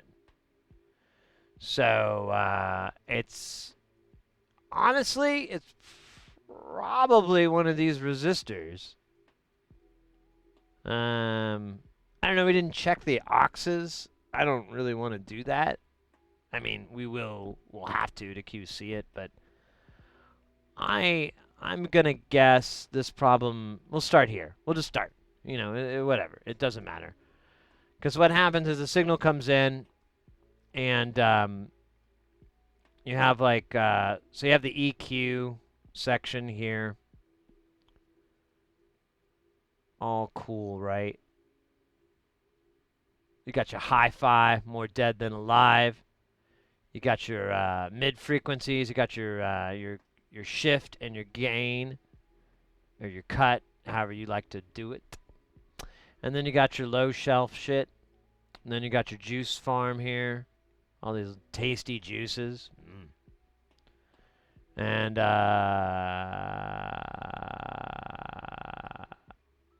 these dudes. And then they all kind of kick up. You have the mute here. But everything kind of feeds up into this duder right here. And then you're basically attenuating the feed from this circuit back into itself to create the gain. That's a horrible explanation. Please do not correct me. No, actually, that's not true. Correcting me is futile. No, that's not true. What is it? I know that I'm describing it incorrectly. Please educate others. But I don't know if I may be too lost. You know what? I'm going to shut up. See what I was saying earlier about the talking thing? Ain't no work good no more. Let's go down and we're going to probe R93, R94. We've got this pan circuit here. Let's make sure there's nothing dumb there, but this is pretty simple. It's the one that says bad motherfucker on it.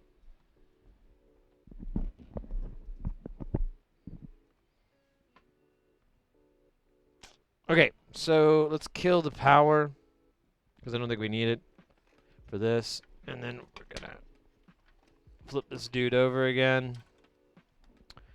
We're actually going to need to be down here at the butt to get to these guys. Oh, what's stopping me? Oh, the power cable, right. Oh, yeah, we were going to do away with that, but I guess we're this deep in now. It's fine, it's fine, it's fine. So what was it? It was 49, right? I think was what the number was. 93 and 94. That's what we're looking for on this episode of Love Chode. The Love Chode, exciting and new. Come aboard, there's a chode for you. Look at that. Just the people we wanted to see. Just the guys we wanted to talk to. How you feeling today there, Mr. Components? You feeling good? You feeling strong? That's good. Tell you what, we don't need to look at your buddy A right now. We're going to look at your buddy B. Yeah. Buddy B's in it real bad. Resistor ain't working.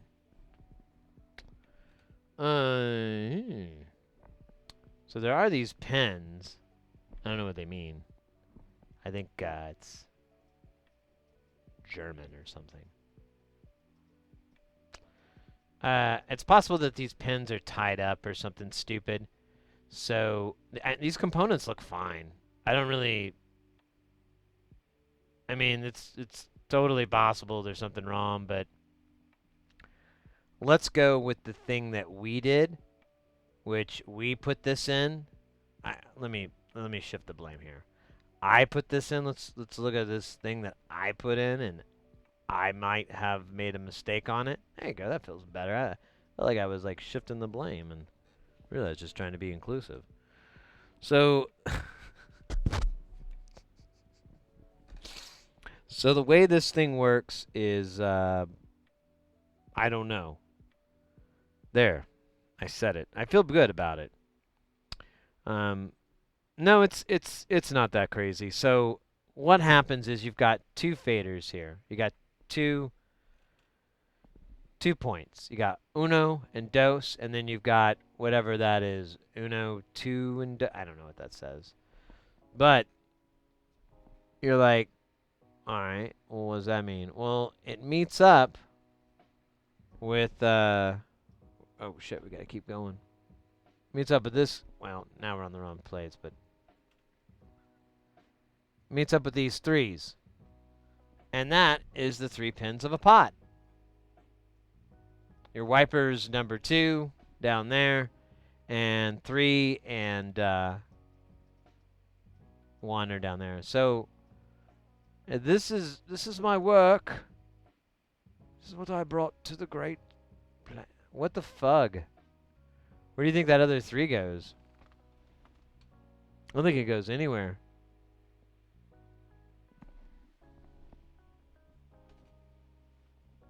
I don't think it does anything.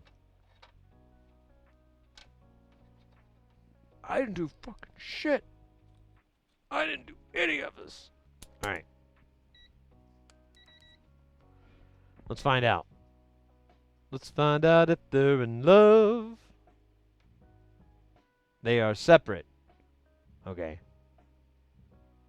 Well, this guy goes here, and he sounds delightful. And if we go to the Schematicon 9000 with schematic powers, we can determine that. Oh, weird. Actually, that doesn't make sense. So that's pin 3. I thought that guy it connected to was the pan pot. What are you, bro? Oh, you know what? You're not. You're a switch, I think? Yeah, I think those are switches.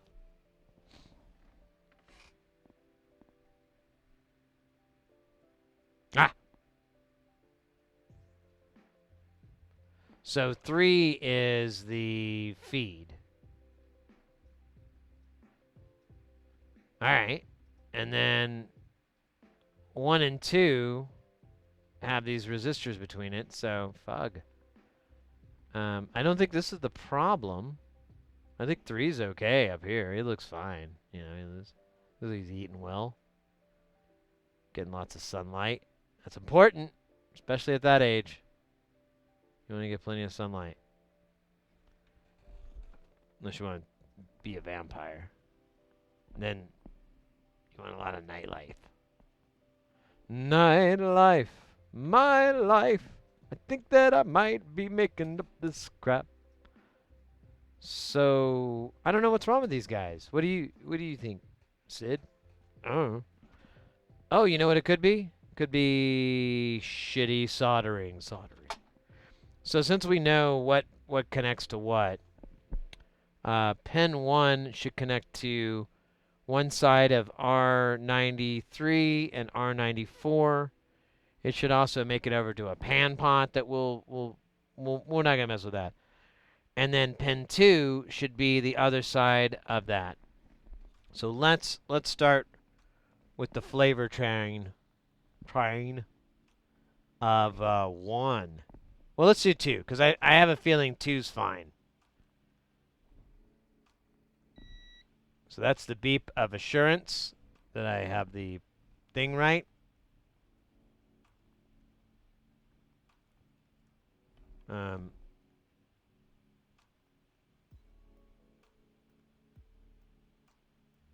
That's a cap. I don't know why I'm doing that. What the? That's oh yeah, that's we don't want to do 95. We want to do 94.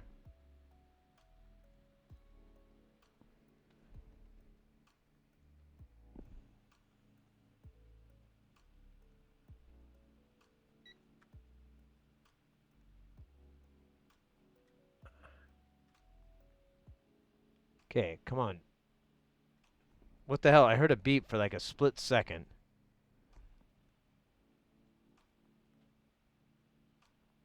Huh.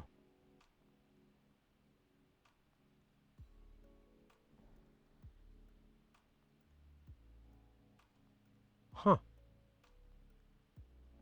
I don't think I'm supposed I think it's supposed to connect.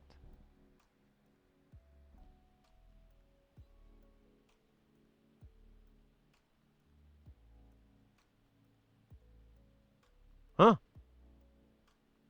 What the hell?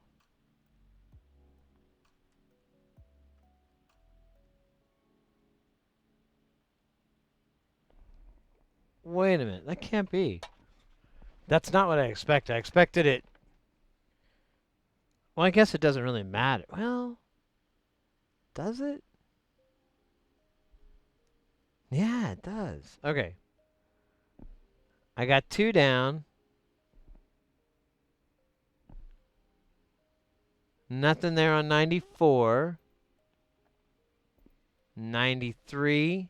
Nothing there. Now both of those head to their components.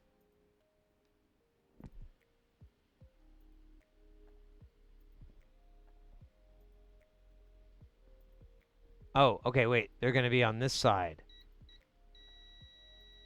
Okay, that one's good. But this should have... This should make a connection. It doesn't. I'm almost positive. Let me see. This is pin 1. It is not pin 1. This is pin... What the fuck? Oh, damn it. This is for 2 different circuits. Okay. So whatever, that's the output side, so it doesn't matter. There's not going to be one there. So there's going to be one on this side.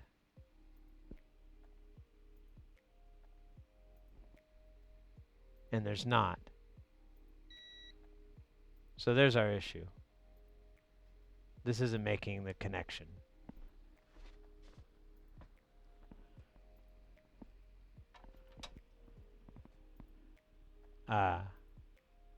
This 2 is floating, I think. Let's check. So this pin's a little confusing. So it's going to be actually no, I already checked this. It's going to connect to the non-inverting input, which is going to be 2 or 3. I believe it's 3, but we'll check both just to be for certain. You know, it's not like a weird chip or is there something different. So we've got it on that side. Okay, maybe I'm wrong. Okay, no, I'm wrong. I'm sorry. So we've got it there. 2's connected. Let's check 3. 3 should connect to here. Where does 3 connect? See, 3 should connect to the other side of this. It does not. Okay, I get it connected to 94, but I'm not seeing it connecting. Oh, there it goes.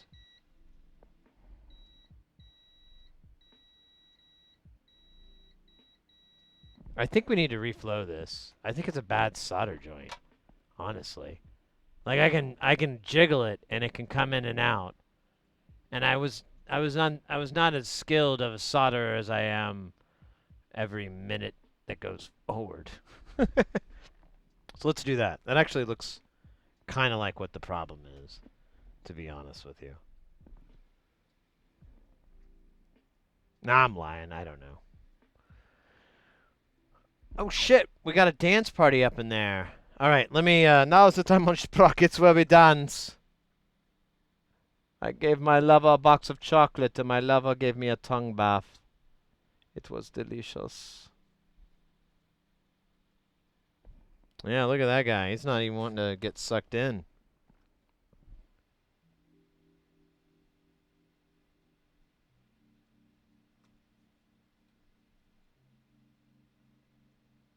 I may kludge this, because it does not want to.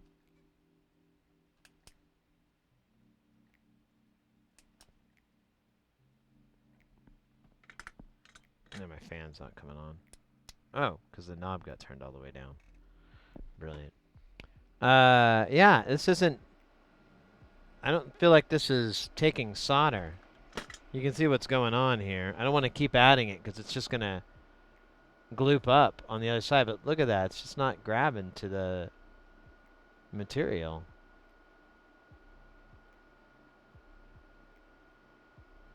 I think that's the problem. So let's put a wire on there. We're just going to jump it. That way we'll be for certain. I'd like a solid core wire though. I don't know if I have any just laying around.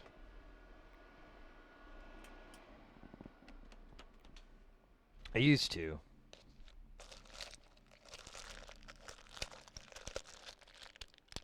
I think I threw it in the trash like an idiot. But I could get. So where's some solid core? I think I have some in this box, maybe. Oh wow, there's like. I need to go in this box. This box is cool. There's like a bunch of shit I forgot I bought. Stand by. Looking for wire. Why are you here? Actually, I don't see what I'm expecting to, so it may have been relocated. By whom? We can only speculate. Let me see if I can just find a chunk of wire here in this box that I could sacrifice. Nope.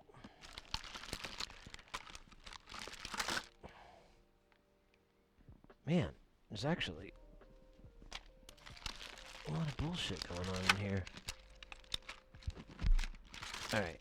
But there's also a bunch of solid core. I think that's what this is.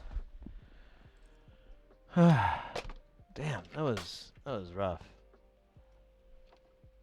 Let me see if it's a solid core, and then we will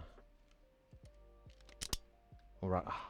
Well, it's not. It's technically not, but it's actually gonna be. Damn it! You're not gonna do it for me, bro. That sucks. There we go. Oh wait, I screwed that up.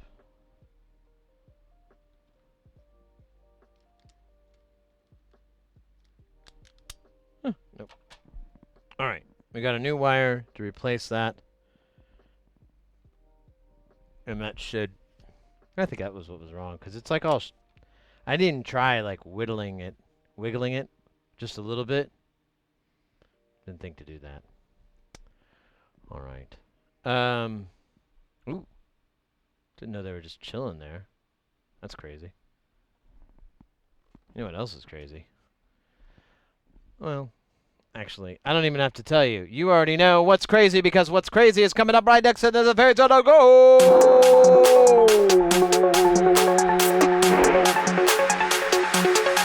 Ha ha!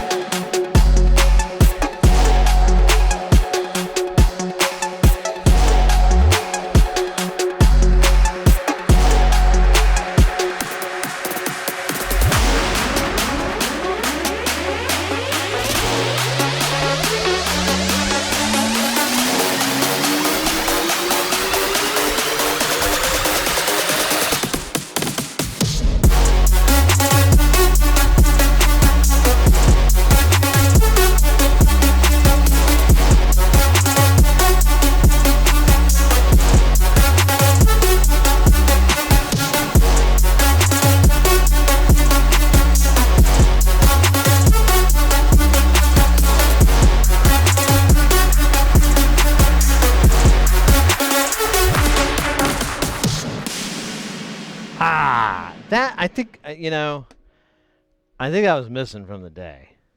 We hadn't done it yet, and we should have done it. Well, we didn't done it. Now we done it. Now I feel done. Much donnered. Probably the dunnest I've ever done. Shut the hell up. All right. Good times a having. Let's go. Good call. Good call, Upshift, on the dance party. You guys always know how to keep the stream a solid 10. Unfortunately, it's at a 17.5. But still, that's a high. That's above average. It's better than Dan. Stupid Dan. I don't know who Dan is. Just pull that name out of the air. I'm all worried. I'm like, wait, is there a Dan? Does Dan have a good sense of humor? Because it was a joke.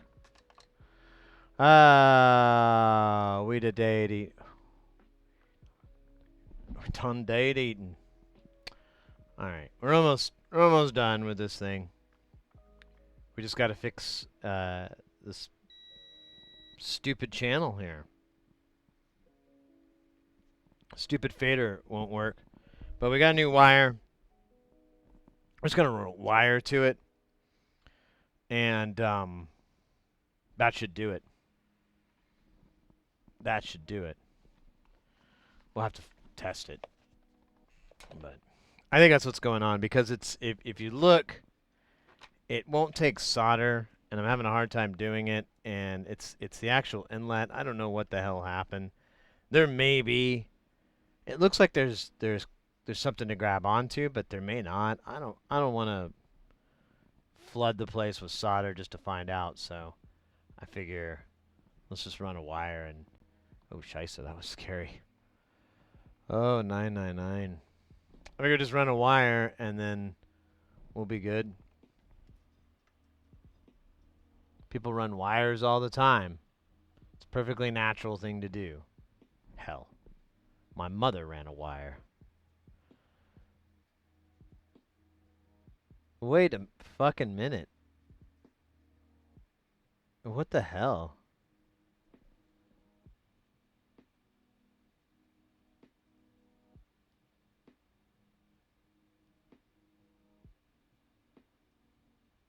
Well, question. What's everything else here? So I see how these two connect.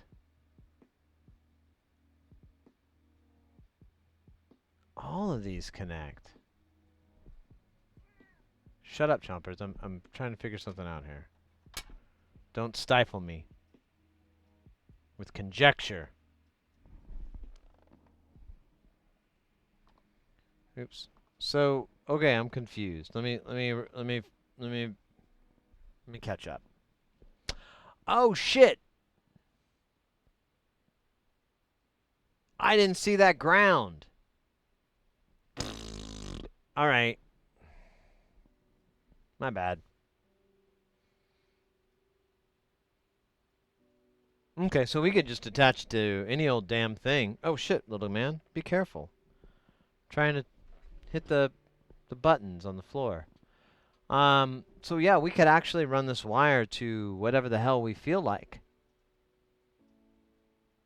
That's crazy that it didn't grab that area.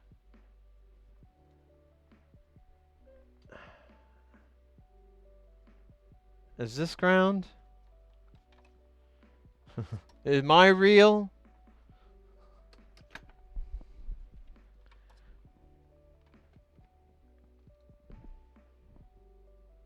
Oh wait, you have to turn it on.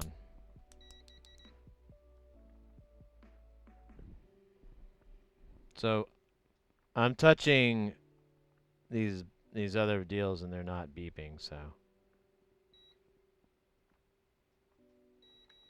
Yeah. Okay. So yeah, still the same plan.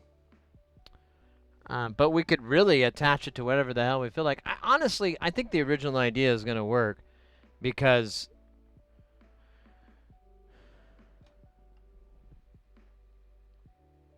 so if we put one there, I kind of made it a little bit too long. It's easier to shrink it than it is to grow it. But yeah. Okay. So let's attach this part on. Let me trim this up just to make it a little less of a mess. Oh my gosh, I'm so happy to get closer to the end of this damn thing.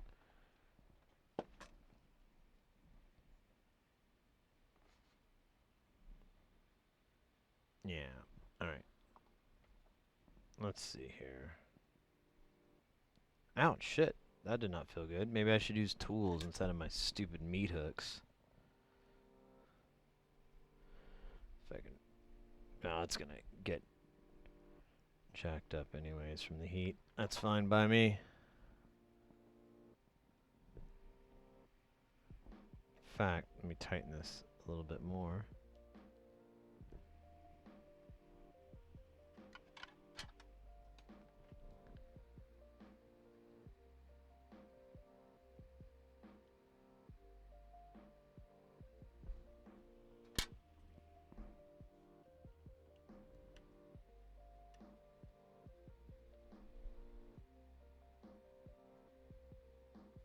Well, that's awesome. We got Panzer coming to NobCon 2. No, NobCon as well, not NobCon 2. NobCon 2 is a thing of the past. That was the second one.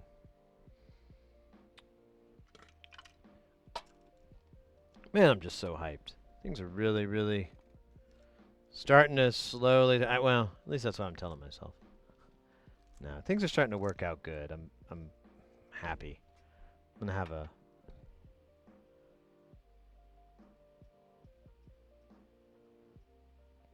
good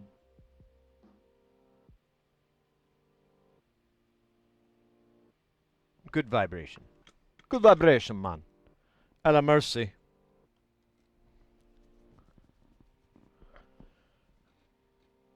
I'm debating the banquet. I didn't bother. I don't fuck with those things. Honestly, those things are dumb.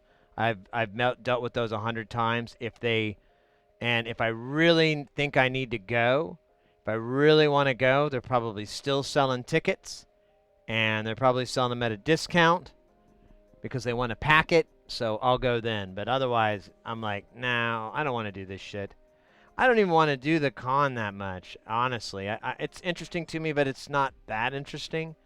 I'm more into partying. No, not partying, but just hanging out, man. I haven't gone on a vacation in like ages. I can't even remember. It's been years and years and years. And when I go out of town for work, it is not a vacation. The only part of it that's kind of a vacation is the the financial aspect, but that's about it. What do you mean, Chompers? No, I'm not. Dude, I could never eat 400 nickels. Why would you come in here asking me if how many nickels can I eat? And I'm like, eh. And you're like, what about 400? You immediately went to 400. You didn't even start with like a normal number of nickels. Hey, how much money is that, Chompers? Huh? How much is 400? Yeah. Yeah. Why don't you go figure that out and tell your mom? Tell your mom how much 400 nickels is, and then come back and we'll talk about the facts of life. Really, it's a process where you take the good, and you'll take the bad, and then I find if you'll take them both, then you'll have the facts of life.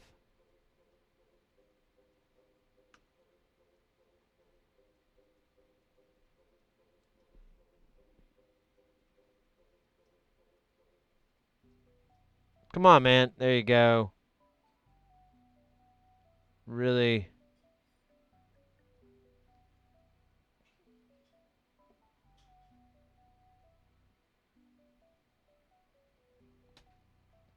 Are they got guys on? I don't know. Do the wiggle wiggle test. Yep, it's on. All right. I'm gonna leave it like that. Let me try. Can I curl this guy just like a little bit? I don't want to bother. It's good. Feels good. Looks good. Tastes good. Now,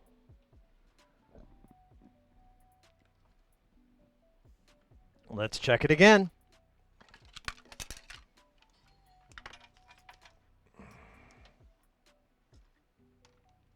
Okay, so we're here.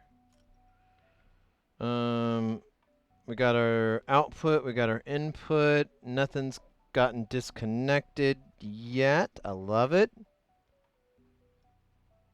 Oh, that's funny. I'm pulling from. You know what? Let's do that live. So our generator and everything's on. Let's power this rude boy up. No sparks, please. No.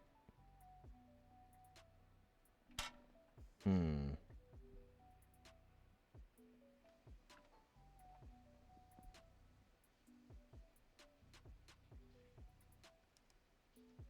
I thought this light came on before. We don't want this light to come on. That seems really dim.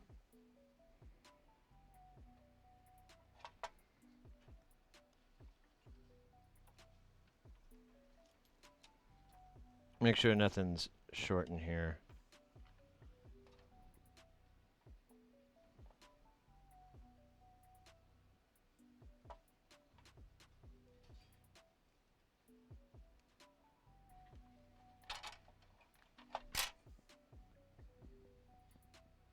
All right, I'm just gonna roll with it for now. I can't remember everything, and who knows? It may be one of these dumb buttons. And that's what it is. It's a dumb button for a dumb person. Dumb. Okay, so the gain should be good. I'm gonna turn the volume up. I don't get any lights. Let me. Okay, it's not working.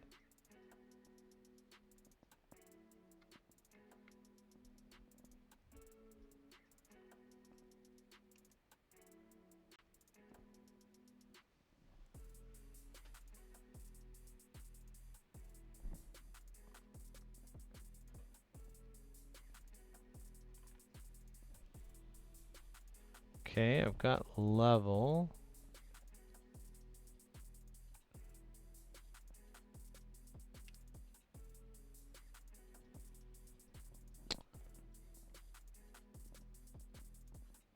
Okay, there we go. There's our level. There's our deal. Okay, that's what it was. It was a PFL light that I was getting confused. Okay, we're being sent, but I'm not showing anything. So I'm not for sure if it's some operator error, so just stand by here.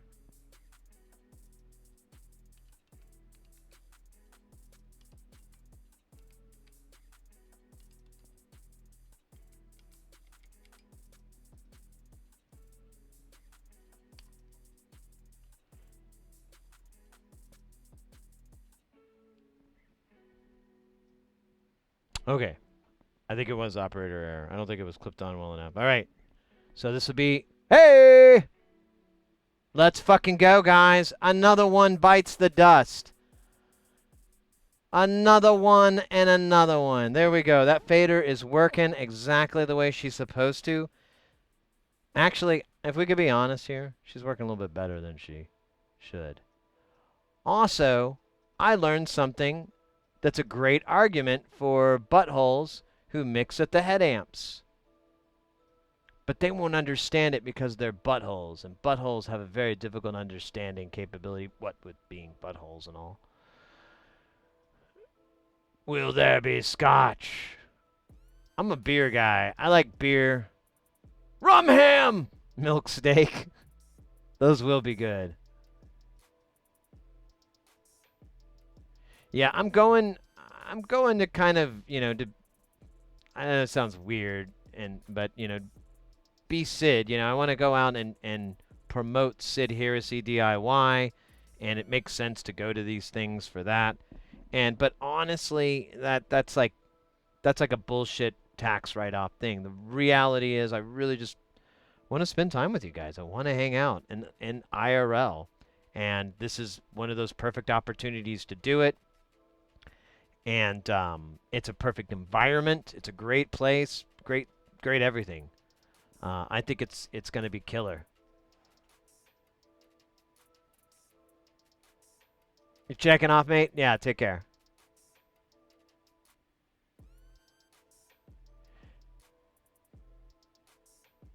Jim, X1 Jim, is that right? Or how you doing, mate? Welcome in.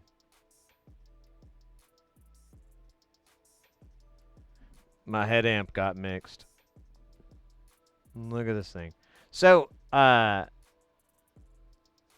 you know what? It actually biases out, so I guess I can't argue it.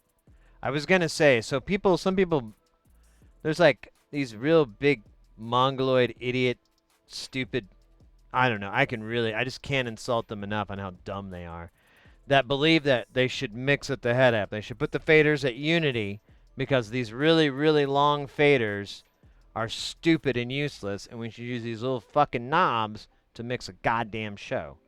The problem is, if you know anything about how a mixer is routed, when you change the input gain, you change everything. Everything gets changed instead of setting it at the level it's supposed to and then attenuating that signal within the console. These bungholes think that you should do it there, and it's so painful. But when we were when we were scoping it, it doesn't show it on the output side, so I can't say it. But when we were scoping it, I noticed that it would cause this biasing, and it would jump up and down and whatnot, and not House of Pain kind of jump up and down, like the bad kind. Fuck yeah, guys. I can't believe it. That's awesome. All right. One down, one to go, and we just need parts for this other channel. We don't have any more. I don't want to pull some from working channels. That's dumb. But we can we'll just wait for those to come in. I ordered 20 of the transistors and 100 of the 4148 arrays. And because I see those a lot in designs, and it's just not a bad idea to have a few. And the price was right.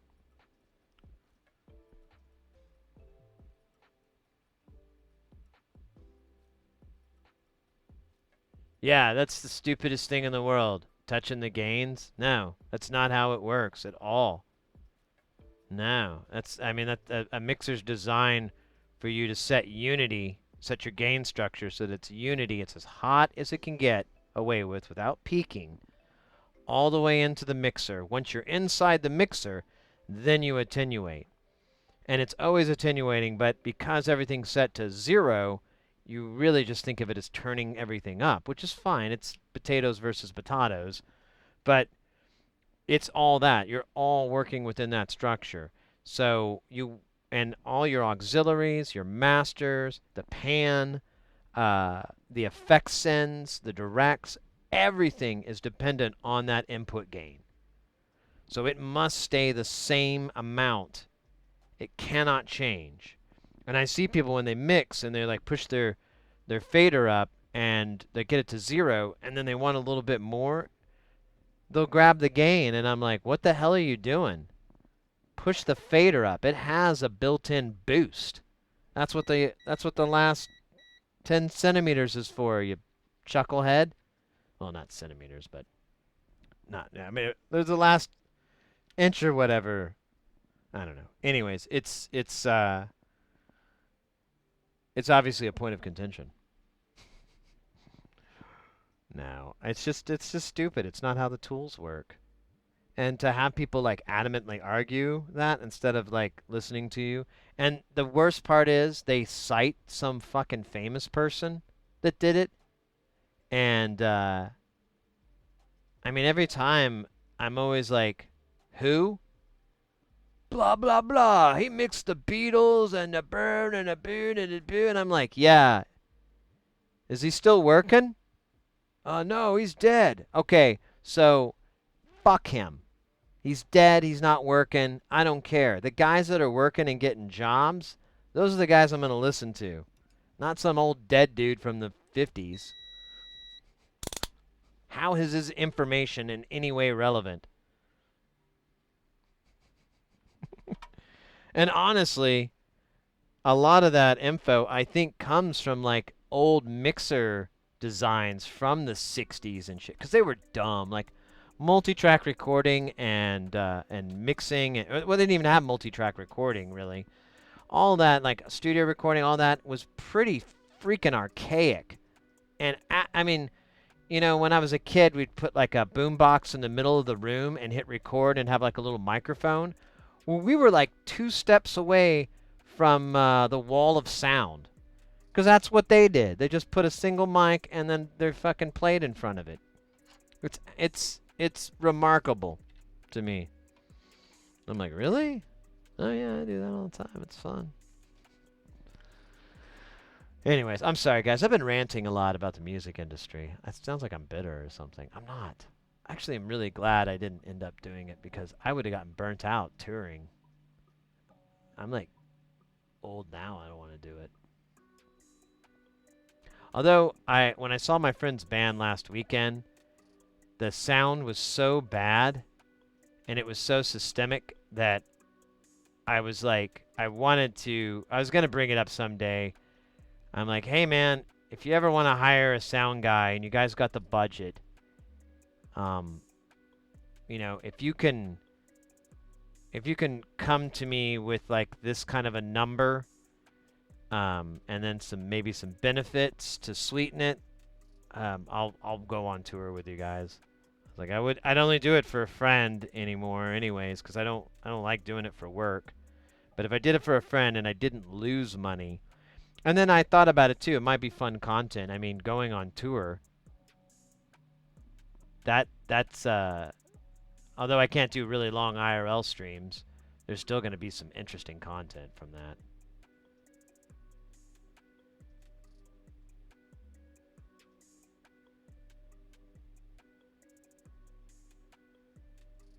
Yeah, yeah. The venue, it was honestly, I don't know if there's I they had the wrong speakers for the room. They have speakers with wide horizontal coverage and they have them in a vertical. They have them on their sides. It's fucking dumb. And then on top of it, they have them spaced weird, so they don't work. They fight each other. So in the room, it's just all this highs. It just there's like all this high end and a little bit of low, and all the low end frequencies are just canceled from fighting each other because the speakers aren't set correctly. On top of that, the subs are just fucking, you don't know that they're there. You just see them. They're so bad, I really suspect if they're working at all. There's one that's recessed into the wall, but they're not supposed to be recessed. But even then, like I stood up next to it and I was like, where's the air? There should be a lot more air blowing from this thing. There's no air. Either this isn't turned up all the way, or it's blown, or someone's weird, I don't know, with their settings, but there should be a lot more. There should be some air. Because if you ever go to subs, I mean, you've been to big concerts, you can feel the movement of air. And these things, it was just really weak, and I've done more with less. So I'm like, man, this is weird that it's so quiet in here. And the soundboard was pegged out. Like the board was pegged out, his inputs were pegged out, everything was hot the whole way down. So the only excuse was the amplifiers. And his terrible mixing, but anyways. Yeah, speakers love square waves. It's like a challenge for them. It's like a decathlon.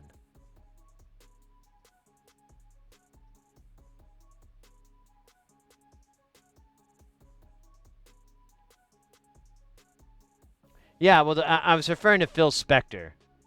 He's got this, he has the famous wall of sound technique, and I'm like,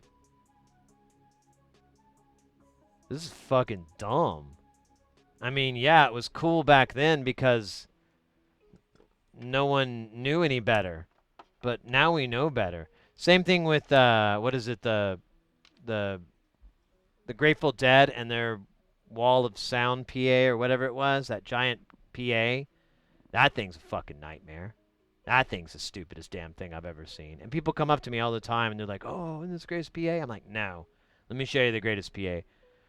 And I don't have it on my phone. I should put it up on there.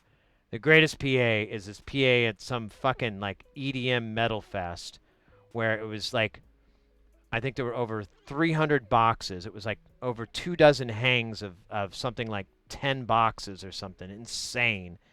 And and the shot shows like the back, or it shows it from front of house, and you can see all the way through, and all the arrays are shooting almost straight down, and they did that so that they could have the concert be really fucking loud on the dance floor, but the sound wouldn't really they wouldn't have to turn it up. So you had like all this fucking energy dumping down at you, and they didn't have to push it across the room where it would resonate in the air or anything like that. It's one of my favorite PAs. That PA is cool. That PA's time alignment alone, I don't even know I don't even know where you would start. Since it's firing in that direction, I don't even know how you start to calculate delay times with that. That thing is neat. The wall of sound with the Grateful Dead, that thing is, that's like something that 5-year-old me would do. Man, I'm really putting my foot in the ground, aren't I? Anyways, stupid.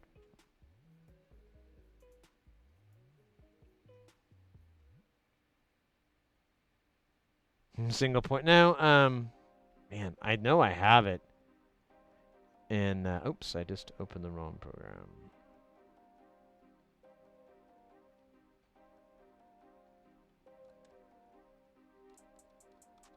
Let me see. I think I have it in my photos.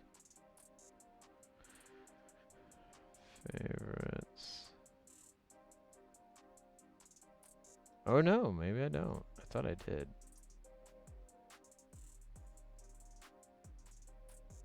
Go to albums.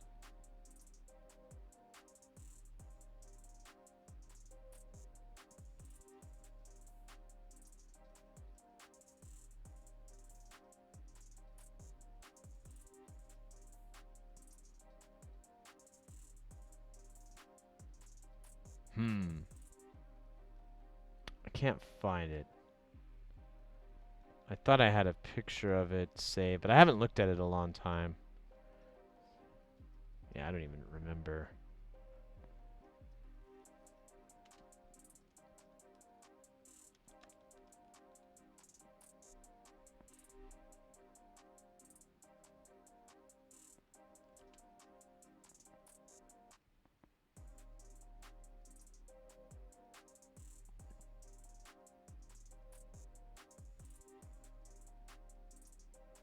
Yeah, I'm not finding it.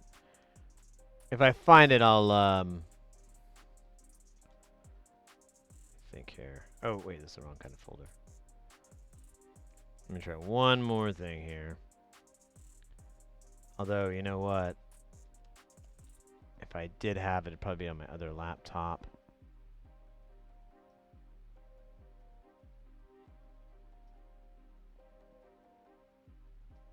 A lot of code.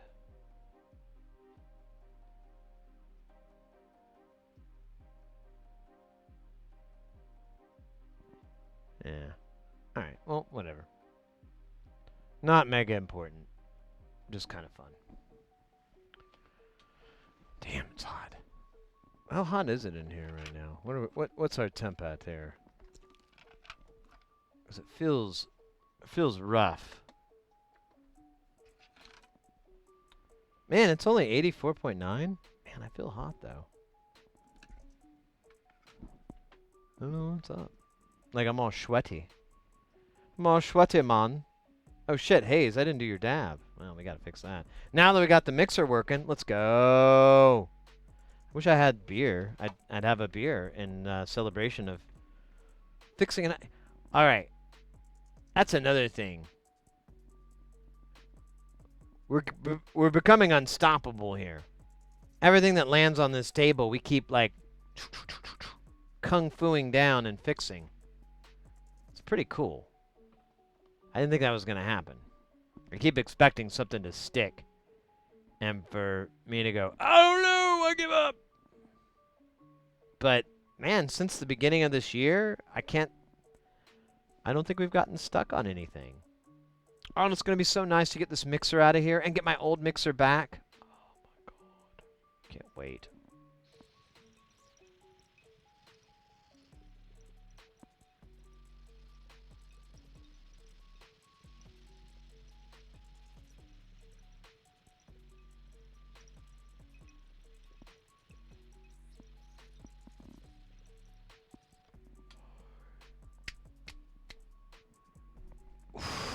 Never give up. Never surrender.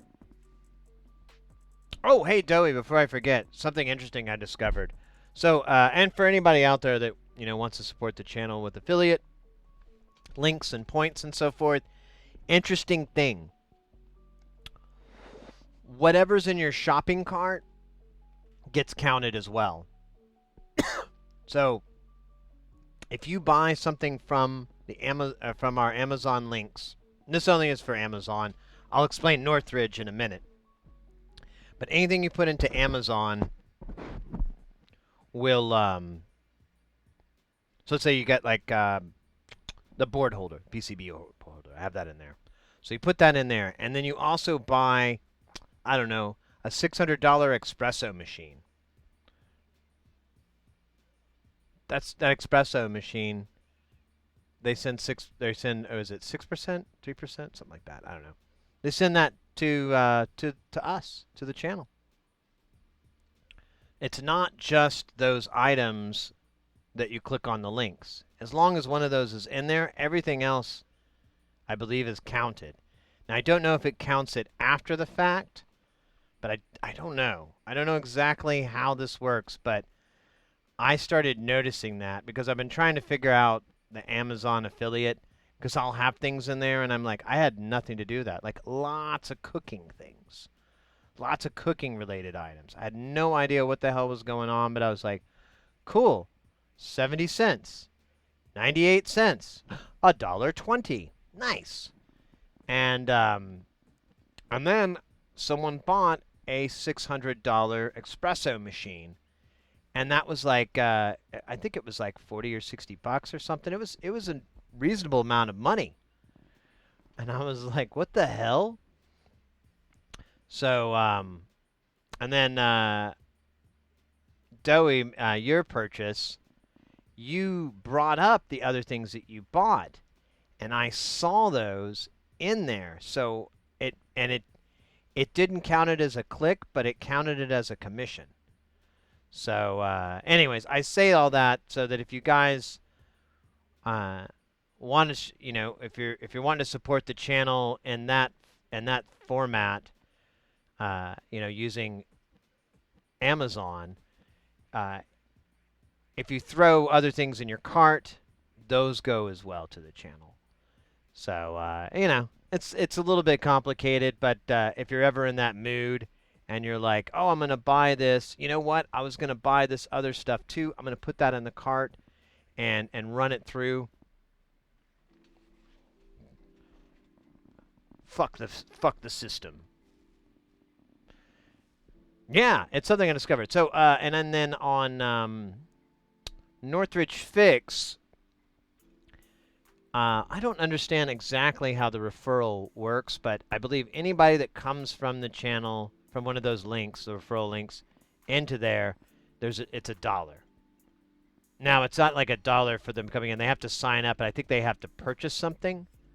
But that's an automatic $1. And then any of the links, there's a percentage that comes from that.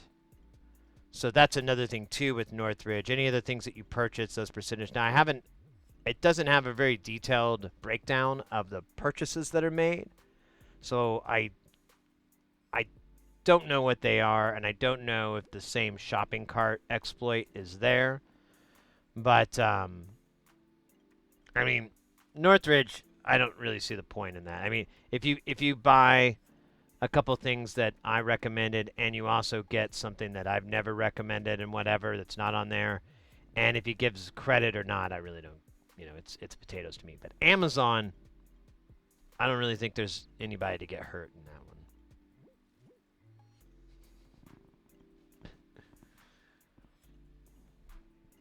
one. Oh my God, I am on cloud 9, guys. I can't believe it. We fixed this thing.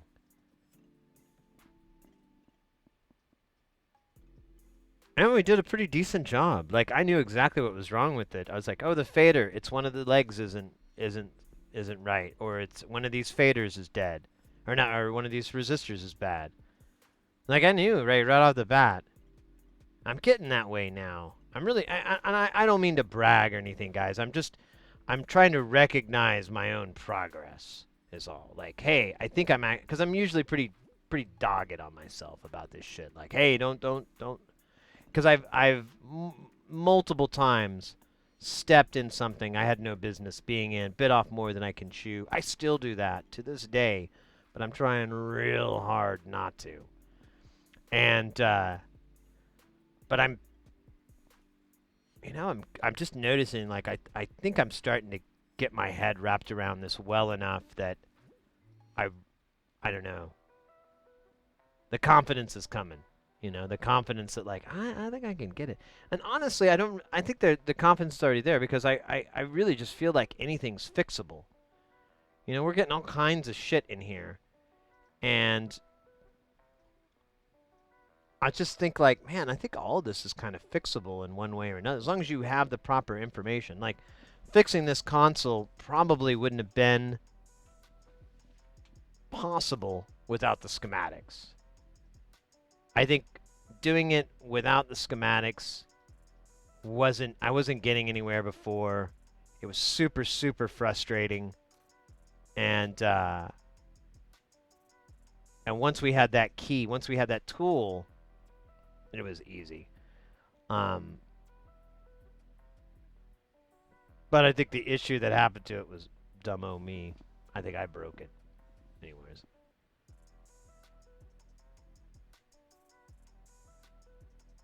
You got one of the Amazon Mechanical Turk things? What? I don't know what that is.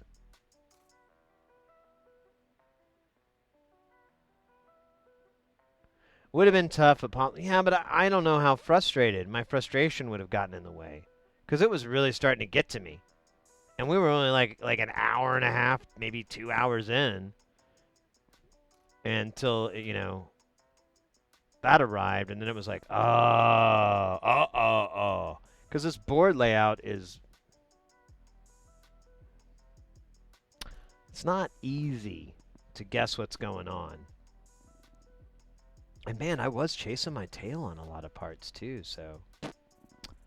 Anyways.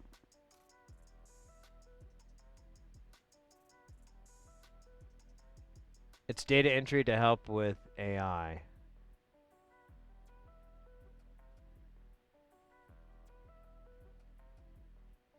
Hmm.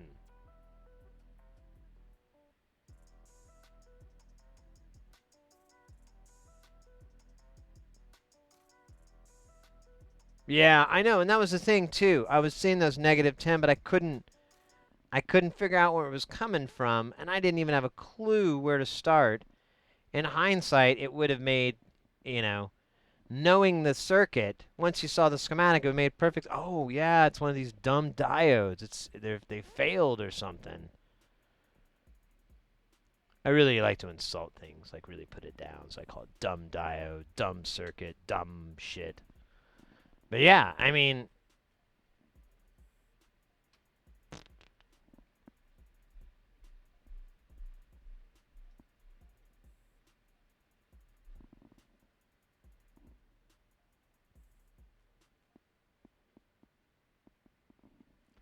yeah, the diode failed, and then we also had a transistor eat it.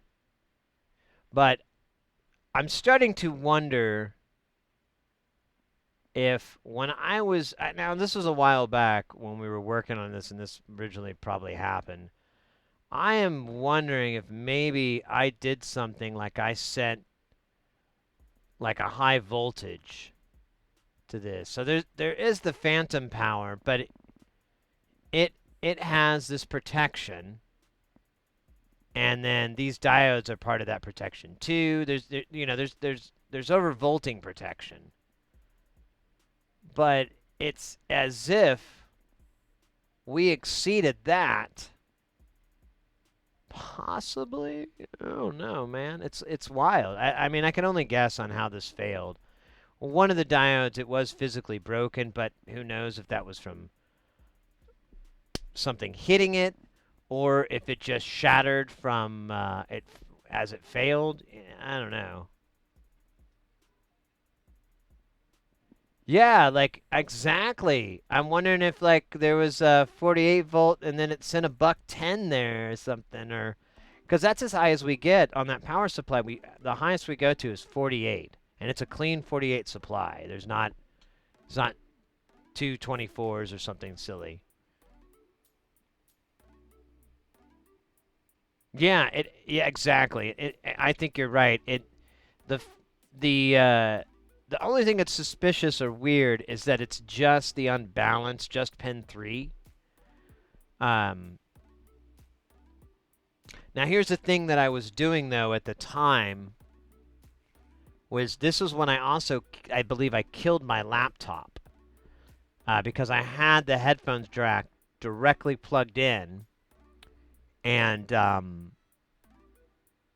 believe I sent it phantom power. And since it's an 1/8 inch jack, you could short those pins out. Although I don't know, there's already protection for that, so I don't know, but it's possible that when it failed into the Mac, it was really angry, and I could have just went, let's try channel 2.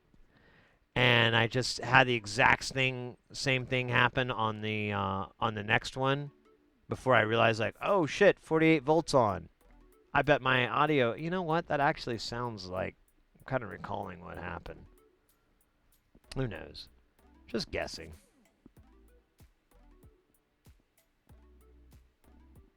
Yeah, the 6.8. Yeah, I know. I don't. But, what if I sent 48 and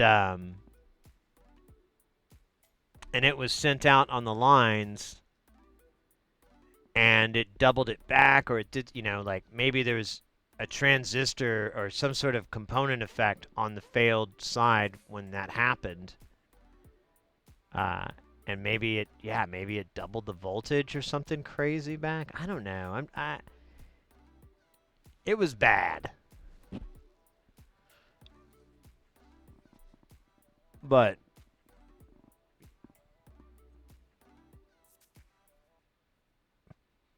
yeah, exactly, Pseudo. We figured out. But it's always I love a good mystery, I like trying to.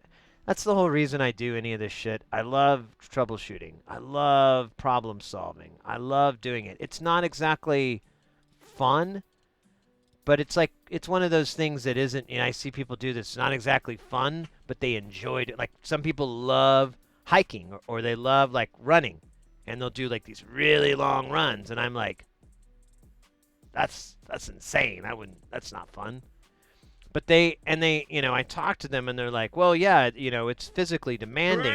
It's oh hey, pity underscore 025 with that follow. Yeah. They're like, yeah, it's physically demanding. It's not exactly enjoyable, but it gives its own rewards. And that's with troubleshooting. I always get these little rewards. You're like when you feel like you're getting closer, it feels good. When you nail it, it's but it's I don't know. It's one of those skills. It's like you feel like a mathematician. Like someone walks up and they're like, "Well, what's the and you're like, 23. Booyah! Ellipsis 23. Ah. But you can easily spout this information back. And I feel like we're doing that. Oh man, I'm so happy. Let's go.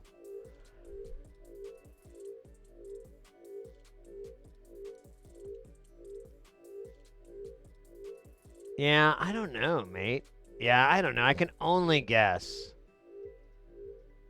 Since it's an 1/8 inch connector that was coming in and out, and that 1/8 inch connector also has a mic on it.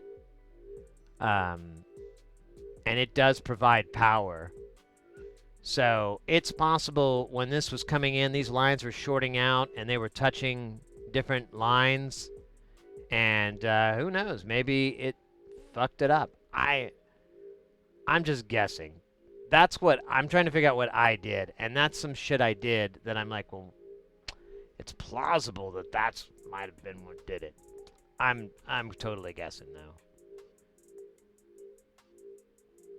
Dopamine, yeah, I guess. I don't know. It's just fun, and you feel like you feel you feel a little smarter, you feel a little better, you feel a little craftier. And at the same time, yeah, it is kind of like running. I guess the running's a good example because yeah, I do feel a little mentally tired. Like I might have to go get some beers anyways.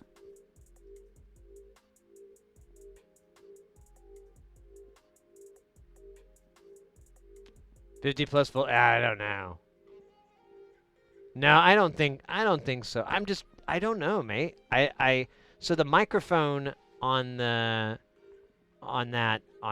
Apples, on MacBooks and phones, everything on those 1/8 inch jacks for the four connectors. There's one of them is a microphone, and it does provide power. And when we were looking at the circuit diagram, there is a switch detect, and there's basically a way for it to detect if for one, if that's shorted or not, so if it knows if it's switched or if it's just a regular headphones or if it's one with a microphone in it. And then there's another part of it that would detect whether or not it was needed to be powered or if it was just a line level or whatever or mic level. There was parts to it, and but I can't help but wonder if shorting those out caused, some issues while the thing was dying from getting 48 volts down pin 1 that was headphones left. And then down sleeve too. Yeah, I just killed it. TRR. Oh yeah, the pirate one.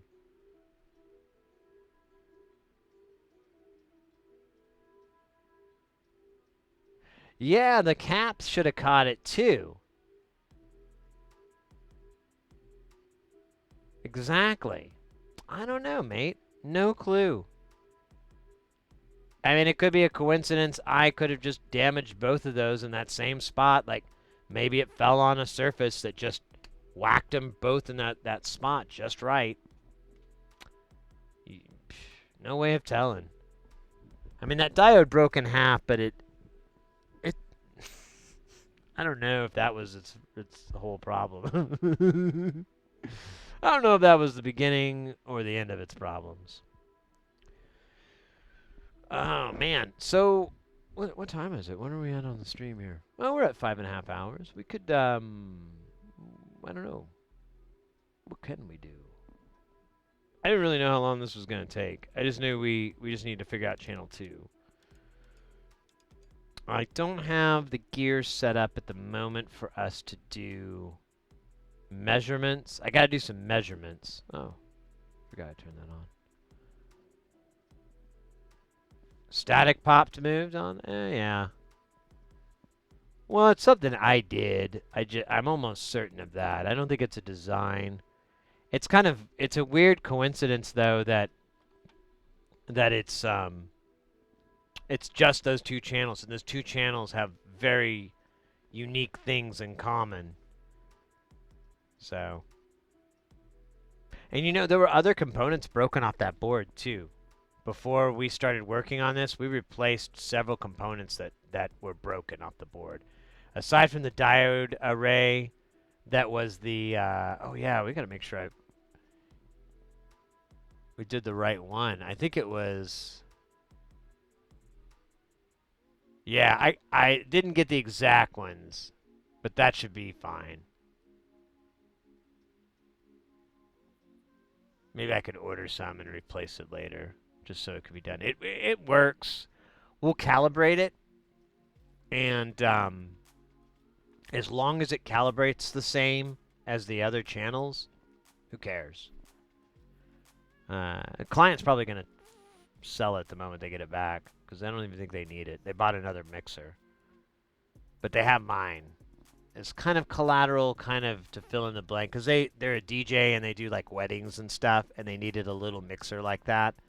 And I was like, dude, yeah, here, you can just borrow mine. I'm sorry that yours is still here.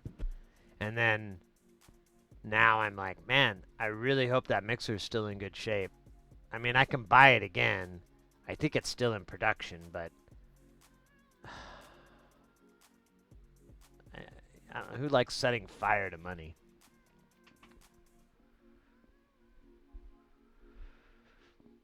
Yeah, this thing's pretty cool. Very straightforward, very simple.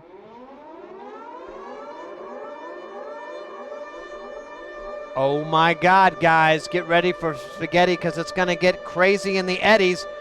Ready for the another than them hot, piping hot, get rid of the bop. This big stop is it's never going to stop. Killer Bee with that piping hot.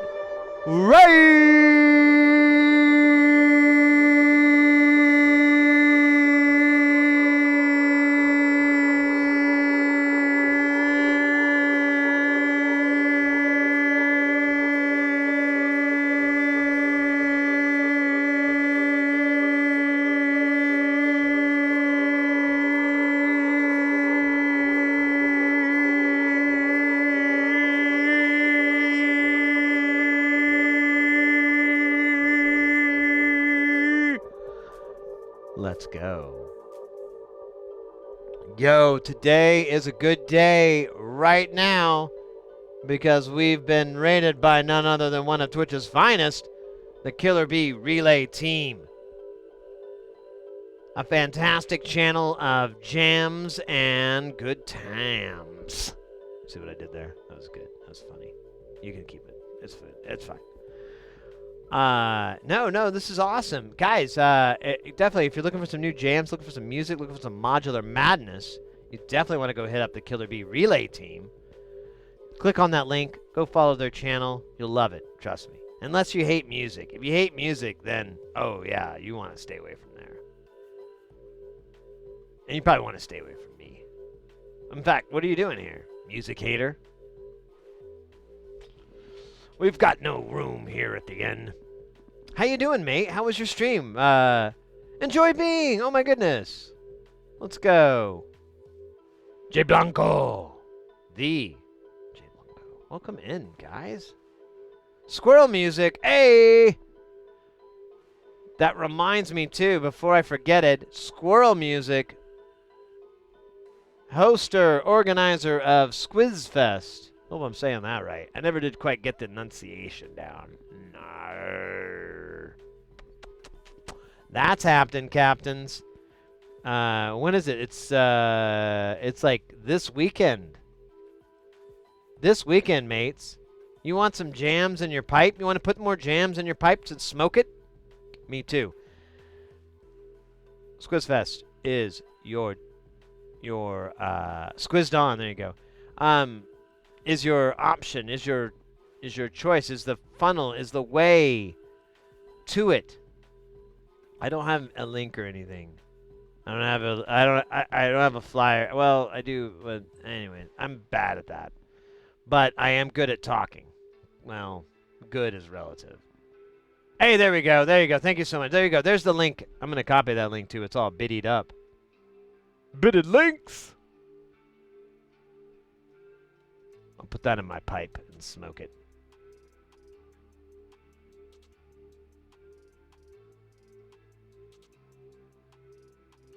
Oh, wait. I don't want it on there because I'll lose it. And put it in...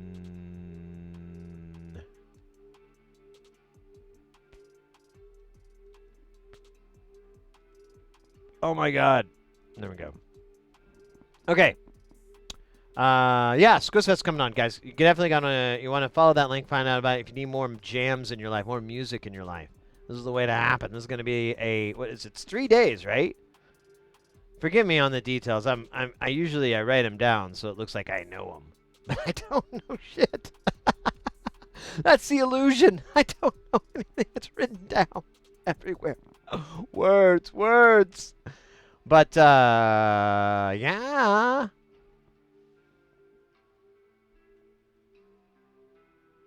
Oh, you said you were on 808 Centon. Oh yeah, we'll get to that in a second there too. We got the 808 Centon coming up too. 3 separate days. Okay, I thought so. I was just hoping I wasn't getting the hosing a day out of there, but I remembered it was 3 before. I will be performing on what is that? It's 8 p.m. Is that 8? Yeah, 8 p.m. Pacific. Eastern. No, not Eastern. Pacific. Forget the Eastern part. Western. That's not a time zone, is it? It's just the name of old televisions. We'll be performing, but there's a whole bunch. The entire weekend will be on this Sunday. But yeah, guys. It's gonna be killer. It's gonna be awesome. And then, if you haven't had enough of a good time, you can cruise on over on Synthon, which is starting up on I believe the 8th. Might have been the 7th. I believe it's the 808. It's on the 8th. And we grabbed a little spot at 1 o'clock in the Pacific PM time, 1300 hours, if you will. And we're going to be performing that as well. It's going to be a lot of music the beginning of this month. It's going to be weird. I hope you guys can handle it. And that's going to be going like on and on till the break of dawn. That's going on for a while. I can't remember what Synthon's length is for the 808 thing. But I'm telling you guys, between Squizfest and the 808 Synthon, if if you don't have something coming out of your speakers, out of your speakers for jammings, I don't know what your problem is. It's weird. You probably hate music. You're one of those. Yeah. Not cool. Not cool, bro. Not cool. And then while we're on the topic of scheduling and everything, so this week will be normal. We're gonna have a stream. We're gonna be in the lab here until Saturday, and then we'll do Squizfest on Sunday, and then we're gonna do Synthon on Tuesday. And I just think we're gonna do that. I don't think we're gonna have a whole day stream. I honestly kind of need a little teeny tiny break, and with all this music going on, it kind of seems like a good time to just kind of dip out a little bit and get work on my tan. Plus, it's kind of my wedding anniversary that week. But and then we might be back on the 10th on Thursday, and then there is the Game On convention here, Game On Expo here in Phoenix. I bought a 3-day pass. I'm going to go there on Friday, check it out, get the idea, and do some recon, check out cell phone levels, all that. And then Saturday, we'll do an IRL stream there as long as everything works out. As long as I can get a strong enough signal, which I'm almost positive I can. We'll be able to do some IRL streaming down there. And there's a lot of pinball, a lot of arcade. That's why I'm going. There's some cool booths and stuff, but I'm there for the games. Strictly for the games. You don't get no break. I just need a little time off, man. I just work so fucking hard. I haven't had any time. That's why I'm excited about KnobCon. By the way, anybody going to KnobCon, I suggest you get it on with your Megatron on and on. That's fucked up. Anyways, we're going to KnobCon as well. I hope anybody that can make it. I understand some of you, you got work, you got family, you got priorities. Don't worry. We'll twist the knob for you. But everybody else that can make it, I'm really hyped. This seems like this is going to be a nice gathering of the Synthilos. It's kind of, a gathering of the Synthilos. That doesn't roll off my tongue. Well, somebody will work on a better name, but if we can co-op gathering of the Juggalos, but with synthesizers, and it not sound like we're playing with penises, that would be cool. If you guys, I mean, I'm just going to outsource that. I could work on it on my off time. I don't want to waste this time. So many shrimpies. Yeah, well, honestly, there's a lot of people I follow on other social medias that are in the synth industry, either very small developers or even larger ones. Well, actually, the larger ones haven't really said anything because that's more of a deal. But these smaller, like people working out of their house, making Eurorack and synths and so forth, I follow several of them on Twitter and Instagram and whatnot, and I keep seeing posts are like going to Chicago in September, and I'm like, KnobCon? I'm like, KnobCon. I'm like, I can't wait. I hope I get to see you there. I'll buy the first round. So it's going to be, I'm really hyped. It's going to be fun, going to be good time. So we'll be doing that up in September, and that'll be kind of my vacation. I'll still be kind of working, but really I'm not going to work that hard. I know, exactly, Killer B. Well, that's my thought, is I really just look forward to... That was kind of the selling point. Mr. X sold me on it. He's like, hey, I'm coming. It'd be great for you to go. And I looked over the prices, and I was like, I can afford this. And I thought about it, and I was like, man, it would really be nice because, Mr. X lives in Germany. It's really kind of hard for our paths to cross. While a lot of the people here in the U.S., I'll run into you someday, sooner or later. I might even be in your town working, and we can hang out maybe if the stars align and everything like that. But not so much in Germany. So it hit it, and then it just kind of all dawned on me, like, it's not just Mr. X. There's so many other people that I'm never met, and I can't wait, to hang out in real time and what. It's going to be really cool. It's very cool. I'm really excited about it. And I think it'll be good and also for the channel and kind of what I'm trying to do as a repair person and whatever. It'd be nice to get out there and run into a couple of synth heads and a couple of them go, well, yeah, I got a broken this, I got a busted that, and I go, I can fix that if you want. Just ship it to this address, and I'll here's my email. I'll tell you how much it is, but I'm pretty reasonable, and you can watch the repair on stream. So it might even be really good for that. Actually, I'm trying to decide if I want to get cards. I feel like cards are a waste of money. Might just do like a QR code or something. Actually, I think I could do that. I think I'll do that. But anyways.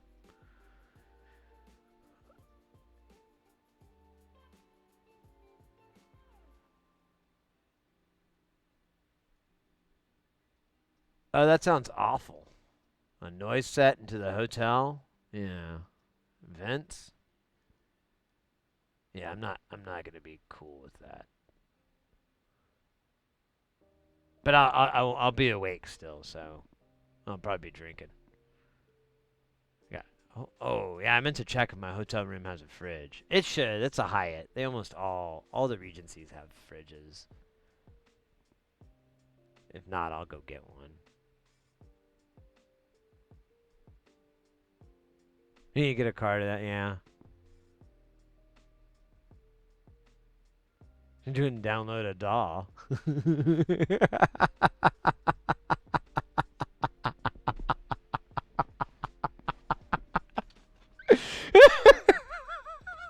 That's good. That's fucking... That's 3D chess, full circle, callback. That's all of them. Oh my god, that's pretty good. That's a dapper level meme there. That's dapper level. That's, yeah, they're gonna study that in the future and go, what? That's fucking funny, yo. It's like ironic, but it's not.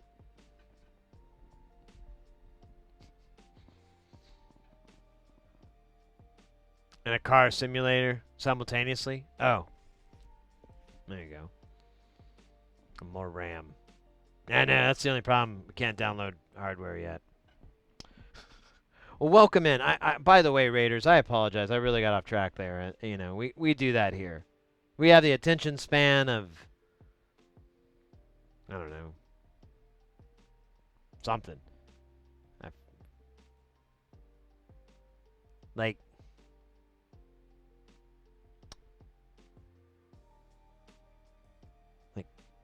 I don't know, like fish, but not like big fish, like the little fish, because they're like their nervous systems are pretty not. I mean, they're complex, but they're not like super complex. But there are forms of fish that have super complex nervous systems, but we don't know if that's necessarily a brain, because we can't really understand the brain.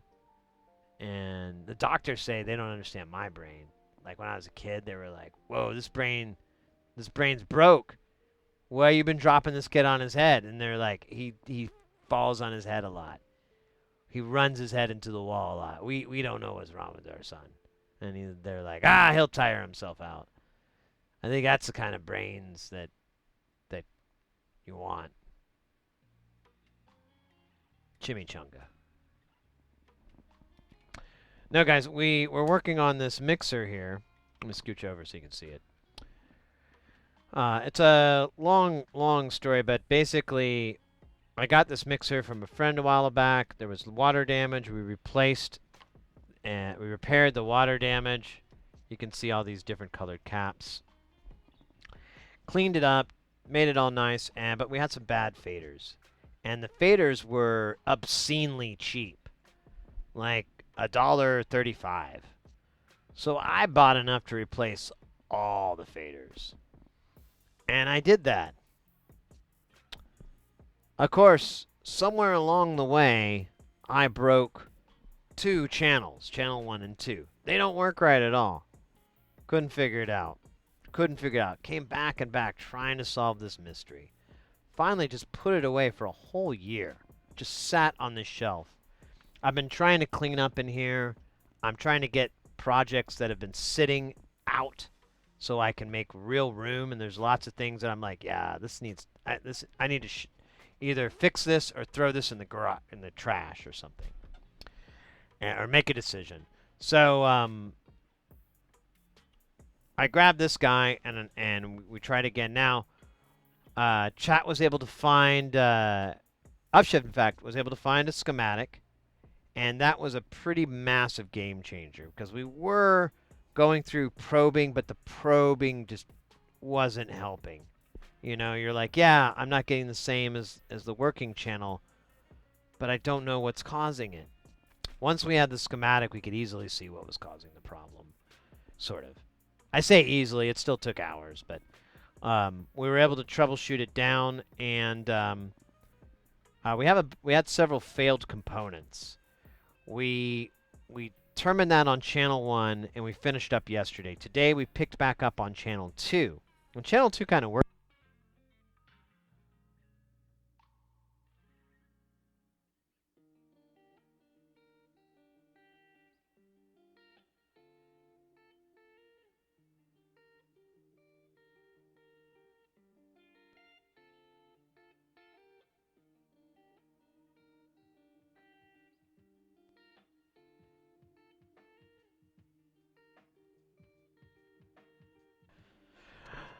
Just couldn't hear myself.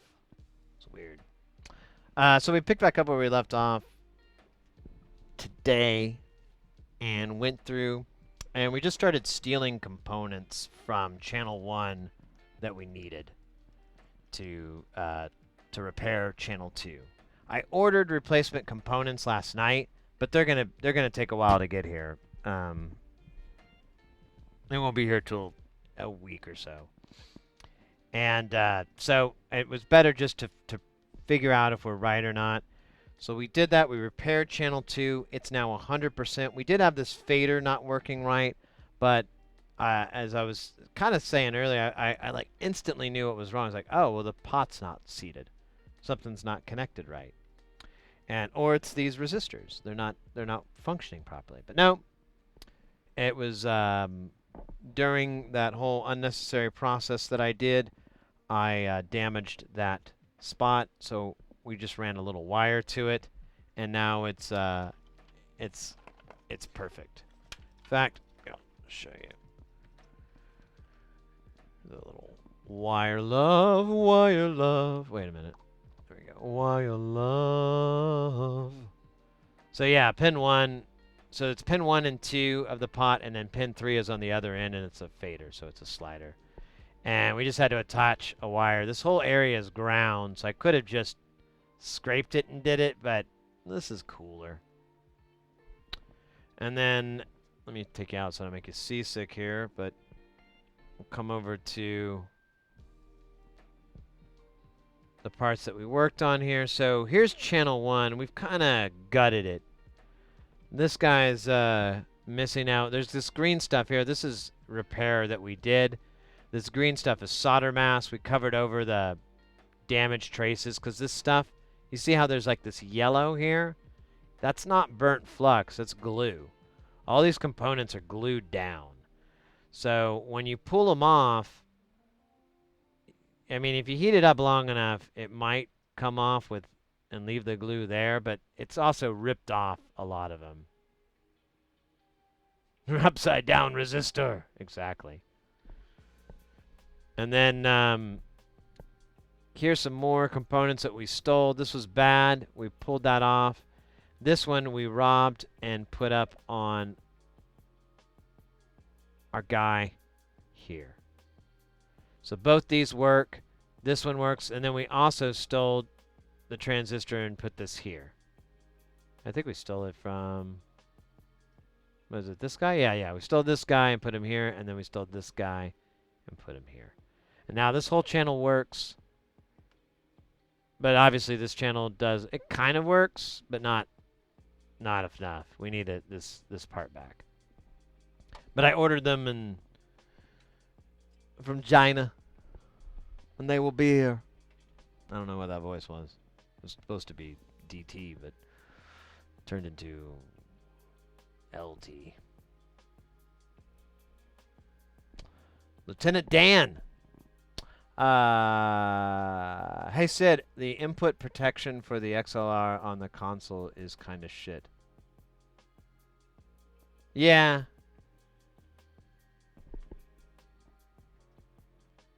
Honestly, though, I think you're going to find a lot of the same. Like, if we go to, let me see, I have a schematic for, oh, wait, it might be on the other server. Let me see. Yeah, it's on the other server. I think I can find it fast, so let me check. The Soiva! Let's go to DIY. Would you do this? It's funny, right?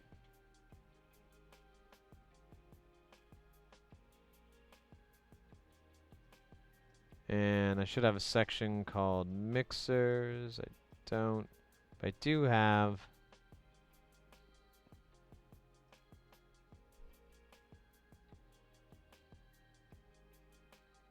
Soundcraft. Here it is.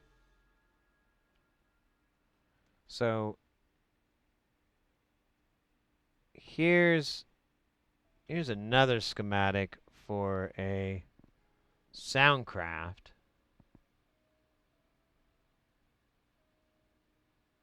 that we worked on a while back. So here's our line input. Here's our XLR input.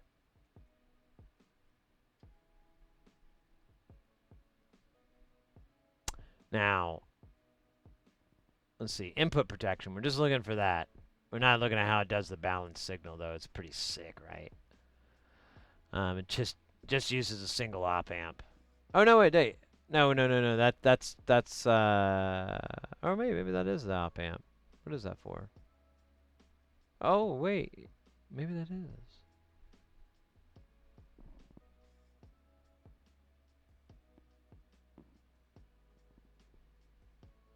Oh, this one uses a okay. Where do you see the transformer?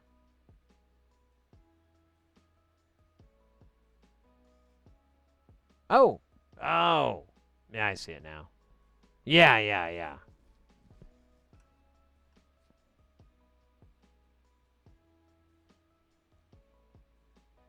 You're right. I didn't even realize that's what that is. Yeah.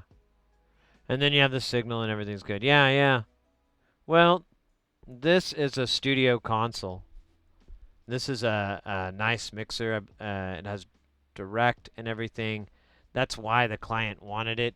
It's real modular, so that's just the schematic for the channel for the one of the channels.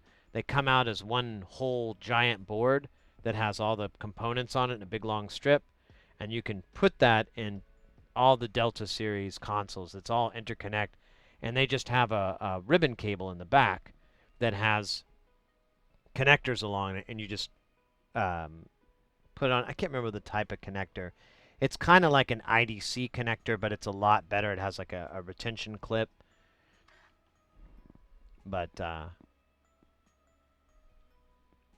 no, because the audio quality is transformers are what you normally do for this kind of thing.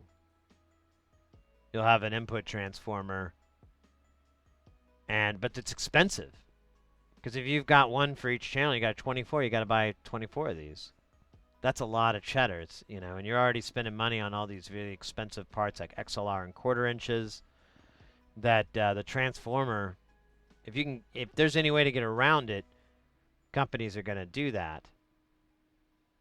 I.e., this is technically Soundcraft, I believe, is owned by Behringer, isn't it? Let me see.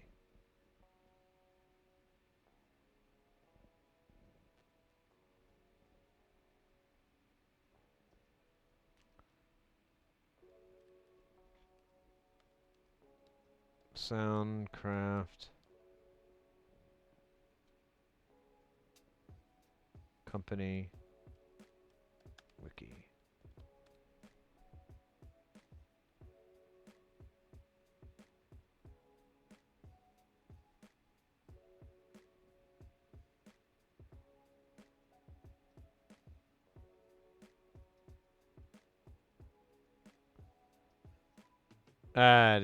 This is a terrible Wikipedia. Oh, it's owned by Harman. That's right. But I think Harman, I think that's the same company too. I don't know. I don't care.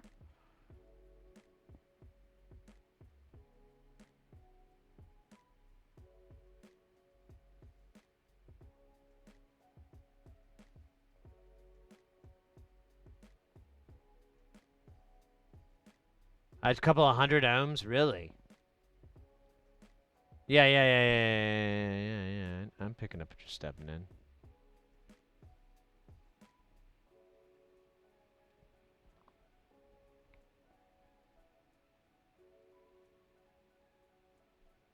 Just right in line here. Right at the pinpoints, really.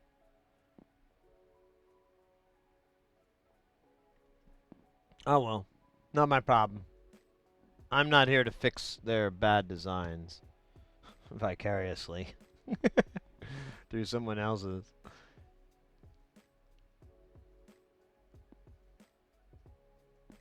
Yeah, that makes sense. You're right. And there is no resistor anywhere. I mean, there's shit going to ground, but I mean, not any. There's nothing going through.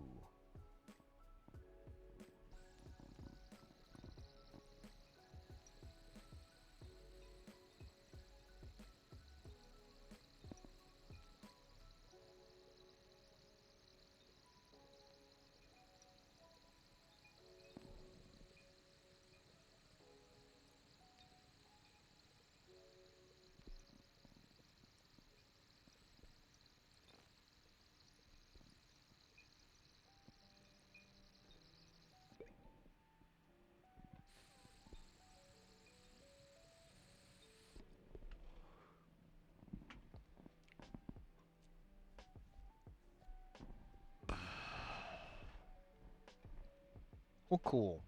What should we work on tomorrow? Because we gotta wait on parts, so I'm gonna after this stream, I'm just gonna take this and try to condense it down as small as I can and get out of the way until the parts get in. I do have, we do have a sub.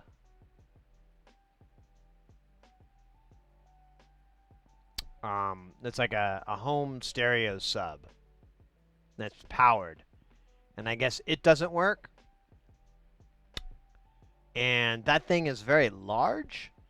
And the owner who brought it here, I thought he gave it to me. I didn't want it, but I was just like, whatever. And I was just going to throw it in the trash. And then he was like asking me like, hey, did you fix that yet? I was like, no. He's like, oh, man, I really love to get it. And I'm like, oh, good thing I didn't throw that in the trash. But we've got that. We have another thing. I don't know if it's worth it. It's one of those things like, what do you get out of this, man? So there's a one of the other objects that this same client brought in to fix is these. It's a 1U rack mount AC power supply thing. So it has like 6 outputs on the back, and or something like that, and but it's really big, and it's for like hi-fi stereos, and it's designed to stagger the power on, so that they don't all go on at once. It's utterly ridiculous, really, because I'm like, yeah, we're not dealing with that much current, bro, ever. But sure. We'll pretend like this inrush current problem you have is real.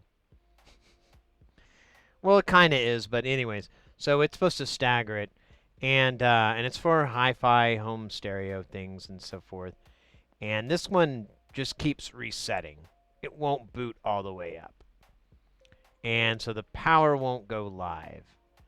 The problem with this is that we're dealing with AC. And I'm like, man, I don't know if I really want to fuck with that. However, the issue seemed like it was the controller board. So there's got to be a board on there that handles, because it has Wi-Fi. I mean, you can network into it. You can monitor current loads on all the outputs. So it has a 5-volt system most likely in there. And so I'm like, well, I would need to pull that out and see if I could find anything broken on it. I might be able to check it because all it's going to be doing is activating these relays because you can hear the relays clicking inside. But it just acts like it's goofed. And another part of me is like, man, what if the firmware is just hosed? You know, how much of a mess is that going to be to try to do that? So I don't know. I guess it's something to look into tonight to see. But those are two really obnoxiously large items that if I were to fix them, I could contact the owner of those things and have them removed from my home, from my domicile. And then I could have room for more stuff. I actually need to get room for project, something special. So yeah, oh, there we go. Let me think. What else do we have in there? So I also have this giant fucking mixer that the cards don't work. But it's not the cards, it's the interface. But I cleaned the interface and now it works even less. Or it works, well, I don't know. But it's not detecting the cards correctly. Someone brought up right after we were done that it could be a power issue. And considering how sophisticated the power supply is and how I didn't check power rails, that's very possible. But this mixer is so large that I have to clean this entire table off to put it on there because it's so big. And I just don't want to deal with it. And I don't even know if it's fun content. So I've been tempted just to push this thing out from underneath this desk, drop it on the floor, unscrew it, and crack it open and measure the power supply rails that it has because I know exactly what part it is. See what I get, and if it's dead, then I guess I have to pull the power supply board out because of the way it's mounted. It's really weird. It's a single-sided board. Oh, there's so much single-sided shit in this digital console. So cool. And for those of you guys who don't know, I'm talking about the O2R from Roland, which is like a classic digital console from the mid 90s, late 90s. It later got replaced by the O2R96, and I think they have a new version out now that's pretty sweet. And it's a nice console. It's not Yamaha. It's not Roland. It's Yamaha. Why did I say Roland? Because I'm an asshole. Yeah, Yamaha. But yeah, I'm really just trying to get room in this place. We've got as I've mentioned before, I'm expanding out. I'm trying to be a repair business. So I've been working on getting clients. I have some projects in the wings. I just need to, I guess, bug them about it. I don't know. But I have stuff to repair, and we'll be working on it. But I need as much room as I can get away with. And getting rid of these old projects that have been sitting around forever that I should be able to fix. And man, I still cannot believe we got the schematics for this thing. Oh, God. Praise schematic. Its wisdom is infinite, and mine poorly drawn.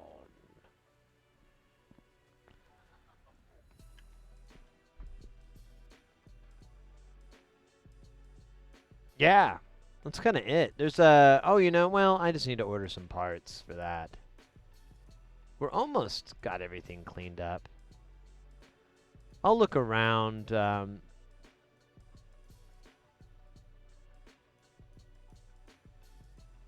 Ooh.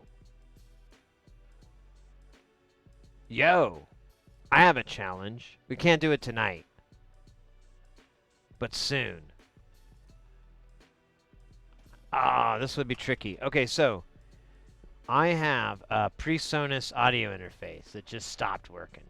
It just never syncs up through the FireWire. It just comes on and I took it apart. I tried to see what was up, but I was like, oh. Now I'm like, I might know. I'd like to look at it again. Now, I really don't care about this audio interface. It's kind of a piece of shit. It was doing weird problems where, like, there was like noise in the high frequency, but I just worked around it, and it went away. But for the interest of getting good at repairing, that's some pretty heavy-duty challenge. Because I didn't know where to start and begin. I don't think we'd be able to get a schematic for it, but I'll hunt around and see. It's possible someone leaked the PreSonus service manuals by now. You never know, and you don't want to. The moment you find out about that, you start questioning everything. Your life, your love, your ability to make love to a pickle. I'm sorry, was I talking out loud? That was weird. Hydrate from Upshift, let's go.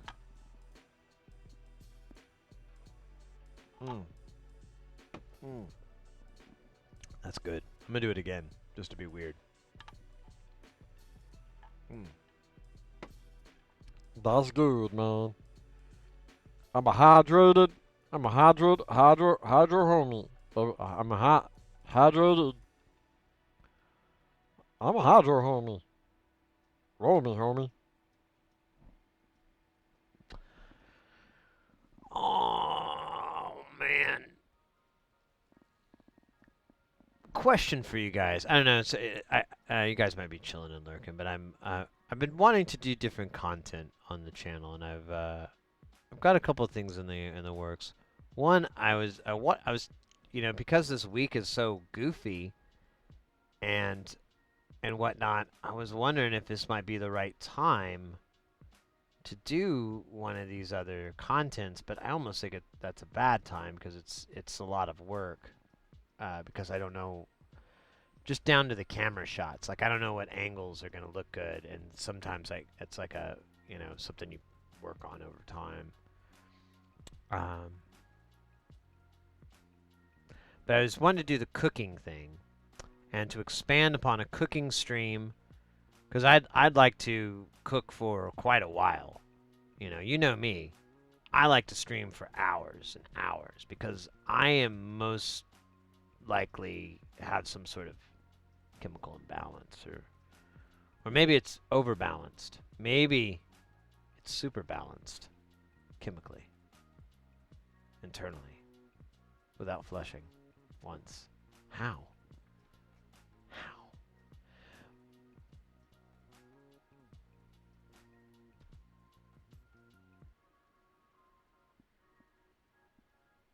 I forgot what I was talking about. Well, I did a good job there. No, I was thinking about doing the cooking stream, and then we could add on. I do have my buddy Jared, who I think would be very, very. I think it would be funny as hell to bring Jared in. He's hilarious. I've thought about doing different types of content with him. But most of it's centered around food because that man can eat. It's amazing. It's actually one of the wonders of the. Well, I don't know. It's in the top 100 wonders of the world. How much that dude can eat and be funny. So it's like a winner chicken dinner thing. But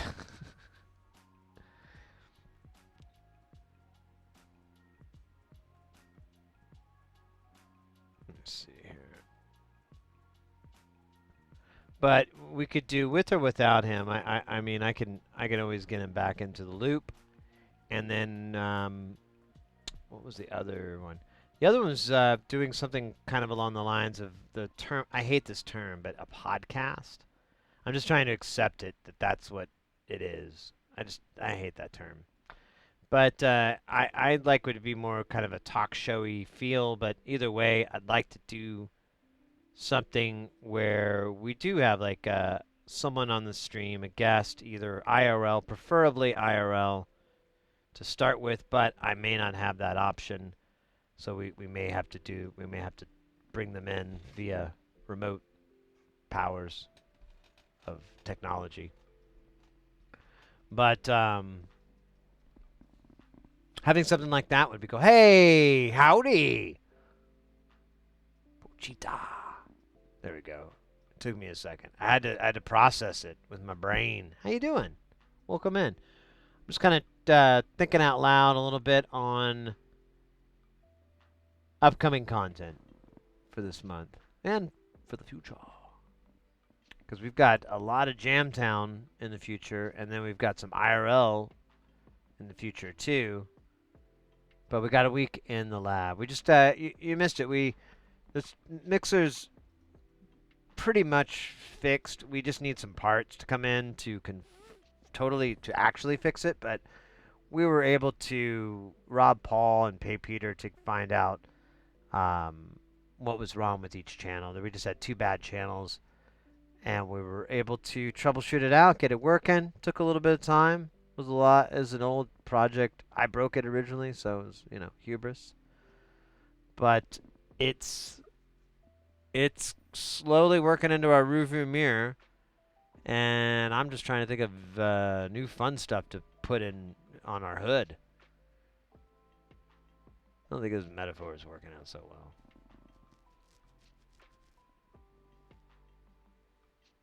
That's swag. Lit, fam. Yeah, I just it sucks too. It's gonna get busy so soon. Well, I don't know. We'll see if September stays open.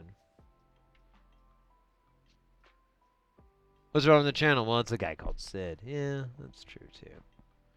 I wasn't asking what's wrong with the channel. I was just trying to talk about improving it.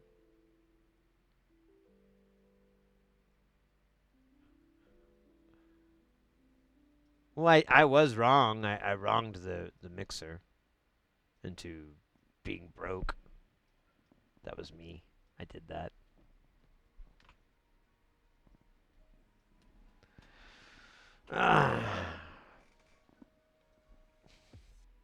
Let's have a dab. Let me see. I think I'm actually. Oh man, no. It's still. It's actually. I need to start burning this off and clean it out and do some fresh haze. But we'll work on it for now. Yeah, and I'm trying to think what we can work on tomorrow. We'll probably work on a bass amp, a sub amp for a home stereo, like a little home personal sub thing.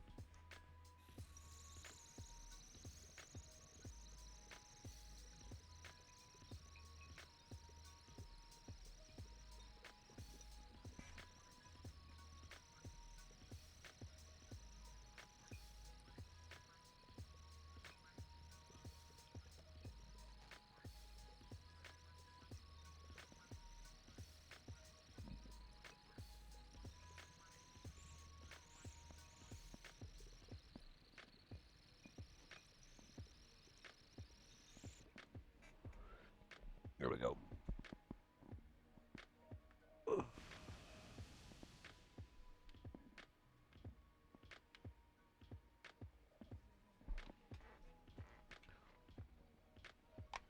Oh! You didn't see that? Doey? Yeah. So Doey, you said you're having issues with it.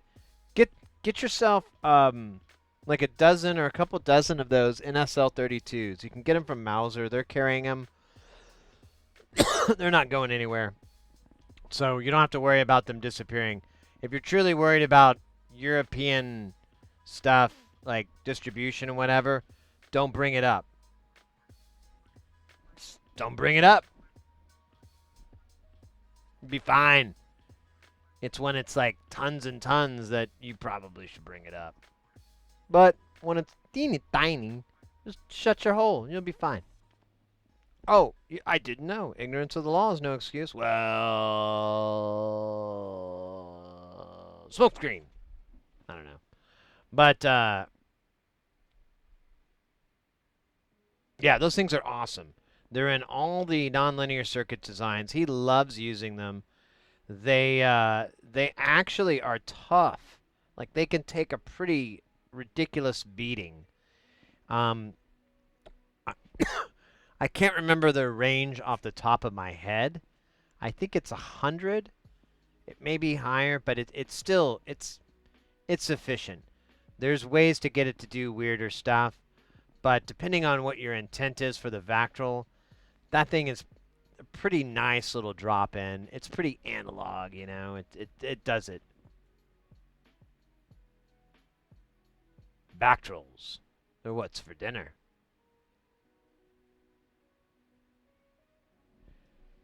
You have a passive. Yeah, you should might have been able to do that. Their voltage is like I think it's like 1 volt or something like that. It's like 1.2 is the forward voltage on it.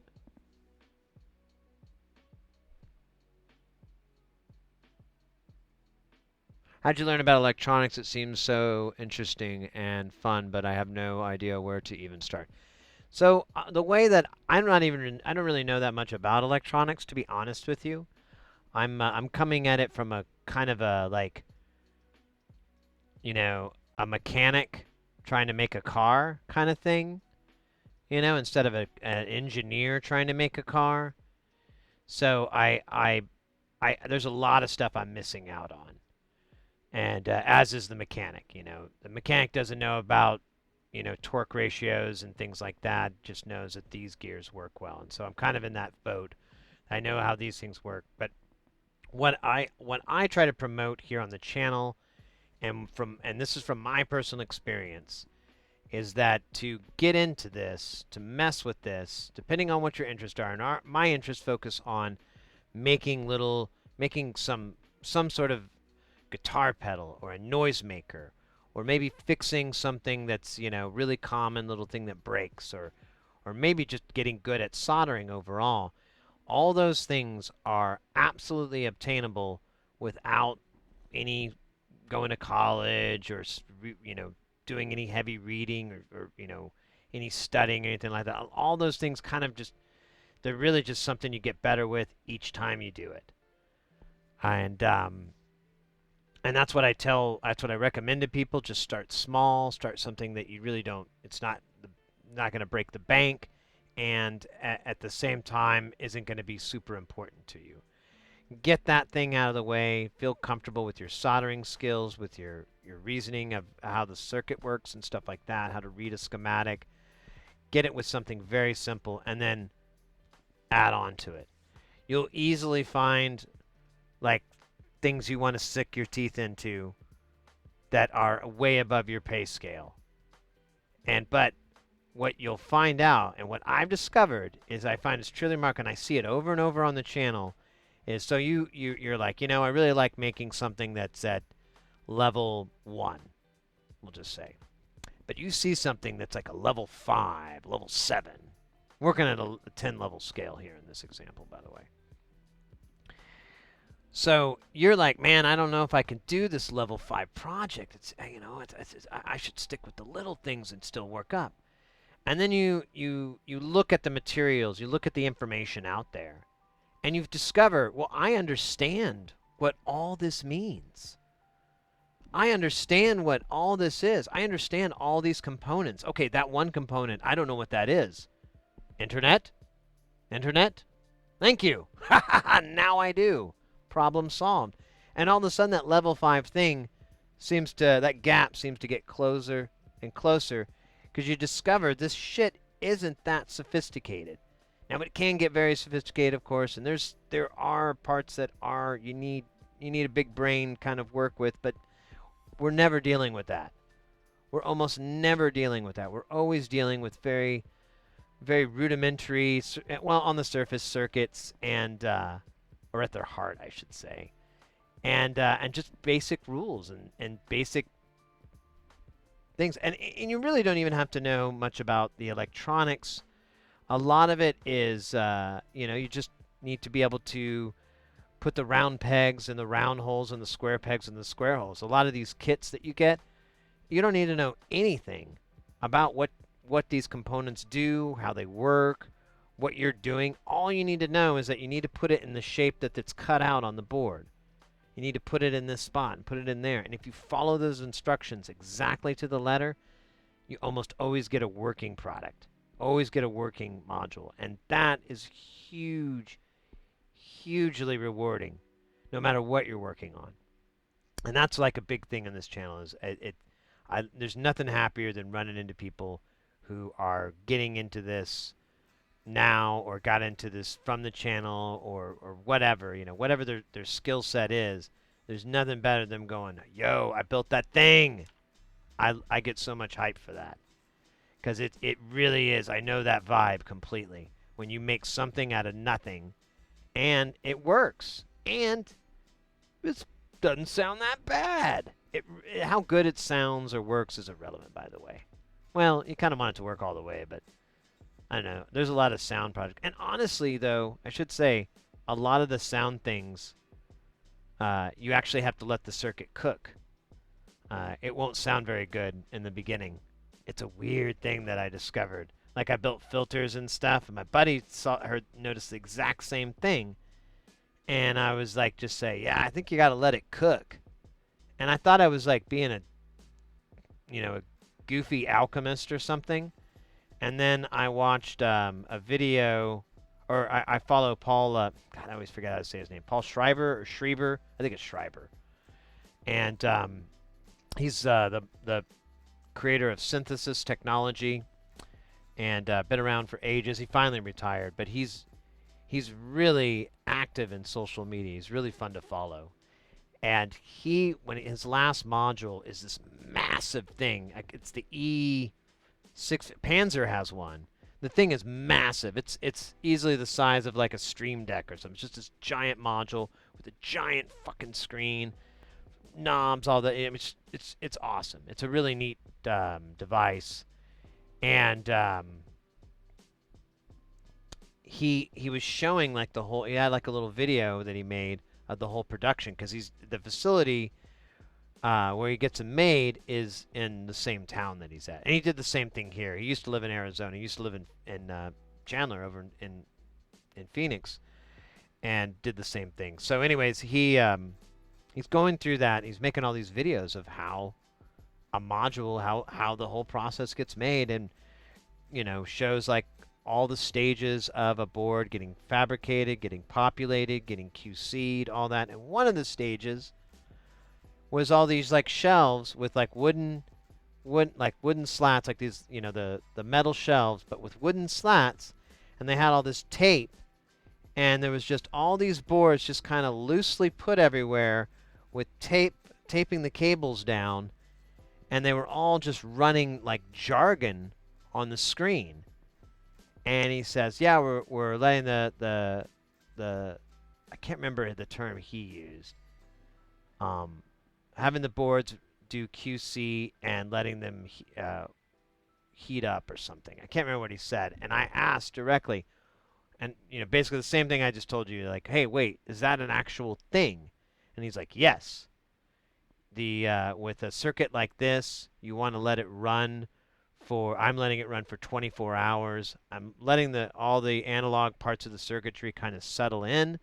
He goes, and also there's a QC program running on it, so it's just running over and over and over, looking for errors. If it gets an error, it lights up, and we have to check that, or whatever. And I was like, that's fucking cool. So when you're breadboarding circuits, like you make a distortion pedals, I don't notice as much, but um, filters are the worst.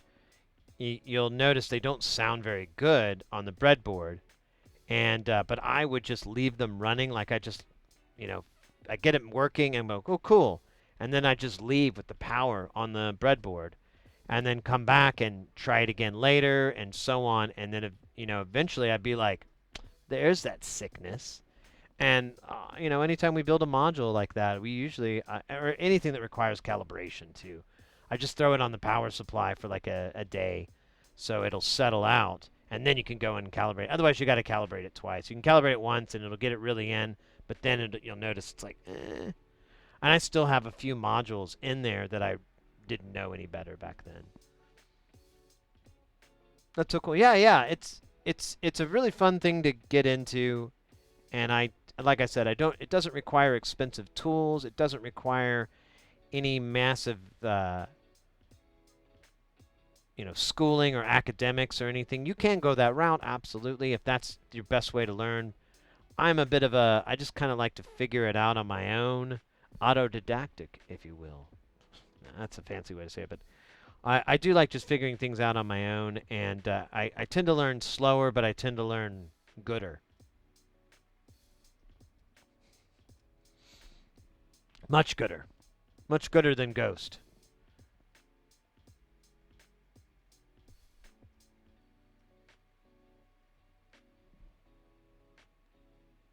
Yeah, Doey, I have a ton of those Vactrals, by the way. Like, I bought like 50, and I don't know, I may have accidentally thrown them out. But somewhere in here are 50 Vactrals. They probably fell into a box. And then I have another 25, and then I have another 50, and I've gone through quite a bit because I freaking love them. They are awesome, and they're so damn cheap too. Like that's why I say, if you're gonna order them from Mauser, really take advantage of that price break if you can, whatever you can swing, because those things are in all his stuff, so you're gonna use them up. Also, too, if there is the great Vactral apocalypse, you're going to be holding on to water in the desert. And you can sell those delicious Aquafina bottles for quite a bit if you want to play the capitalism game. Forward voltage 2.5. Oh, shit. That's way higher than I was thinking. I must have got that confused with something else then. Thank you. You bet, mate. I love answering questions, by the way. Thank you very much for your question. I always love trying to sort those things out. I think everybody benefits from them, hopefully. People that have heard it like 80 times probably are like, yeah, I'm done benefiting. But that's kind of the nature of streaming. I mean, it's long-form content. You're going to get a little bit of repeats. If somewhere to happen to fall into an envelope, send them to me. I need them all. I need them all. I want them all too. Because yeah, I've only made like a dozen or so NLCs, and there's like 60 or 80. Actually, you know what we haven't done, and we should because it benefits everyone. We should go to good old nonlinearcircuits.com.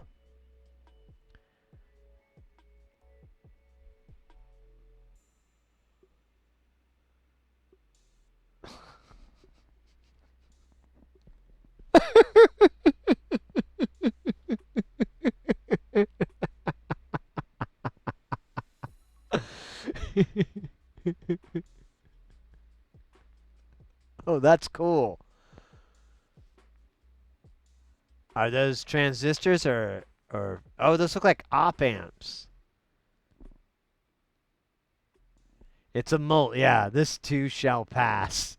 This is two passive mults.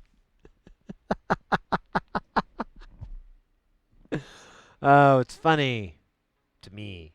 Oh yeah, no, they are transistors. Oh yeah, because there's no juice. My bad.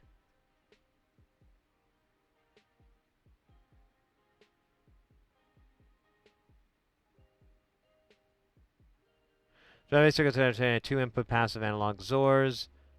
Of course, it is great, and production of CMOS XORs 4033-747 chip was immediately halted. Does it do interesting things to your signal though? Yes. This module is dual version with 3 inputs. It was just an extra resistor and transistor. It works in a very different way depending how it is patched. If you want to get close to XOR behavior, use the top and bottom of bottom inputs. Leave the middle ones empty. Then again, if you want a voltage controlled XOR using blank because it isn't really using quotes because it isn't really XOR but wants to be. Feed your signals to the top and bottom input and a CV signal to the middle input. Try switching around the signals on different inputs to get different results. Feed it in. Okay, no, this is not what it sounds like. Feed it anything. CV, audio, rate, gates, mix them up. Generally with audio signal, it sounds like a ring mod. Adding CV to the middle input, but feel free to experiment. It sounds like voltage controlled ring modulator. Anyway, this is probably the easiest NLC module to build and is a nice gentle introduction into soldering SMD. One thing to watch when assembling, the jacks are very closely spaced, so be careful. The ground pins are not touching you.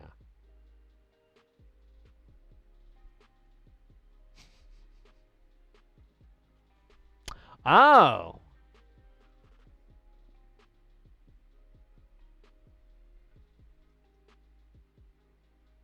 The hell?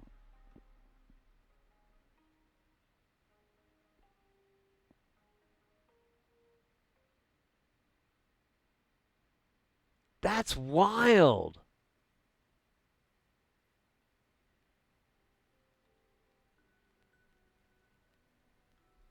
Yeah, this will control that one, and that feeds. Oh, whoa.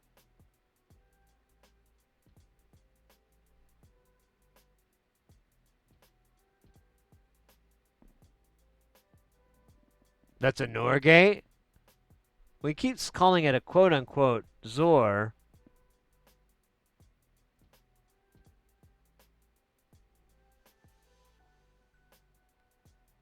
I love it. Well, you can nonlinear. It's his module. I thought was two passive molts. I am not even kind of right. It's two quasi XORs. Because he says it wants to be one. He says it's not exactly one. I don't know what that's supposed to mean. Chomol? What the fuck?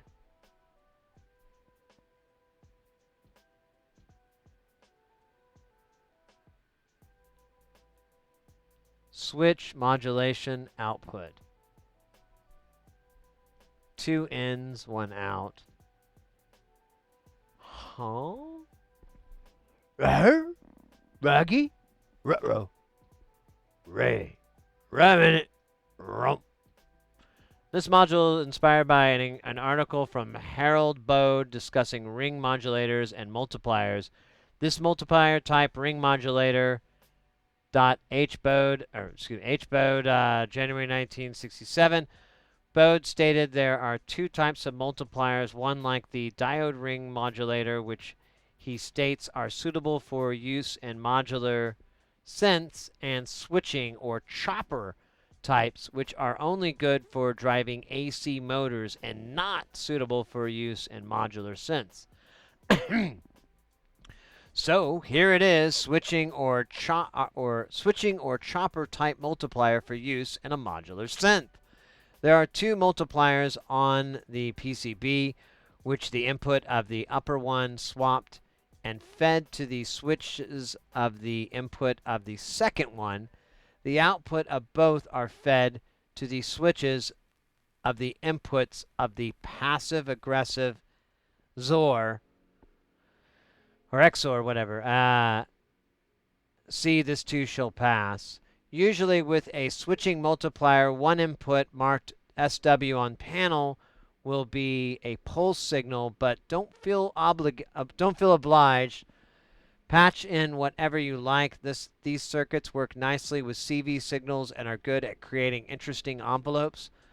Looking on a scope, you will see gaps or steps where the diodes and FETs inherit a V negative on has an effect. Wait, no. I think that was negative V.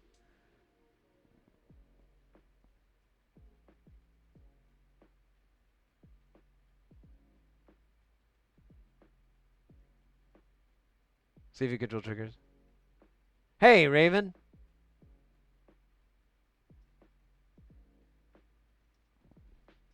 Yeah, I know, right? I love his modules. They are super original. Oh, shit. Did not. Oh. No.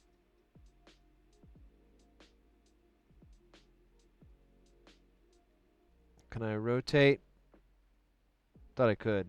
I think I have to open this in preview. Here, let me fix that real quick. Boink. Let me get to the page. Here, I'll just save you guys the hell. Nope.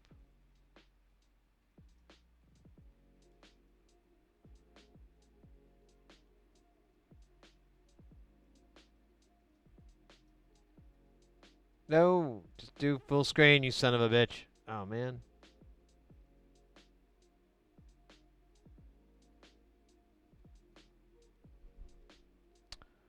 It won't do it.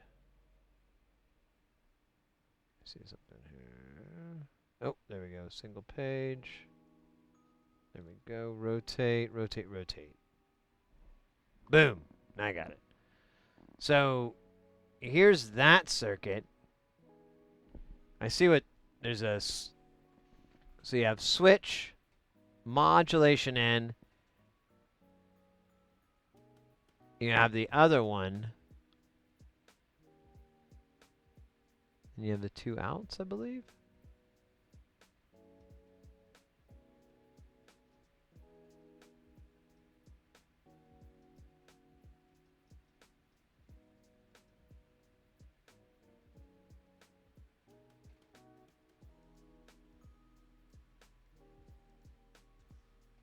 Wait a minute. Where's...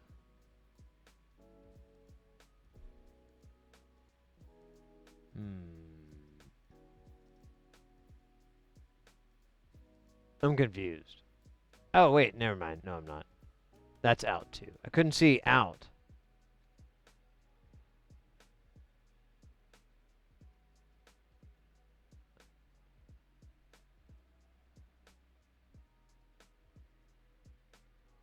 So is this separate?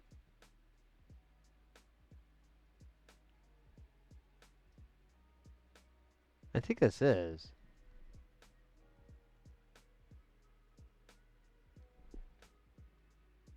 Oh, I think that's the last page.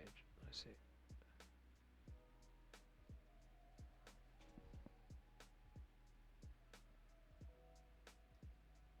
Okay, yeah, these are three. Okay. Now I get it. Cool. All right. That was, man, this stuff is a little bit of a brain destroyer. How about a vocoder?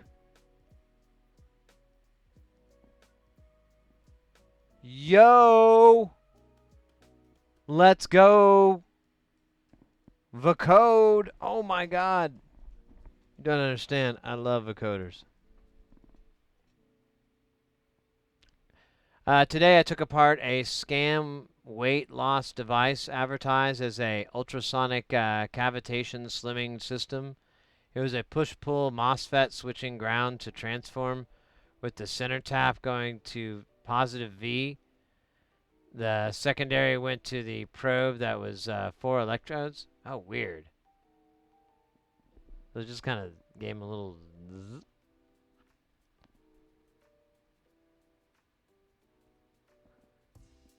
Cinevox. I own a 222, and I have always been impressed with the sound and elegant design. It's an easy choice. The initial design for this module was 42 HP with a fruit variable envelope, links, filter outputs, and input pause, stuttering, internal noise inputs, quality even channels, etc. And it sucked, way too finicky to use. So I stripped it back to a more minimal version, and I'm much happier with it. Mun comes from the short story "Shall We Have a Little Talk" by Robert Sheckley. The story describes an alien culture that naturally refines its language to the point where only one word is needed to communicate. Mun. Voice inputs 6.3. To be honest, I have no TRS, so I let it know if it works. Oh, that's interesting.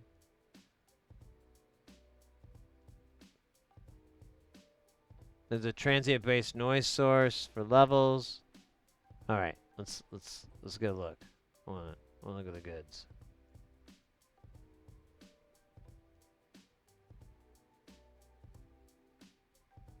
God damn it! All right, just a second. Let me open this.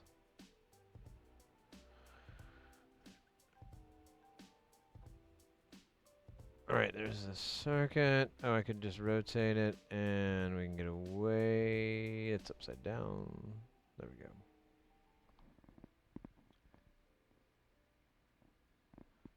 So, where's the input?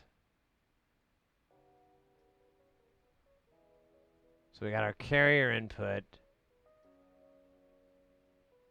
Then we have a stereo. Nice.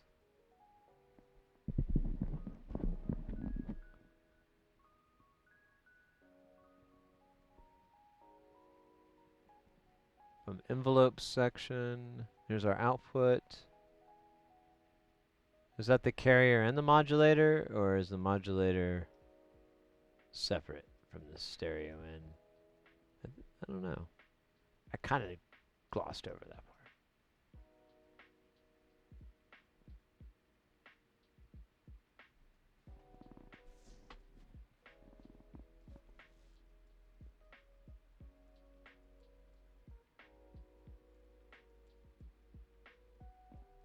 So yeah, here's our main voice.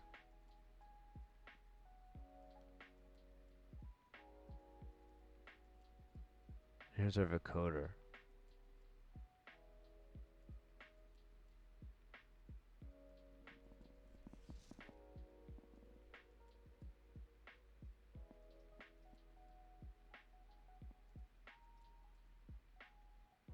Huh.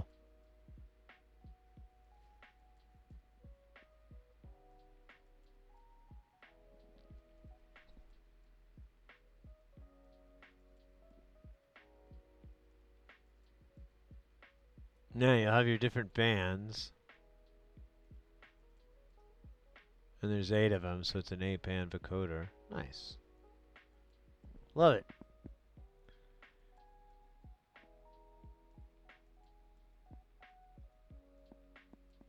Shockingly ineffective. Yeah, I guess so. Alright, let me hit the restroom really quick here. Man, that's a nice schematic, though. I like Andrew's schematics. I think they're cool.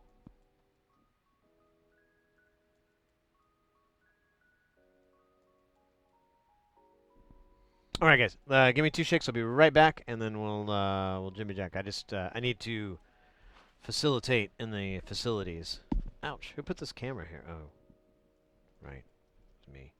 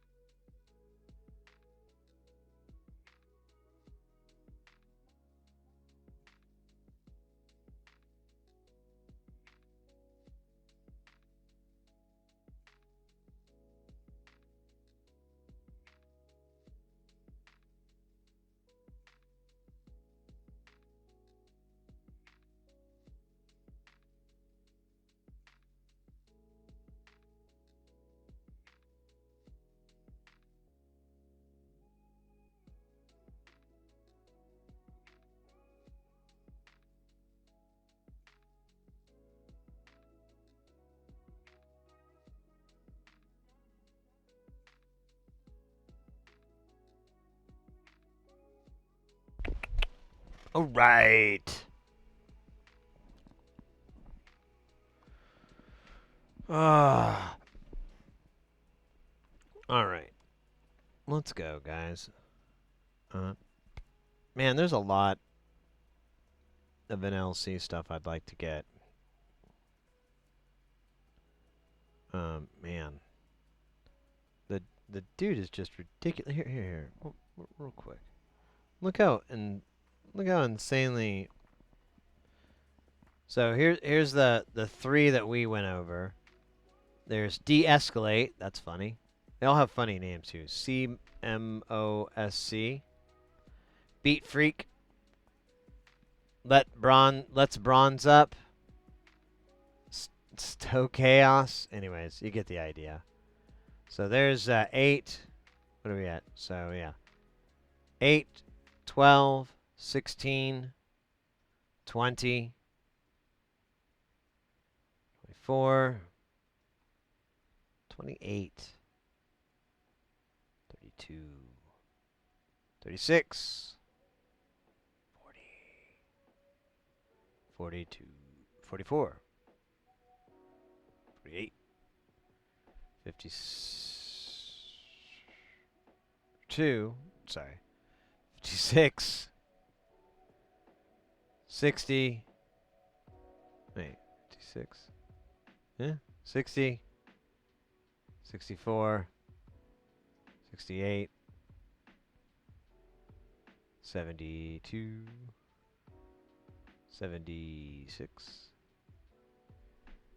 80, 84, damn, 88, 92, 96, 100, 104, 108, 110.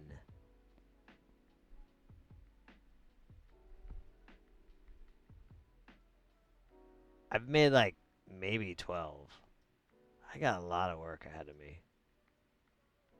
And he said something in that deal about CMOSs not getting made anymore, so might have to start there first and get those things made before they're unmadeable. And then I am made sad inside. What the hell? No, don't.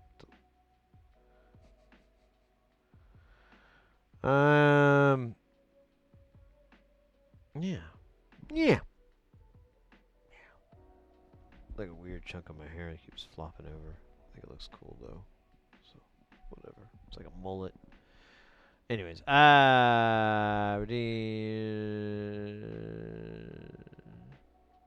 Computer Yogi. What kind of circuit is this? Oh, that's a great question. I'm sorry. I'm so slow to read that. I was like talking. Blah, blah, blah, blah, blah, blah. This is a. It'll make more sense if I flip it over. And I get out of the way.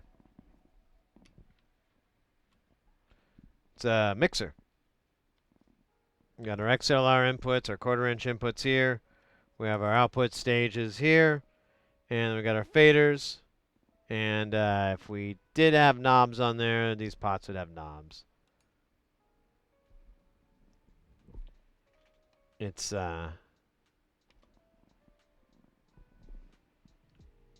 good stuff. We fixed it. Well, I got it a while back to repair some water damage, and it did like so you can see these blue caps here. These are the ones that we had to replace. A lot of damage there, and but that was all good. But when I did it, I don't know. I guess I just kind of got I don't know, learning experience. But either way, for some reason I replaced all the faders just to do it. And somewhere along the way, I killed 2 channels. Um, their input voltage protection thing got destroyed. Where'd I have it? Yeah, this section here got destroyed. But oddly enough, just on pin 3. on 2 different channels next to each other. But yeah, this was all. It was bad. It was oh hell on earth. Anyways, we recuperated through time and song and tales of our countrymen. Once, but now we got channel 2 working, and we basically fixed channel 1, but channel 1 doesn't work anymore because I took the parts I needed from that to get channel 2 working. I did order the parts that we're going to need, and they'll be here, and we'll drop them in.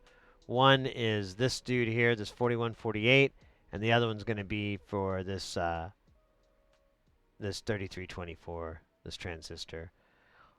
It kind of works, but it's all lopsided, and it messes up the symmetry and stuff on the end, so you don't want to use it. But yeah, you know, you learn some, you win some. Know when to hold them, know when to fold them.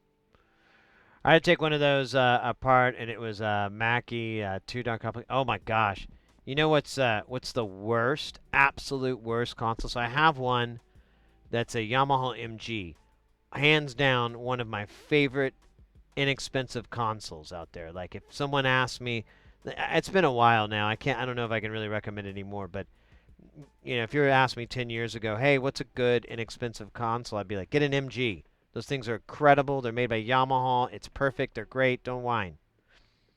So I have one because, you know, I practice what I preach. But the faders are really bad. It needs a bunch of cleaning and so forth. So I took it apart. That operation of disassembling it took well over an hour just to take it apart. And it takes over an hour to put it back together. It is unbelievable how over-engineered the assembly is. There's just so many damn screws. So many damn screws. It is unbelievable. I think there's at least 100. And it's all to hold the board in place, hold everything in place. It makes it a tank. It's a good design, but oh my gosh. I've not worked on it. I haven't fixed it. It's been broke. It's still a piece of shit. I haven't mixed it because it's like, well, I really want to. Do I really want to lose 2 hours of my day? I'm only on this earth for so long, and I feel like I'm gonna really be bummed out about those 2 hours. I'm gonna be like, you know, on my deathbed, and they'll be like, "Is there anything you regret, Sid?" I shouldn't have fucked with that Yamaha. The what? The Yamaha. It was a waste of time. I should have used Fader Lube. And then there'd be like a beep. And then like whoever was talking to me, hopefully somebody I know and not a hallucination. They're like, "Oh, he's gone." And then they're all upset. And then they have this really cool funeral, but it's like a New Orleans funeral. They got the, you know, like big band shit. And, you know, maybe a little bit of nudity, tasteful nudity. All right. I'm not talking about, you know, anything gross. I'm not talking about, you know, none of that. None of that. Tasteful nudity. And,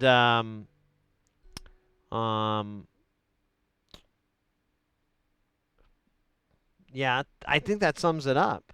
I think that's what would happen. Yeah. All right, nailed it. It's a good deal. Rosebud. I know I grew the mustache so I could do Rosebud. I'm not joking around. Well, okay, it's not the reason, but it's a reason. I was like, oh, I can't wait for me to get this, like, oh, nice enough. And then I'm just going to do a close-up shot. Rosebud. It's going to be worth it.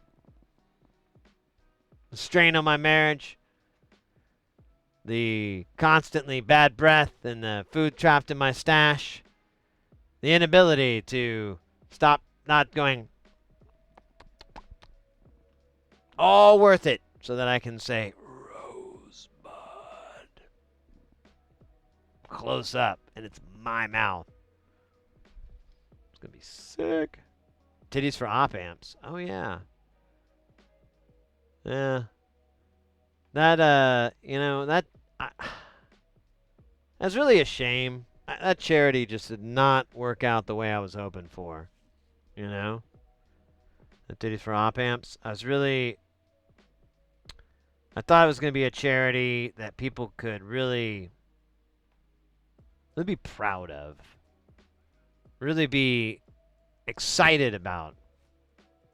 But fact is, I was only half correct about that.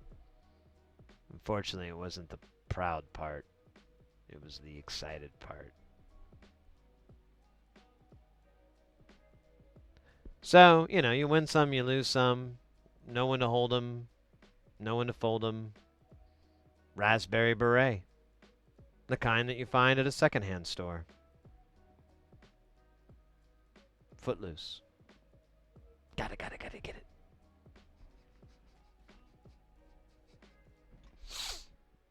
Sorry, I'm doing my brand of comedy I call Is He High?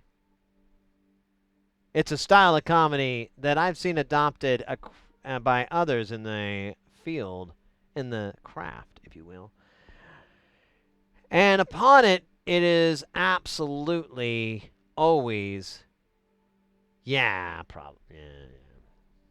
I mean, it's just the way. Some things will never change. Don Henley. Doodle-doo, doodle-doo, doodle-doo. See, I can't stop doing it. It won't stop. Like disco.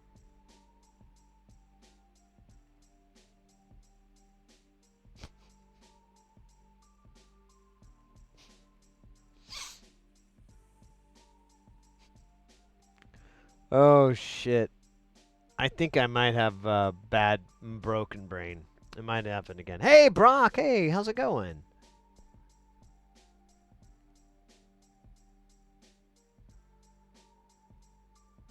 Op Amp pasties. The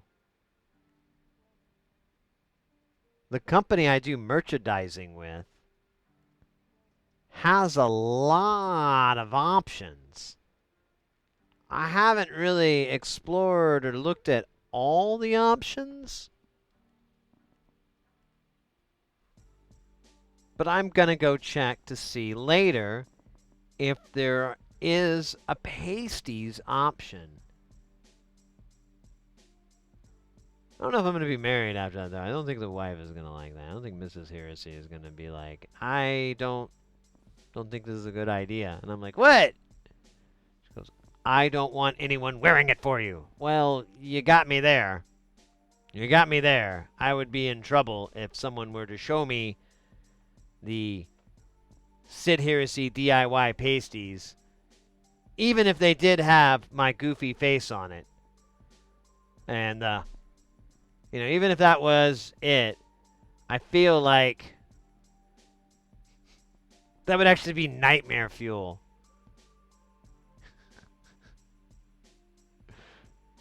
Can you can you imagine?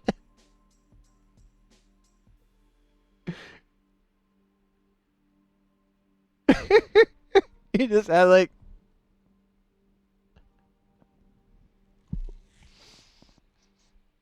yeah, I think you know what? I think the funny would outweigh the possible conflict of interest relationship stuff. Yeah, there you go. Thank you, Doug. I was couldn't get it in my head right.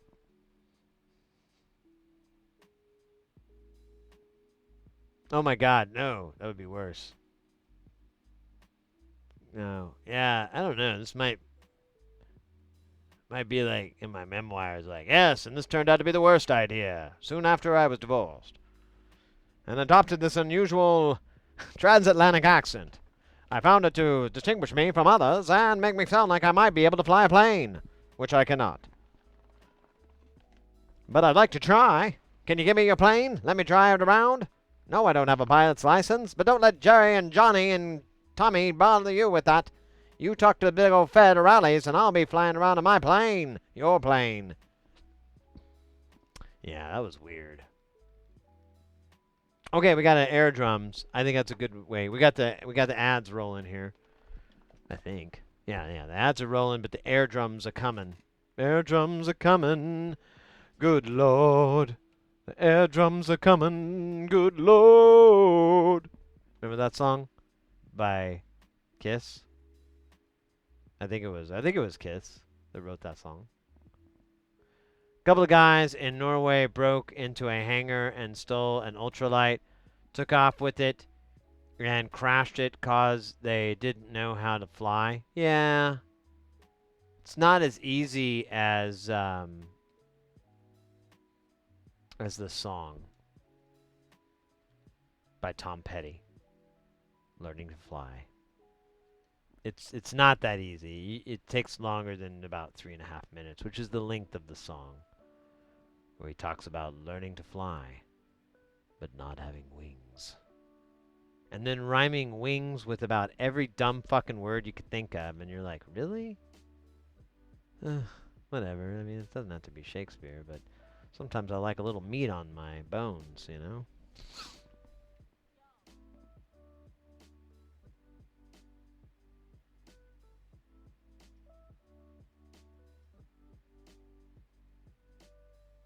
Oh, yeah, those ultralights are really expensive. I looked into that a long time ago. My dad was adamant that I couldn't fly one because when he was in college, he knew someone that flew it, and he was there. The guy flew it into a power line, and it killed him. And so he was right then like, yeah, I'm not doing that. And then when, his son, 15 years, whatever later, was like, I want to do that. He's like, nah. I'm going to tell you the story about how I witnessed the death of a man who said he liked to fly those ultralights. Let me describe it to you in almost PTSD level detail. There I was, enjoying a beautiful, and then it was like, he told this whole fucking story. And yeah, TLDR, the guy, like, he didn't do well. We'll do that. I don't really want to get into the details. It's messed up. It's pretty fucking disturbing. So I was like, oh, I guess I won't fly an ultralight unless I live in, like, New Zealand or some shit.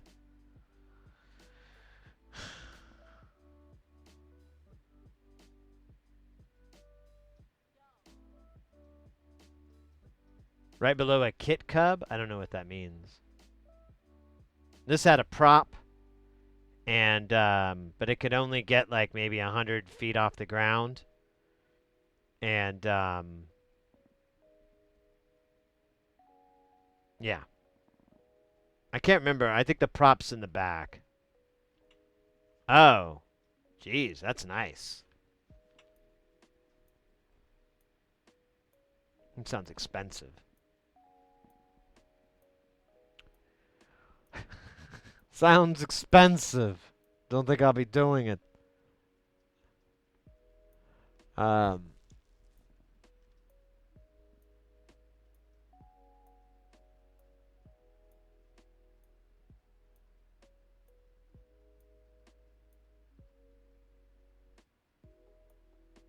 Let's see what's up here.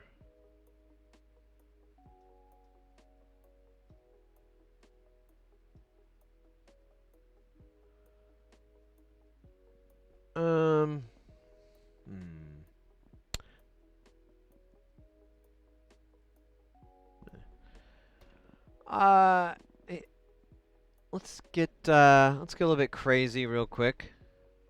Remind ourselves of who we are and where we came from. Yeah, much better. And, well, oh shit. Well, if you don't know what to do now, I don't know what to tell you because it's time to get rocking.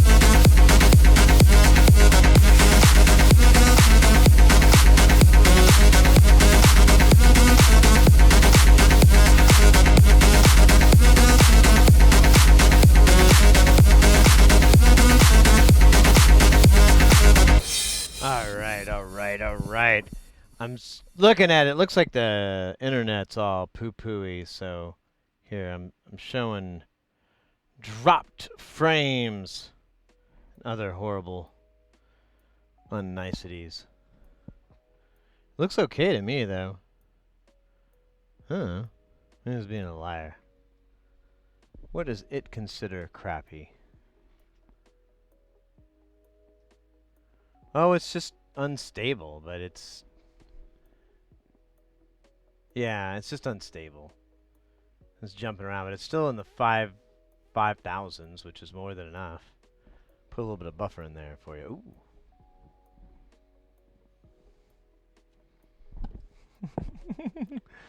Axe Jethra, thank you so much. Wait, was it you that did that one? No, no, no, no, no. Wait a minute. Maybe. Well, let me see. Let me see. Oh, we got it. I got to hydrate, which I think I did. Pretty sure I did. And I didn't do a stretch from Illuminated Sea. I feel so bad. I don't even know if they're still in the chat. I'm gonna give them their points back. I think I might have done the dab for Raven, but we're just gonna do that again just to be on the safe side. We did do the air drums. And there is another dab from Axe Jethra, and there is a dance party from Axe Jethra, so I guess it is what it is, you know. Let's get some of these dabs in real quick, just so I can keep it. You know what? Let me keep the glasses on. Makes me look cool. Makes me look young, right? We love looking young. Well, unless we're young, then we want to look older. It's the paradox of life. When is that moment that you are the proper age that you want to be young and old? That time will never come. It is the paradox of time. And it is like an unmovable mountain. Not to say there are mountains that you could move, but there are people who would move mountains. I am not one of them. I am but a simple stoner.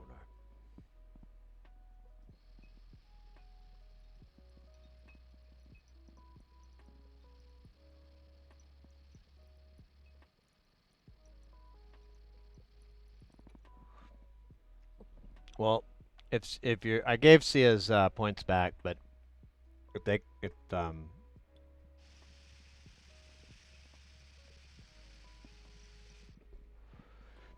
pop back in or whatever, I'll definitely do whatever the heck it was. I forgot what it was. Oh wait, that's one. I got another one.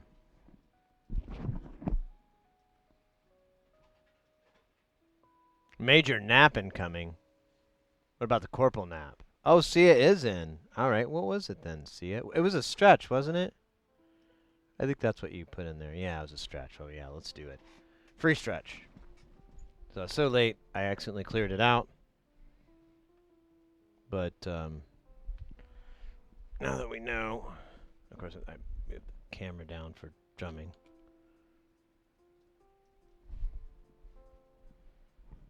Oh yeah.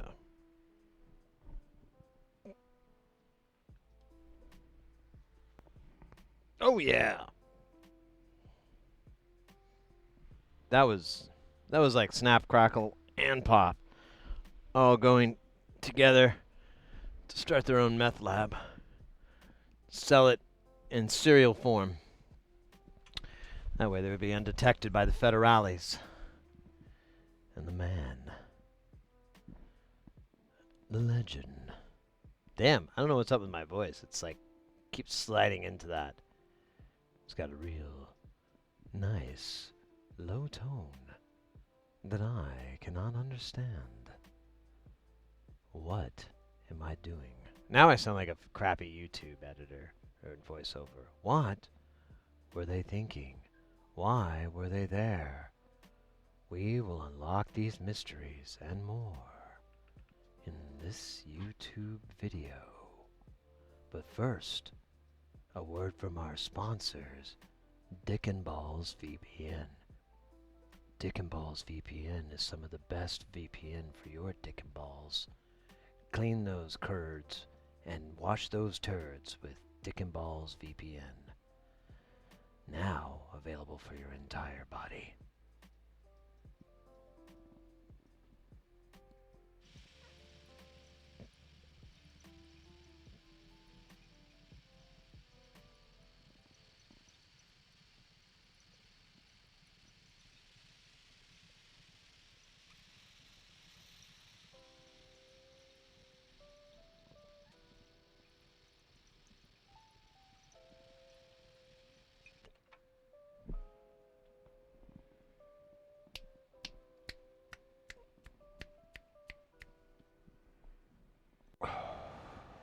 That was awesome. I might have overstated it, but it's still cool. Kool-Aid man through the window. Yeah, there you go. Through the wall. Damn it.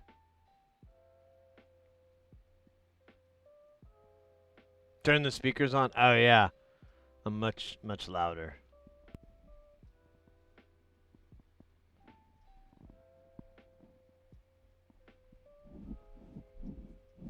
Oh yeah, sound clip.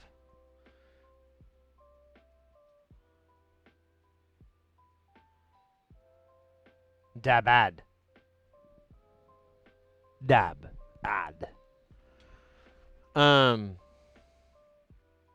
Yeah, I don't remember what that sound is, to be honest. I know what you're talking about.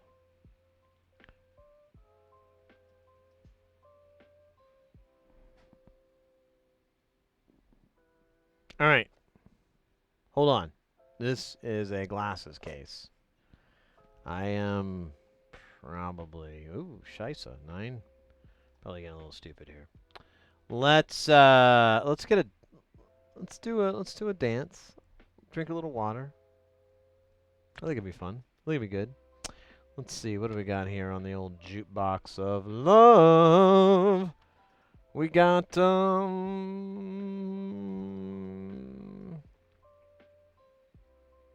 I like this one. We're gonna do this one.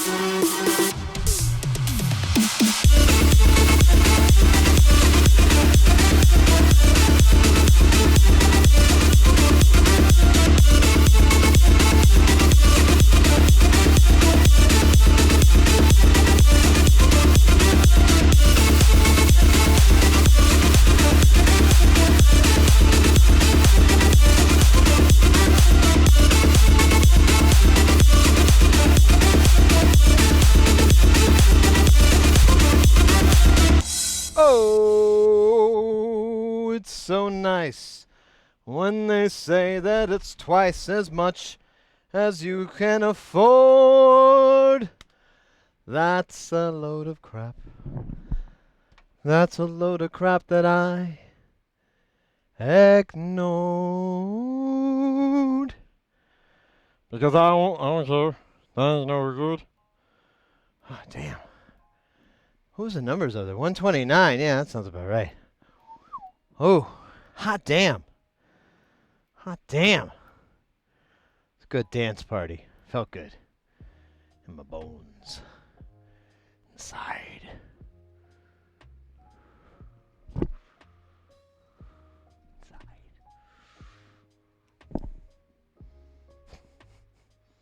You know, the glasses and the mic, I kinda look like Madonna. Just a little bit. You know. Like around the Vogue era. I wonder if I have a pointy bra I could wear. I think I threw them out, you know? Once my pointy bra phase came and went, I just had to, I had to let that part of me go and just move on, you know? It's something to do, you know? I did the same thing with my Barbra Streisand wigs and my Tina Turner tights, my Don DeLuise suits. I had to get rid of all those. That was like a weak thing too. So I should have known better, but I had some money in my wallet and I was like, I'm gonna look like Don DeLuise. And that's actually not as easy as it sounds too.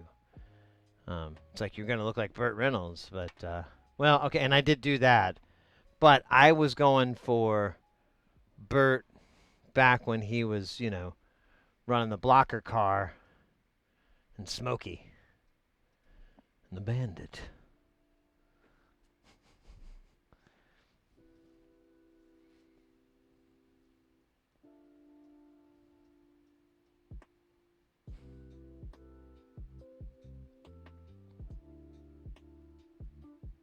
Sell you a timeshare. Oddball, why do you go on vacation? Let me ask you a question. Why do you take vacations? To relax.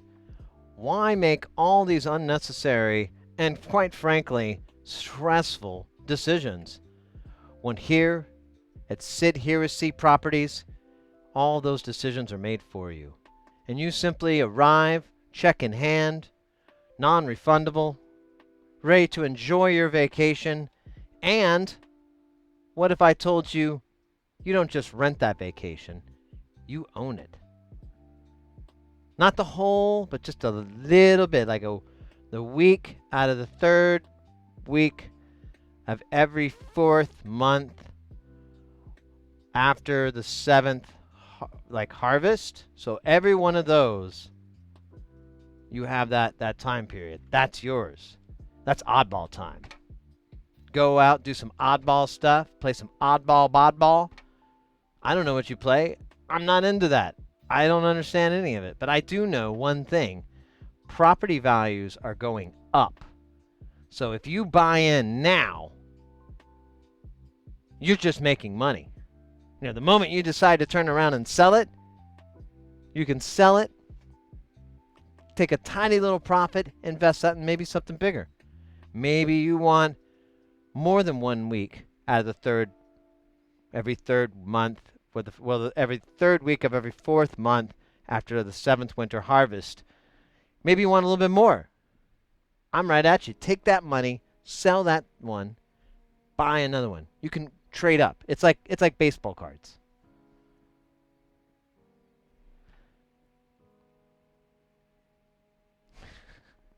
All right, I'll stop. Because that gets really real. I actually did have a job in which they wanted me to sell timeshares. And I was so desperate for work that I was like, well, I don't have anywhere else to go.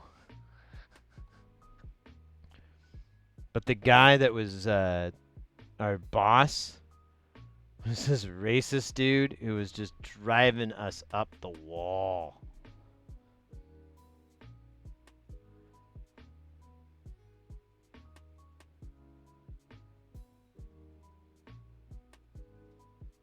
We were like, oh man, do we need money that bad?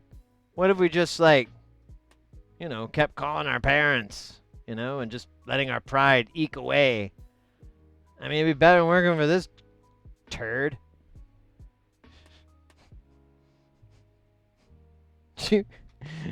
Oh my God, yeah, it was awful. It was a weird time though.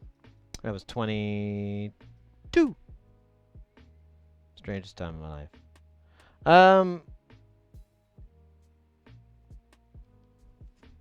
Wait a minute.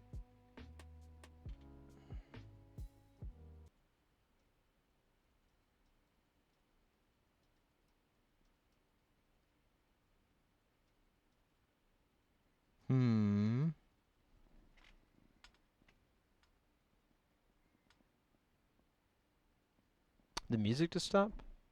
Oh no, our internet's good. So, oh wait, I hear it. It's just quiet.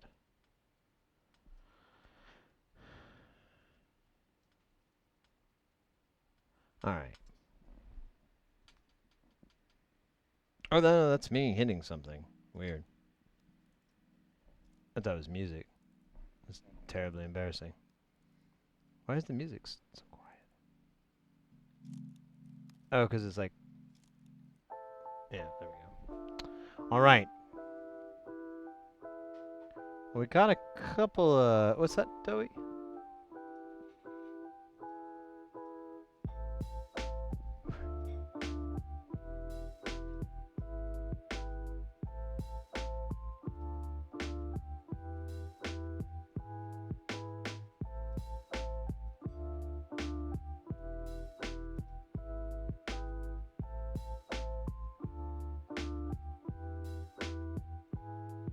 Yeah, yeah.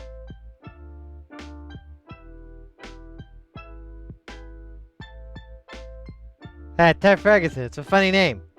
Hey, come on. Say it out loud.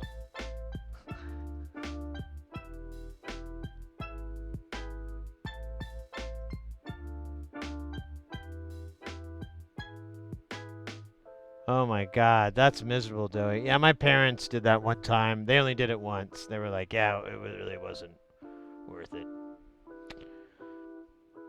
It was pretty brutal. All right, guys. I got a jet. I'm hungry. I'm a little tired. Got some more streaming to do tomorrow. So, you know, figure I'll probably save a little bit of gas in the tank for then. But I got some more electronics for you guys. We got a, we're going to raid Yakigam.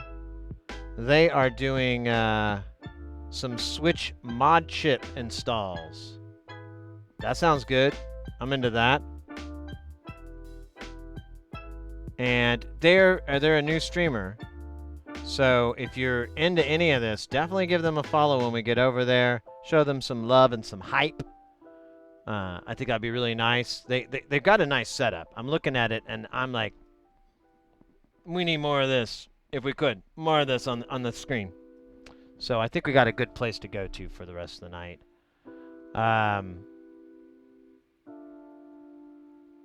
Yeah, exactly.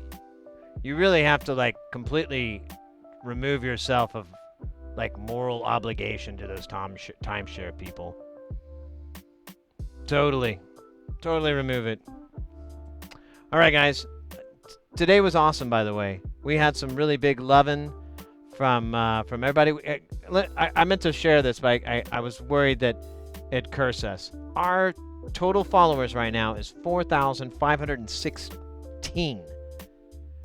I'm hoping, my goal, my little secret inside goal is I'd love for us to crack 5K by the end of the year.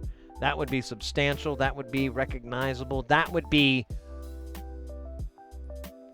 5,000, really. So we're getting there. It's definitely plausible. If not, I don't know what to do. Studying literacy, yeah, exactly. Yeah, totally try to like get more than your money's worth. Baby batter, there you go. That old chestnut. All right, guys. Thanks so much for a wonderful night. It's been a lot of fun. We'll be back tomorrow. We'll do some more We talked earlier about what we'll probably work on. I'm gonna go check on some of those things. Put what I got here away for the time being until we get back to it. And yeah, thanks a lot, guys. Again, what a wonderful night. I'm sorry, I keep repeating myself. That's bad, but I can't thank you guys enough. I really had a great time.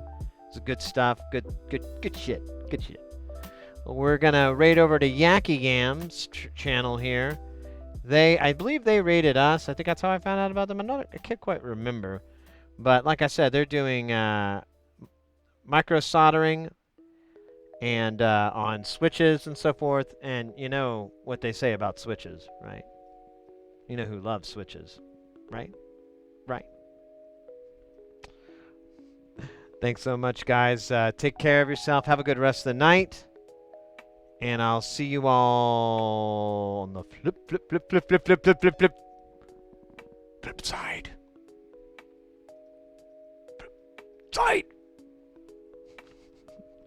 Take care, guys.